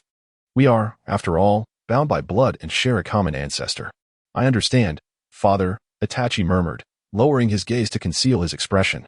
Though he acknowledged his father's words, his true feelings remained unvoiced. Take your time to reflect, and do not fully align yourself with the village as Shursui did, Fugaku advised. Yes, father, Itachi replied before taking his leave. Once his son departed, Fugaku closed his eyes. After a long pause, he finally spoke. I am sorry, Itachi. This is all due to my inadequacy as a father. Had he possessed the means to mend the rift between the Uchiha and the village, he would not have subjected his son to such emotional turmoil, caught between clan loyalty and village allegiance, bearing the weight of worry at merely 12 years old. Yet, he lacked the solutions. As he had previously stated, the discord between the Uchiha and Konoha could not simply be resolved by him as the clan leader, nor by Sarutobi Hiruzen as the Hokage. The calamity of the Ninetales that fateful night had irrevocably shattered the relationship between the Uchiha and Konoha. Even now, the Uchiha's reputation was scarcely better than that of Naruto, who had been unjustly labeled as the embodiment of the Ninetales.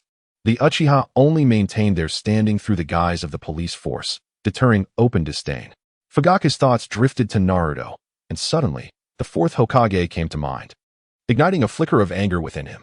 The Uchiha had once been presented with opportunities. Had the fourth Hokage still been alive, it would not have been impossible for the Uchiha to reclaim their central role in Konoha, or even for one of their own to ascend as Hokage.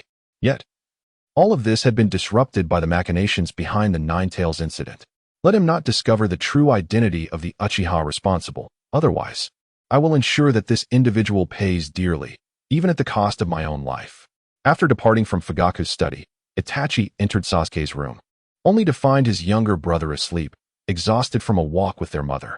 Observing Sasuke's innocent face, Itachi refrained from waking him, choosing instead to watch quietly. This little one, when he was born, resembled a plump dumpling, always needing to be held. Otherwise, he would cry, even when their mother attempted to comfort him. It proved futile. Yet, Itachi felt no annoyance, only joy. As Sasuke grew, he continued to cling to him, calling out brother, brother from behind, leading Izumi to often complain. Your little shadow has come again. However, Itachi never viewed Sasuke as a mere shadow. Instead, he cherished the bond they shared. Since returning from the battlefield with their father, Itachi had awakened his Sharingan, but this revelation brought him no joy. He was inherently mature, capable of perceiving the world with wisdom beyond his years. The awakening of the Sharingan allowed him to see the rift between the Uchiha clan and the village more clearly. Faced with the choice between the village and his clan, he found himself tormented by this internal conflict. He despised the Uchiha's arrogance yet felt a lingering attachment to them. as their father had reminded him that they were connected by blood, descendants of a common ancestor. This blood bond was difficult to sever. However, he believed that the village, composed of many diverse individuals, was of greater significance. Though the villagers possessed different bloodlines, they shared a singular belief and goal. The ideals encapsulated in the will of fire resonated with his rational mind, especially in the face of his clan's hubris. He increasingly felt that the will of fire represented the future, while individual clans only perpetuated warfare. Navigating these two opposing forces brought him immense pain, as if a saw were relentlessly tearing at him. Yet, despite the emotional and physical toll this conflict exacted, every time he laid eyes on Sasuke, he found solace. Thus, Sasuke's assertion tonight that brother is clinging to me was indeed accurate. He could not bear to be without Sasuke. Contemplating this, Itachi silently vowed, no matter what, I must protect Sasuke and shield him from the harm that stems from the conflict between our clan and the village. Should Youyun, hidden in Itachi's shadow, have heard these thoughts, he might have quipped, so the harm you refer to is solely physical, is it? After watching Sasuke for a while, Itachi left the room, unaware that a portion of his shadow had slipped into a corner of the room. Approximately 30 minutes later, once he was certain no one would arrive, Youyun emerged from the shadows. Letting your son sleep alone at just 3 years old? What a bold heart you have, Youyun remarked, his expression a mix of amusement and intrigue. After tonight, you may not be so bold, he mused, glancing at Sasuke with a peculiar grin. Today, he intended to address a lingering issue in the ninja world while simultaneously preparing for the impending arrival of the Tsutsuki clan. Sasuke, wake up. I am the Sage of Six Paths. Youyun gently tapped Sasuke's face. Huh, who are you? Sasuke groggily rose, rubbing his eyes, only to find himself face to face with a stranger he did not recognize. Who are you? As the moment Sasuke locked eyes with Youyun, he was ensnared by the swirling kaleidoscope of Youyun's gaze. Be good, it will be all right soon, Sasuke. No, after tonight, I should call you Sasuke. Hee. Stop. Stop. We mustn't be discovered. Youyun quickly stifled his ominous laughter. Subsequently, he arranged a circle of stones around Sasuke. When viewed collectively, they resembled a mystical formation. Once the formation was complete, Youyun issued commands to the entranced Sasuke. Begin forming the seals. In a trance, Sasuke began to weave dozens of seals, which were peculiar, resembling those of an onmyoji rather than the conventional ninja seals. Observing Sasuke's actions, Youyun pressed down on his shoulder, channeling reversed cursed chakra into Sasuke's body. Secret technique. Mirror technique, modified. As Youyun's chakra flowed in and Sasuke completed his seals, a brilliant white light emanated from Sasuke, with strips resembling fabric wrapping around him. Fortunately, Youyun had erected a temporary barrier in Sasuke's room, shielding the outside world from the unfolding events. Otherwise, given the intensity of the light, the entire Uchiha clan would surely sense the disturbance. The strips encasing Sasuke did not linger for long. Approximately 3 minutes later, they dissipated, revealing a fainted Sasuke. Strangely, he appeared even more delicate and endearing than before. It's done. Youyun now strained to suppress his laughter, yearning to erupt in joyous mirth. Yet, he understood the necessity of restraint. A single chuckle could compromise the barrier, leading to grave repercussions, especially with Fugaku likely to retaliate. It was possible that Itachi might awaken his own kaleidoscope. No, I must hold back. I cannot laugh until I have tidied up and departed. Thus, Youyun contorted his face as he meticulously cleaned the traces of his enchantment from Sasuke's room. After ensuring everything was in order, he utilized Kamui to vacate the scene of this calamity. Upon entering the Kamui space, Youyun could no longer contain himself, clutching his belly as laughter erupted from him. Hee. Ha ha ha. He had just accomplished something he had long desired, but never had the opportunity to realize. He had transformed Sasuke from male to female, thus definitively resolving the brotherly conflict between Ashura and Indra. While watching Naruto in the past, Youyun often pondered whether peace would reign in the ninja world if either Sasuke or Naruto were female.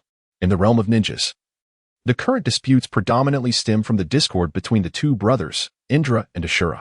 Fortunately, their rivalry may soon cease, thereby bringing an end to this age-old familial strife that has persisted for millennia. During his tenure as a Leaf Village ninja, Youyun embarked on a journey to the land of the demons under the guise of a mission. Originally, he sought to investigate the priestess and the phantoms of that land. However, he stumbled upon a clandestine jutsu along the way. This technique, known as the art of reflection, possesses the astonishing capability to transform the user's appearance and even their gender into that of another individual.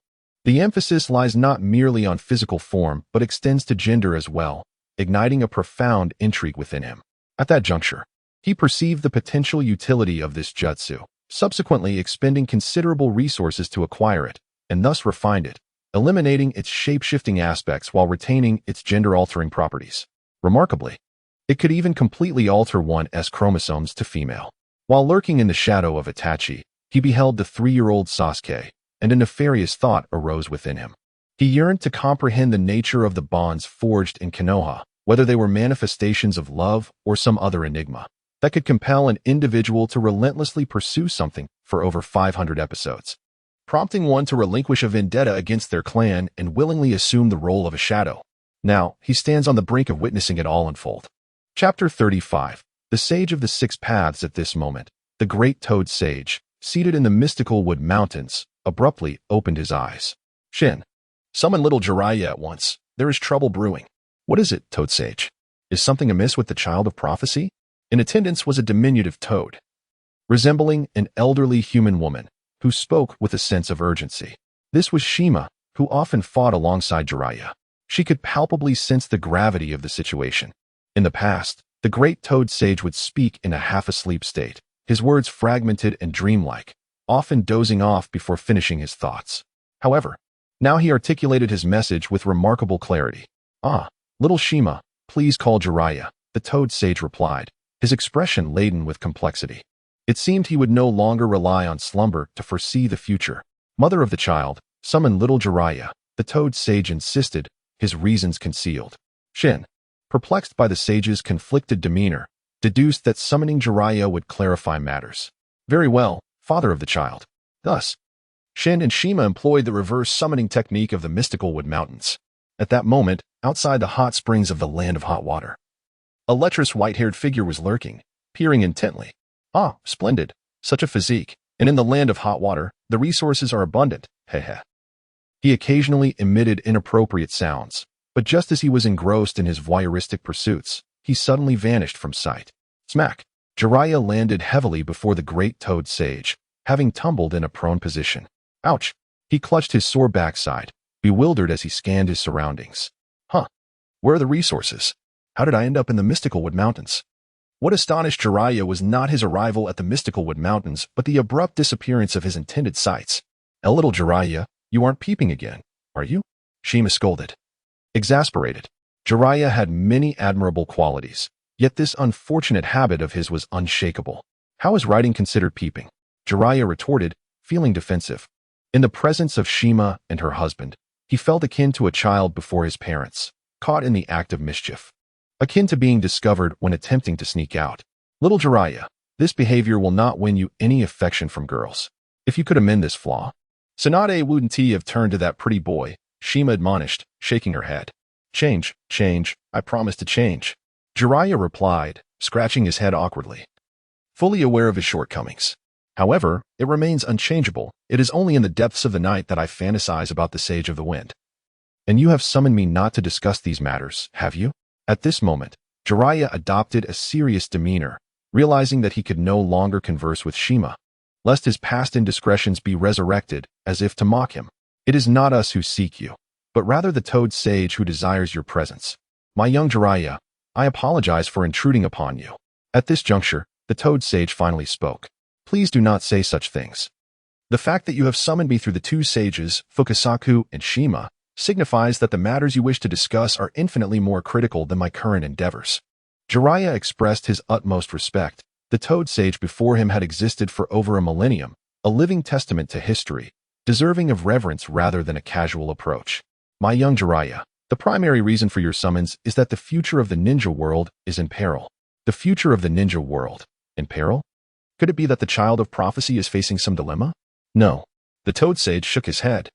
The child of prophecy is merely a fragment of this predicament. Young Jiraiya, you need not search for the child of prophecy at this moment, should the time be right. The child of prophecy will appear beside you. What you must do now is uncover the shadow that threatens the future of the ninja world. A shadow? Great Toad Sage, what exactly have you foreseen? Upon hearing that his long-held mission had been rendered obsolete, Jiraiya felt no relief. Instead, He was engulfed by an overwhelming concern for the shadow mentioned by the great Toad Sage. He had never witnessed the Toad Sage in such clarity previously. Their conversations would often lull the sage to sleep, but now he appeared as if abruptly awakened. This transformation instilled a profound unease within Jiraiya. Oh, I have not dreamt of anything. I used to glimpse fragments of the future, but I am uncertain when it began that the visions in my dreams became shrouded in darkness, preventing me from perceiving the future as I once could. I could still discern vague outlines, yet since last night, the future of the ninja world has dissolved into nothingness, eluding my sight. Were it merely that, I might not feel such trepidation. However, I dreamt of the Sage of Six Paths. Huh, the Sage of Six Paths? Great Toad Sage, you must be jesting. Did he not cease to exist long ago? Jiraiya found it hard to believe, although he learned of the Sage's legends in my Bokuzen, which validated their truth. He would not have accepted that Nagato, possessing similar ocular powers, was indeed the child of prophecy. My young Jiraiya, for a being such as the Sage of Six Paths. The boundaries of life and death are non-existent. Hearing the words of the great Toad Sage, Jiraiya fell into silence, suddenly yearning to inquire that if the Sage of Six Paths had transcended life and death, why then did he remain a passive observer while the ninja world erupted in such chaos? Yet he still could not bring himself to ask. Perhaps had he done so, he would no longer be the Jiraiya we know. The future of humanity ought to be decided by humanity itself. If we rely on the power of the Sage of Six Paths to attain peace, it is certain that we would lose that peace due to his influence. Only the peace forged by human hands is genuine peace. Since the passing of the Sage of Six Paths, we have not crossed paths again. Although I am aware that he must be observing the ninja world in some form, he could easily manifest in this realm if he wished. Yet he refrains, strictly adhering to the principle of the deceased, not disturbing the living, even resisting the urge to reminisce with an old friend like me. However, he, who abides by such principles, appeared to me in a dream last night. I had never seen him so flustered. In life, he remained composed even when witnessing the brutal conflict between his eldest and youngest sons. So, what exactly did the Sage of Six Paths convey to you? Jiraiya savored the revelations of the sage, yet he did not forget to inquire about the crux of the matter. The great Sage of the Toads possesses many admirable qualities. Yet his tendency to be verbose is notable. At times, he speaks for ages without touching upon the essential points, and he is prone to sudden slumber. Young Jiraiya, refrain from interrupting the great sage, he admonished, lifting his specially crafted staff to gently strike Jiraiya. Thud. Ouch.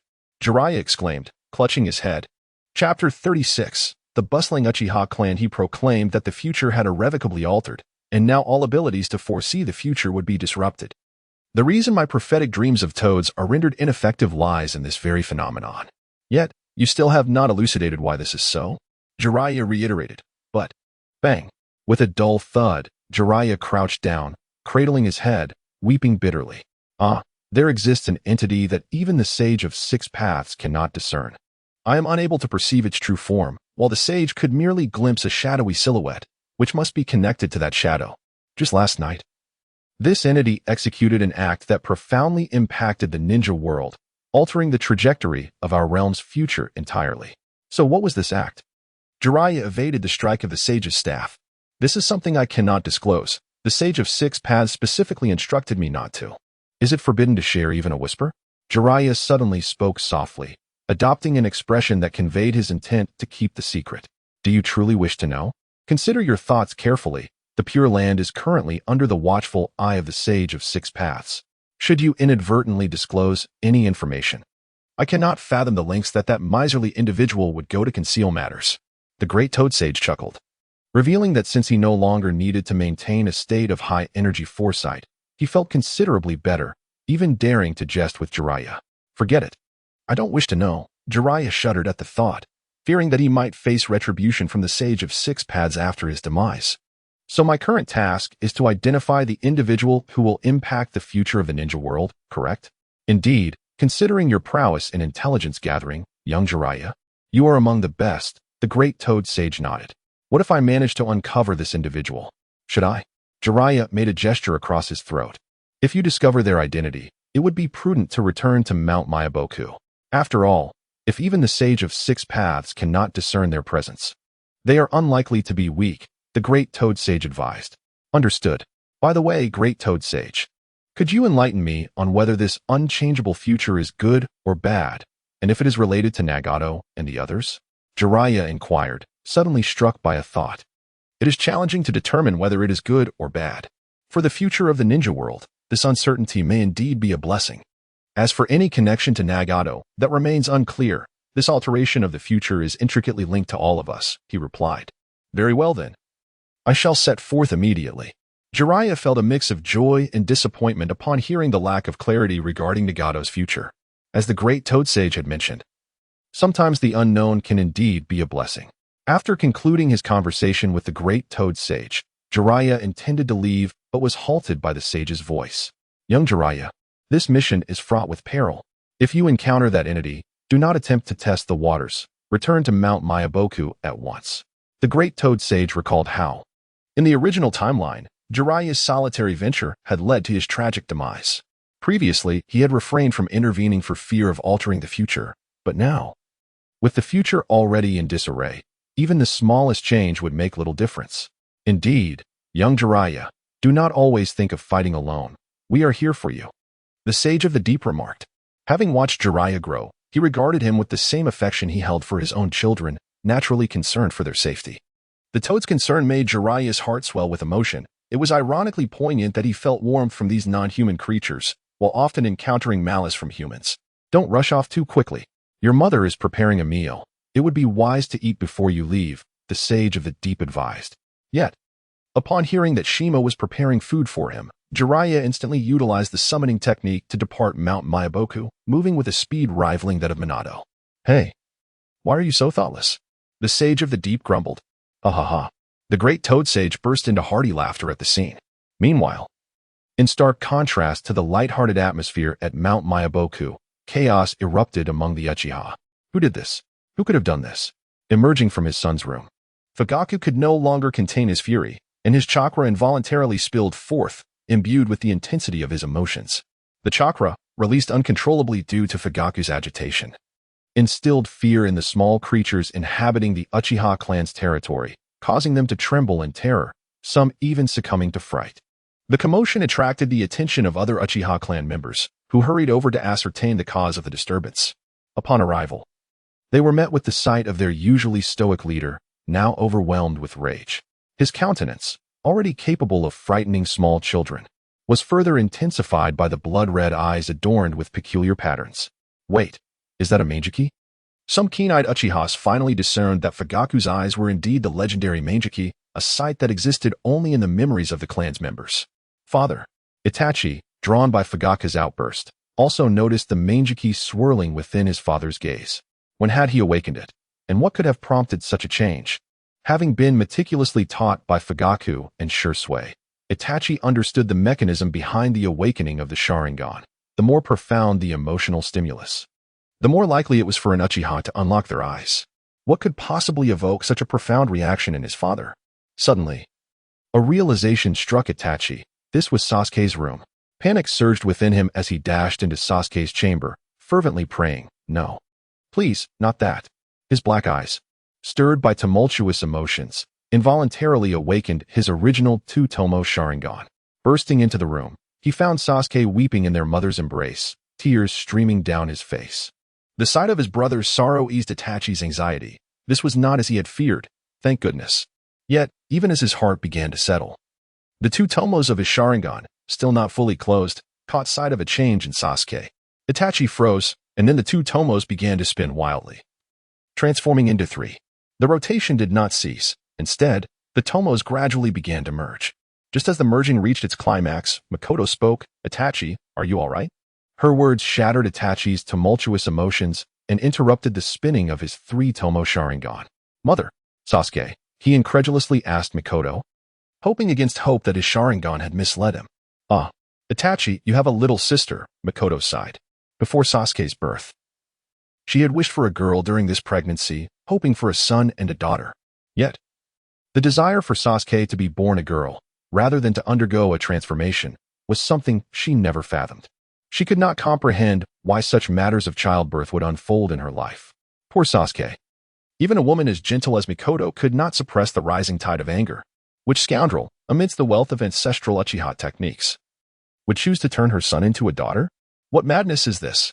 Silently, he infiltrated the Uchiha clan with the sole intention of transforming the clan leader's youngest son into a daughter. His mother's words shattered the last remnants of hope within Itachi's heart. Who could it be? Itachi's youthful visage was as frigid as ice, rendering it difficult to fathom that a mere 12-year-old could exude such malevolence. Unbeknownst to him, his father was likely leading a search party at that very moment. If a way to revert Sasuke back were to elude them, then Itachi. Remember, you have no brother, only a sister. Sasuke's gender was altered by your father solely to preserve his pride, to project the image of having two sons to the outside world. The truth has merely been unveiled. Mikoto expressed her helplessness. She had thoroughly examined Sasuke and found that he had completely transformed into a female. Given Sasuke's tender age, his understanding of gender was still nebulous. He merely believed that his little appendage had vanished and would eventually return. If there were no means to revert Sasuke, then, for the sake of the Uchiha's honor and Sasuke's well-being, they would have no choice but to allow her to masquerade as a boy due to her father's vanity. I understand, mother. Itachi dug his nails into his flesh. Although his tone remained composed, it was evident how deeply troubled he was by the matter. It transpired last night, meaning the perpetrator initiated their scheme only after he departed from Sasuke's room. Had he not left and instead remained by his side, this tragedy might have been averted. It was all his fault. He alone was to blame. Chapter 37. The negotiation. This is not a negotiation. It is a treaty of defeat. Luge forcefully placed the so-called peace treaty presented by Youyun upon the negotiation table. This document, purporting to be a peace treaty, provoked even someone as composed as Luge to seethe with anger. The treaty began with demands for Konoha to compensate Youyun with substantial reparations, including the restitution of jutsu and territorial concessions. One might mistakenly believe that Konoha had been vanquished. It is your village that seeks peace, if that is the case. What price must you pay? Troke remarked with arms crossed, his demeanor indifferent. Luge's reaction was anticipated. After all, the terms were indeed stringent, yet without such rigor. Konoha would never comprehend the true value of peace. Moreover, Your Excellency, this is a presumption on your part. Your Hokage has yet to speak, yet you take the lead? Troke continued, addressing the third Hokage, who was immersed in his thoughts while smoking incessantly. His tone was filled with sincerity, as if he genuinely wished well for Konoha. The third Hokage remained silent, scrutinizing a copy of the treaty with utmost seriousness, seemingly oblivious to Troke's comments. However, those familiar with the third's habits would notice that his smoking was now at an accelerated pace, 2 or 3 times his usual frequency. After a considerable time, the third Hokage finally lifted his gaze from the treaty to address those at the negotiation table. What were you saying just now? I was engrossed in the treaty and did not hear you. Troke, upon hearing this, offered a polite smile. No matter, Lord Hokage. It is only natural for someone of your age to take longer to read. I was merely discussing the feasibility of the peace treaty with Lord Luge. May I inquire if you find this treaty satisfactory, Lord Hokage? The third Hokage gently set down the treaty in his hand. Indeed, age does take its toll. I am not as swift as you young ones. Yet, what use is this old body? I shall have to burn the candle for Konoha once more. Is this treaty not rather excessive, Your Excellency? He asked, as he emptied the ash from his pipe and replaced it with fresh tobacco. Indifferent to the presence of others who might dislike the scent. Excessive? Peace is of such precious worth. If it is not cherished, it may slip through your fingers. Troke replied, waving away the smoke that lingered before him. Do you possess the capacity to endure yet another great shinobi village-level conflict? He no longer puts on a performance. He has come solely for the purpose of war extortion. He is disinclined to engage in the convoluted diplomatic rhetoric of the present-day Konoha. True strength serves as the most eloquent form of expression, the most compelling voice in discourse. Faced with Troke's direct approach, the third Hokage had no recourse other than to puff away on his cigarette. Troke spoke the truth. Konoha currently lacks the capacity to wage another war. The Ninetales incident has impacted Konoha more severely than the Third Great Ninja War. As for a ninja village capable of opening 3 fronts during the Third Great Ninja War, it can scarcely manage even one front now. From the perspective of diminishing Konoha's overall strength, Obito has undeniably succeeded. Not only has he caused Konoha to lose a young and vigorous Hokage, but he has also created a lapse in the village's nuclear weapon, the Ninetales. Had Konoha been even slightly stronger, the third would not need to feign ignorance. Silence enveloped the room. Troke's words were acutely uncomfortable for the Konoha ninjas present. Yet they felt powerless to respond. After what seemed like an eternity, the third finally spoke, Allow us to deliberate upon uttering this phrase. His back hunched further, making him appear a decade older. Third Hokage. Fugaku and the others looked at him in disbelief. To concede without a fight was more painful than a defeat itself. Then we shall await your favorable response. Ha ha ha. Trock laughed, unable to contain himself. The sound was jarring and unpleasant to the ears of Konoha's ninjas. But before he could indulge in his mirth any longer, he was interrupted. An operative from Konoha Zumbu, wearing a cat mask, burst in without so much as a knock. Lord Hokage, urgent situation. Upon entering, he immediately delivered a document decipherable only to the Hokage and his direct Zumbu. The third accepted the document. Normally, such significant discussions would exclude outsiders, but the Zumbu had exceptions. In times of grave incidents, they held the authority to report to the Hokage at any moment. After reviewing the document, the third's forehead furrowed deeply. Fugaku has awakened the Mangeki Sharingan, and he is out searching with others? The news struck his nerves like a thunderbolt. Esteemed representative, the contract must be postponed. I have pressing matters to attend to. With that, he rose abruptly and exited, leaving Trock bewildered. What was happening in Konoha? Had their scheme to abduct children from the Hyuga clan been discovered? His instincts told him that something significant had transpired. No. He must inform Susanoo that an unforeseen complication had arisen. While engaged in negotiations with the third Hokage, he had already dispatched someone to the Hyuga clan to execute their true objectives. He had believed he could drag Konoha's focus with negotiations. But now it seemed that Konoha had encountered a crisis first upon departing the negotiation room. The third immediately instructed the nearby Zumbu. Increase protection for the Ninetales Jinchuriki with the highest level of security. The rest will accompany me to find Fugaku. Yes. Fugaku exchanged a glance with Hayashi. The Uchiha are in trouble. Chapter 38. Trock, child, are you going to ruin me?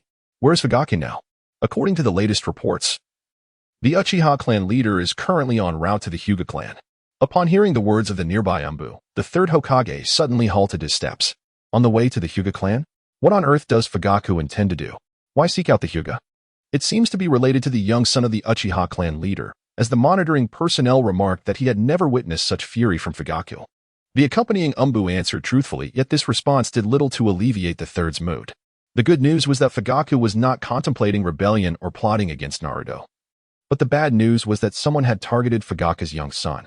The severity of the situation prompted Fugaku to awaken his Mangeki Sharingan. The communicative capacity of the Uchiha is intricately linked to their eyes. The higher the rank of the Sharingan, the more challenging communication becomes. Particularly for those who have just awakened the Mangeki, at this moment, they were not only incapable of communication, but would also unleash their Susanoo upon any passerby. The third was unaware that Fugaku had awakened his Mangeki long ago, mistakenly believing it was due to this incident. There was no need to return to change into combat attire. They would proceed directly to the Hyuga clan. Meanwhile, at the Hyuga clan, Fugaku Uchiha was leading members of the police force under his command towards the clan's territory. It had been 4 hours. Now it was 9 in the evening. It had been 4 hours since he discovered that Sasuke's gender had been altered. During these 4 hours, he had traversed from the Uchiha clan to the commercial district of Konoha, yet found no leads. He had been seething with impotent rage for a full 4 hours. During this time, he recklessly exposed the fact that he possessed the Mangeki, using its power to scour the village and Uchiha territory, but he gleaned nothing. His Mangeki had awakened during the Third Shinobi World War, witnessing the death of his dear friend before his very eyes. As he beheld his friend's cold corpse, a singular thought consumed him. If only I had known the enemy would attack at that moment, perhaps he would have survived. Thus, the name of his Mangeki was Amano Awato, granting him the ability to glimpse into the near future, albeit as an active skill that could only be perceived during use. Throughout these 4 hours, he had continuously employed this skill at a high frequency, resulting in a slight blurriness in his vision. Yet even so, he failed to uncover a single clue. Strangely, it felt as if his Amano Awato was being interfered with. The futures he glimpsed became increasingly nebulous and erratic, often flashing back to multiple outcomes. As if some disturbance clouded his foresight. This outcome only intensified his agitation. Was this truly the end? Sasuke had been transformed into a girl. Sasuke was still so young, utterly unaware of the world. What kind of coward targets a mere child? He must find that scoundrel. Regardless of the circumstances, I am determined to seek justice for Sasuke. With this thought in mind, he utilized the heavenly rock cave to navigate through a multitude of indistinct and meaningless fragments of the future. ultimately uncovering a recurring location, the Hyuga clan. That scoundrel is undoubtedly present within the Hyuga clan, and even if he is not, he will certainly manifest there. This cannot be forgiven. I shall make you pay dearly for daring to harm Sasuke. I want you to experience his suffering. Once again. His anger ignited the kaleidoscope in his eyes. In the west, Fujitaka suddenly perceived something. He witnessed a man carrying a little girl, sprinting towards the western side of the Hyuga clan 3 minutes hence, with striking clarity. The man, the girl. This moment sent a jolt through Fujitaka's nerves. You wretch. At long last, I have found you. Everyone, head towards the western side of the Hyuga clan. Fujitaka quickened his pace and signaled his subordinates to follow. Yes. Sato, one of the attendants of the Kumogakure delegation, was not particularly distinguished in the militaristic village of Kumogakure. In fact, he was rather weak. A typical Chunin could easily overpower him. Yet, despite his frailty, he thrived within Kumogakure due to his exceptional stealth abilities, having stealthily returned with intelligence from enemy encampments on numerous occasions. Consequently, he was included in the plan to abduct the Hyuga's Byakugan bloodline limit and was entrusted as a primary executor. Logically, his non-bloodline stealth abilities would be challenging to conceal before the Byakugan, yet no one from the Hyuga family maintained a constant vigil with their Byakugan activated. Their patrols were rather simplistic. This provided Sato with considerable maneuvering space. After executing a standard operation, he arrived at Hinata's bedroom, administering a secret potion to induce a deep slumber in her. Now, he simply needed to transport the girl out. Seizing the opportunity while the Hyuga clan remained oblivious to any anomalies, Sato cautiously made his way westward with Hinata. The western side of the Hyuga territory, being the residence of the branch family, was not under strict surveillance. Moreover, this direction also served as their escape route from Konoha. Should their operation to abduct the Hyuga children succeed, they would depart directly from Konoha without needing to rendezvous with the negotiating delegation members. This had been thoroughly discussed. The peace talks were of no consequence, merely worthless paper. What truly mattered was securing the Byakugan bloodline limit for Kumogakure.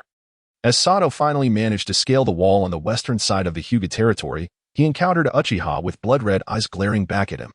The ferocity of those eyes, coupled with Fujitaka's furious expression, resembled a malevolent spirit clawing its way from the depths of hell, causing Sato's heart to seize with dread. What are you holding in your hand? I demand to know what you are grasping. Fujitaka's inquiries grew increasingly irate. At long last, he had found him. Finally, Fugaku's inquiry sent a shiver down Sato's spine, snapping him back to reality. Instantly, he brandished a kunai, aiming it at Hinata's throat. No, stay back, or I will kill her. Yet, before he could finish his threat, the kunai slipped from his grasp and clattered to the ground, leaving him in a daze. The battlefield's rule for survival dictated that one should avoid making eye contact with the Uchiha. Sato, clearly unaware of this vital principle, found himself swiftly subdued by Fugaku. Once Sato was under control, Fugaku's subordinates hurriedly approached to carry the unconscious Hinata away. With no concerns remaining, Fugaku could no longer suppress his fury. In the deep crimson, Susanoo manifested itself. A towering crimson skeleton arose, gripping Sato firmly in one hand. The Uchiha, who had only heard of Susanoo through accounts, now gazed in fervent awe. Is this the Susanoo that brings death upon mere sight? What power! The written word could never convey the immediacy of first-hand experience. It was truly breathtaking. In that moment, their sentiments towards Fugaku were pure reverence, surrender, and allegiance. The position of Hokage could be filled by a cowardly old fool. Surely, their clan leader could ascend to that role as well. Speak. Did you lay a hand on Sasuke? As Fugaku questioned him, he dispelled Sato's genjutsu. Awakening.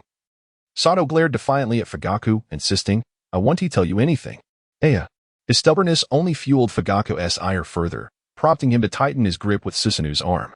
Despite his overwhelming anger, Fugaku maintained a careful control over the pressure, ensuring Sato experienced pain without succumbing to death, an exquisite contrast to the reckless brutality exhibited by that fool Hizashi, who had inadvertently killed others in his rage. Recognizing that he could not extract answers through interrogation, Fugaku resorted to using genjutsu once more. Clearly, this fool had not learned his lesson. As Sato's obstinacy led to another bout of eye contact with Fugaku. Speak. Did you truly enter the Uchiha clan grounds to target my son? Fugaku dared not inquire too deeply. His own pride was trivial compared to Sasuke's safety in the Uchiha name, especially with his subordinates present. No. I have never been to the Uchiha clan grounds. Fugaku furrowed his brow. Then why did you come to the Hyuga clan? And why abduct the daughter of the Hyuga clan leader? Sato responded in a dazed manner, as though he were a marionette. Upon hearing this, Fugaku's heart jolted. He seemed to uncover something of great significance. Sensing an opportunity, Fugaku pressed on.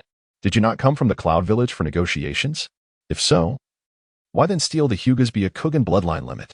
In response, Sato's previously vacant expression suddenly shifted to one of disdain. Only your weak and ineffectual Hokage would concern himself with negotiations. For us from the Cloud Village, such discussions are merely worthless scraps of paper. We strike when we wish.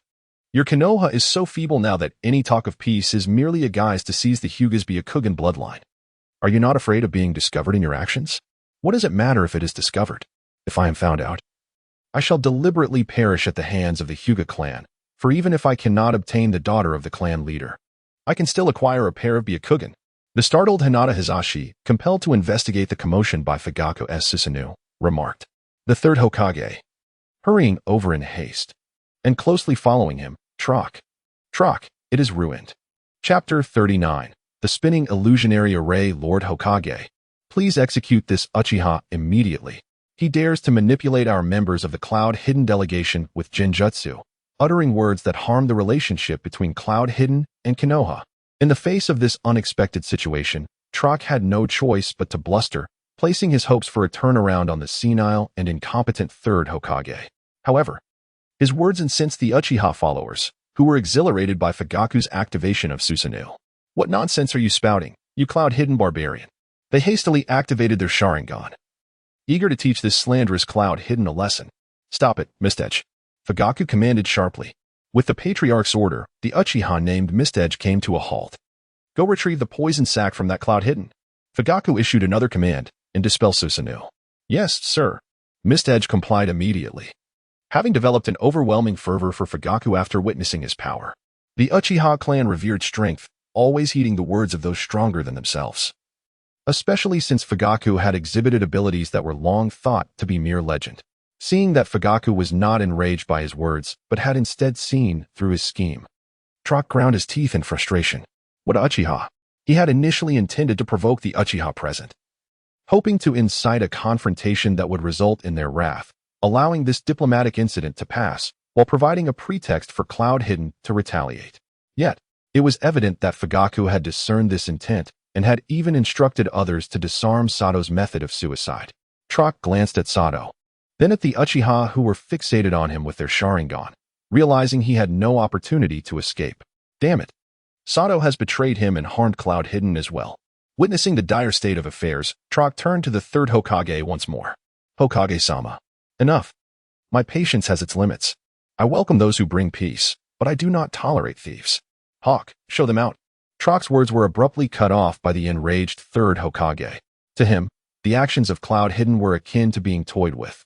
To pretend for the sake of peace was one thing, but if that peace was merely a facade, then it was akin to using a fake banana to fool a monkey. Now, even the monkeys of Ame Mountain exhibit more dignity than he does. Hokage-sama. This is a misunderstanding. This must be the wicked Uchiha using Genjutsu to sow discord between us. It is a conspiracy, Trock exclaimed anxiously, his demeanor a stark contrast to the arrogance he had displayed at the negotiating table moments before. Enough. Whether it is a conspiracy or not, the Mountain Clan will investigate diligently. Hawk, how many times must I repeat myself? The third Hokage reprimanded as Trock attempted to speak further. He was halted by the shadow operative known as Eagle. For the sake of my lord, do not make this difficult for me. I am a member of the Yamanaka clan and possess the secret art to transform memories into visual projections. Eagle had committed a grievous error by revealing his identity. A mistake that warranted punishment, yet he was too preoccupied to care. He had observed everything that Sato and Fugaku had done, and he feared being implicated by the Cloud Village. After all, the third was not particularly reliable at the moment, and thus, self-preservation became his priority. Trock's face turned a deep shade of purple. Very well. The Cloud Village will remember your actions, he declared ominously before turning to leave. One might think they were the ones suffering injustices at the hands of the Cloud. Once Trock departed, the third's expression softened. Fugaku, I truly appreciate your assistance this time. Without you, I would have fallen into the trap set by the Cloud and potentially harmed the Hyuga clan. You are too kind, third. It is our duty as members of the Uchiha to uphold the village, Fugaku replied, retracting his Manjiki Sharingan. Is something amiss with Sasuke? Your eyes. Sasuke is well. No need for your concern. The third was reminded that inquiring about a ninja's techniques was a grave taboo, even among fellow villagers. My apologies for my indiscretion, he immediately offered, addressing the shadow operatives who had accompanied him. You may all return. Take this cloud bandit to the interrogation room and summon the Yamanaka clan to extract all the information from his mind. Upon finishing his instructions, the operatives swiftly took Sato away, disappearing at remarkable speed. The third watched as they fled almost as if their lives depended on it, feeling a profound sense of unease. From that night forward, his reputation would undoubtedly plummet. It was possible that upon his return, he would find Danzo seated in the Hokage's chair, mocking his inadequacy. The thought was disheartening. He should assert, I am the Hokage. The statement implies that one would inevitably face subtle sarcasm. Danzo would not let such a prime opportunity slip by. Fugaku, observing the departing Umbu, felt a tumult of emotions. Though he had anticipated this, he was taken aback by the third Hokage's vigilance towards the Uchiha clan. Hokage-sama, if there is nothing further, I shall take my leave. Fugaku wished to depart, having come here initially based on the hints provided by Amano Iwado. However, it seemed that perhaps Amano Iwado had erred, possibly due to overly lenient conditions. Amano Iwado's foresight regarding the future was derived from Fugaku's own thoughts. This method of observation resembled entering a query into a computer search. Subsequently, Amano Iwado would project brief fragments of the impending future onto his retina. The more precise the input, the greater the relevance of the projected future fragments, albeit requiring more ocular power. Conversely, the more abstract or vague the thoughts entered, the lesser the connection to the projected future shards. Upon realizing that Sasuke's gender had been altered, Fugaku issued a directive to Amano Iwado concerning recent events surrounding the individual responsible for changing Sasuke's gender, hoping to unearth the identity of that person. To his dismay, the fragments displayed were utterly chaotic and incomprehensible, shrouded in vagueness. Yet the frequency of appearances by the Hyuga clan within those fragments was strikingly high. In a moment of inspiration, he decided to search using the keywords related to the Hyuga clan's recent happenings, thereby unraveling the conspiracy from the Cloud Village. It was indeed a twist of fate. Uchiha clan leader, please wait. At this moment, Hisashi, cradling Hinata, spoke up. We of the Hyuga clan shall pay a visit to express our gratitude for saving our young lady. After a brief silence following Hisashi's words, Fugaku replied, very well. I also have matters to discuss with the Hyuga clan leader. Thus, the two reached an accord in front of the third Hokage. The third could only stare in astonishment, smoking his old pipe, as the two largest clans with bloodline limits in Konoha might be uniting, a situation that boded ill for the village meanwhile. The architect of this unfolding drama, Youyun, observed from the shadows of the Hyuga estate. Who would have thought? The third is so resolute in dealing with the cloud representative. I had assumed he would persist as a turtle of a ninja.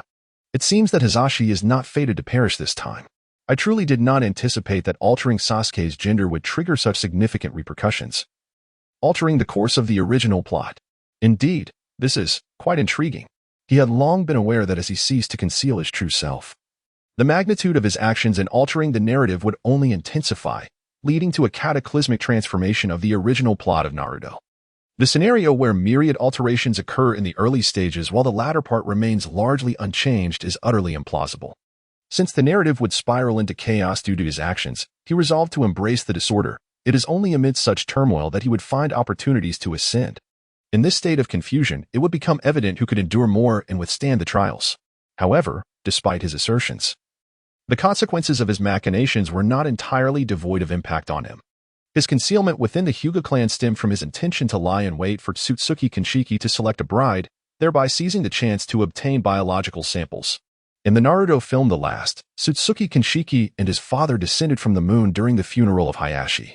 Youyun was uncertain whether Hayashi's funeral was indeed a prerequisite for Kinshiki's descent. Now, with his interference, Hayashi's demise was assured. Yet the certainty of Kinshiki's arrival from the moon became questionable. What if the funeral was an essential condition for Kinshiki's descent? Would he not have waited in vain? Contemplating this, Youyun felt a twinge of anxiety, yet he chose not to dwell on it. After all, he still had a contingency plan, if necessary. He could have Shennong construct a rocket, akin to the exploits of Uncle Bang, and launch himself to the moon. With a crack, the magical formation above Youyun's head emitted a sound of rotation. Chapter 41. Visitors from the moon, the magic array of Imo Shulon, continued to rotate. The frequency of its turns this month being uncountable. This seemingly resulted from the adaptation to perception-type ninjutsu.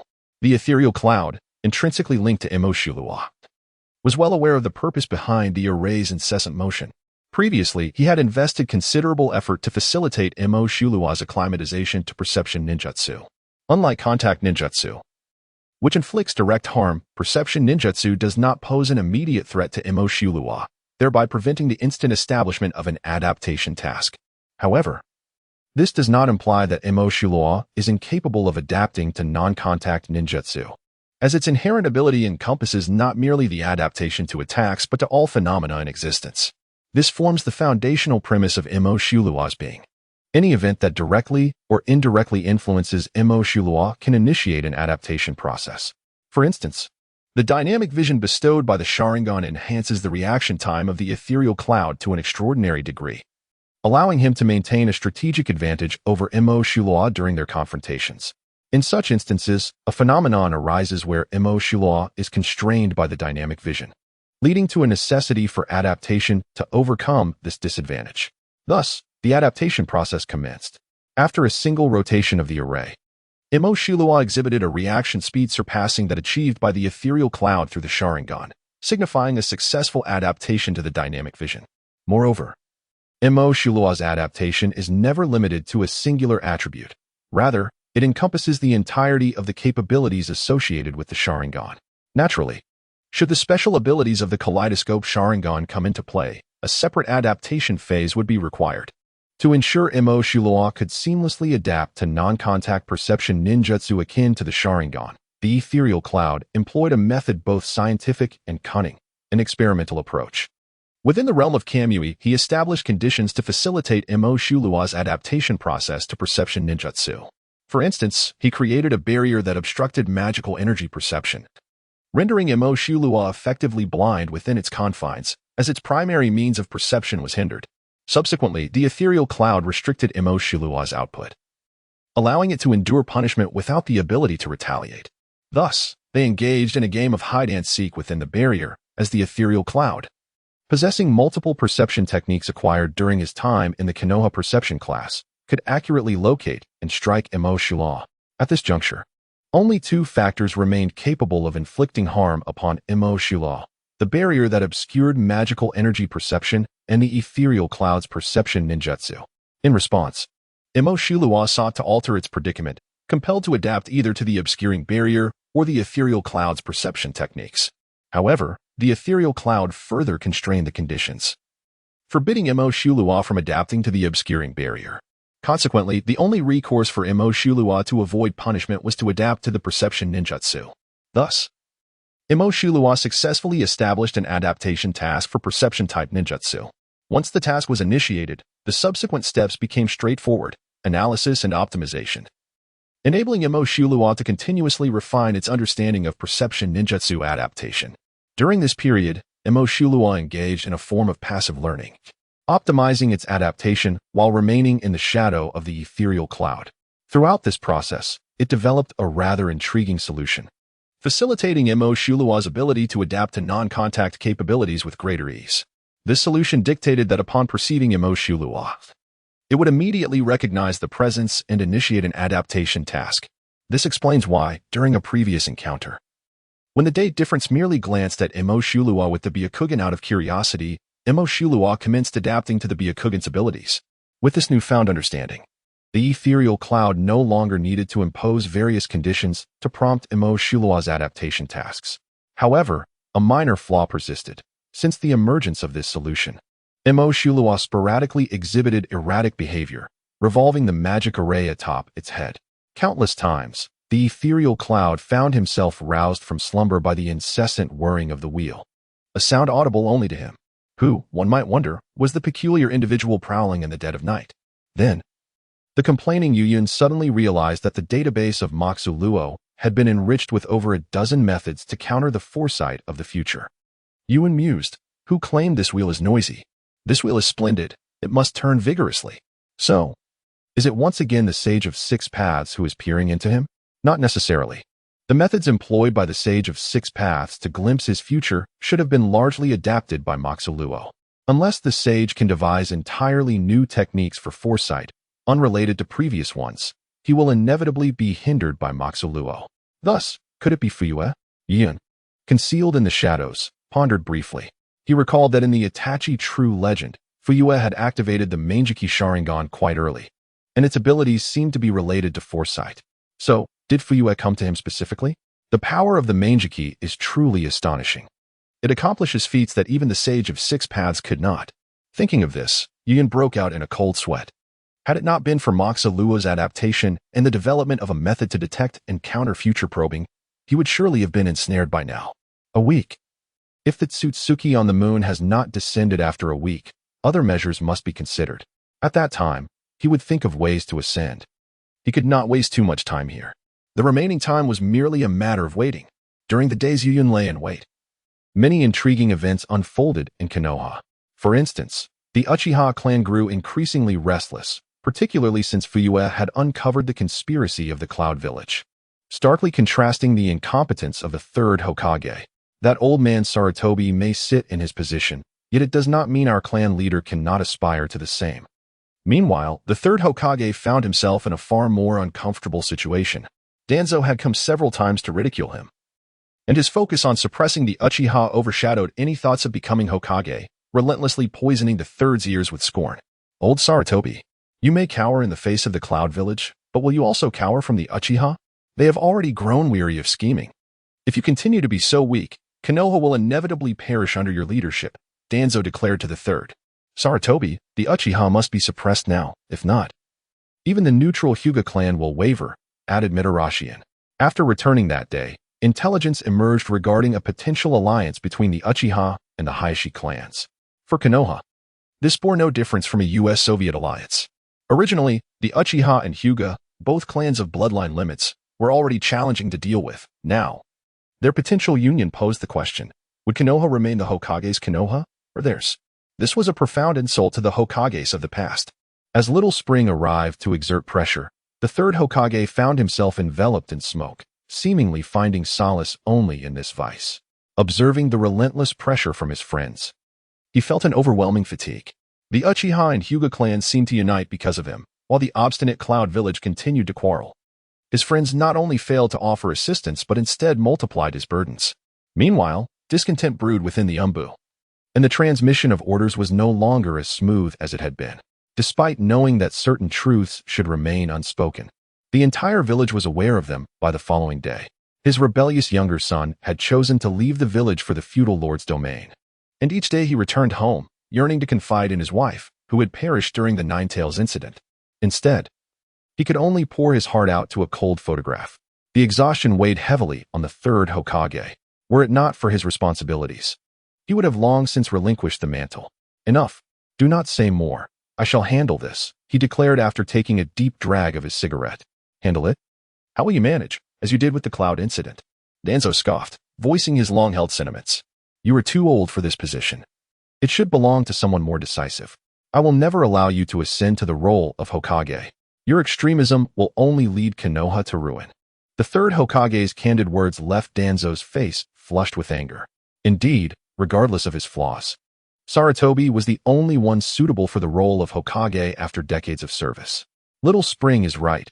Mito and Little Spring echoed in unison. Danzo seethed at their fickleness, vowing, once I become Hokage, I shall eliminate both of you. Very well. I shall observe how this long-standing Hokage intends to navigate Konoha's crisis. Danzo retorted, no longer willing to tolerate their presence. As he approached the door to the Hokage's office, he abruptly turned back. Danzo, let us make one thing clear. If your methods fail to resolve the Uchiha issue, I shall resort to my own. With that, he slammed the door behind him. After uttering his final words, Danzo slammed the door with great force and departed. The third Hokage remained in contemplative silence. For within the depths of his heart lay the most noble desire to re-accept the Uchiha clan, fostering harmony between them and Konoha. Yet, he harbored fears that the turmoil caused by the Ninetales might indeed be tied to the Uchiha lineage. Thus, upon discovering that Fugaku possessed a Mangeki Sharingan and was conducting clandestine searches, his immediate instinct was to safeguard Naruto, leading the Umbu to confront Fugaku. This inner turmoil, a blend of hope and trepidation, encapsulated his current state of mind. He refrained from quelling Danzo's extreme notions, for having been mentored by the second Hokage. The wariness towards the Uchiha had been ingrained within him. He understood all too well that during his tenure, the rift between the Uchiha and Konoha would only deepen. His foremost desire was to maintain the status quo, patiently awaiting the emergence of someone capable of resolving this predicament, placing his faith in the wisdom of future generations. Yashaharu, enough. You both may return. I shall ponder this matter alone.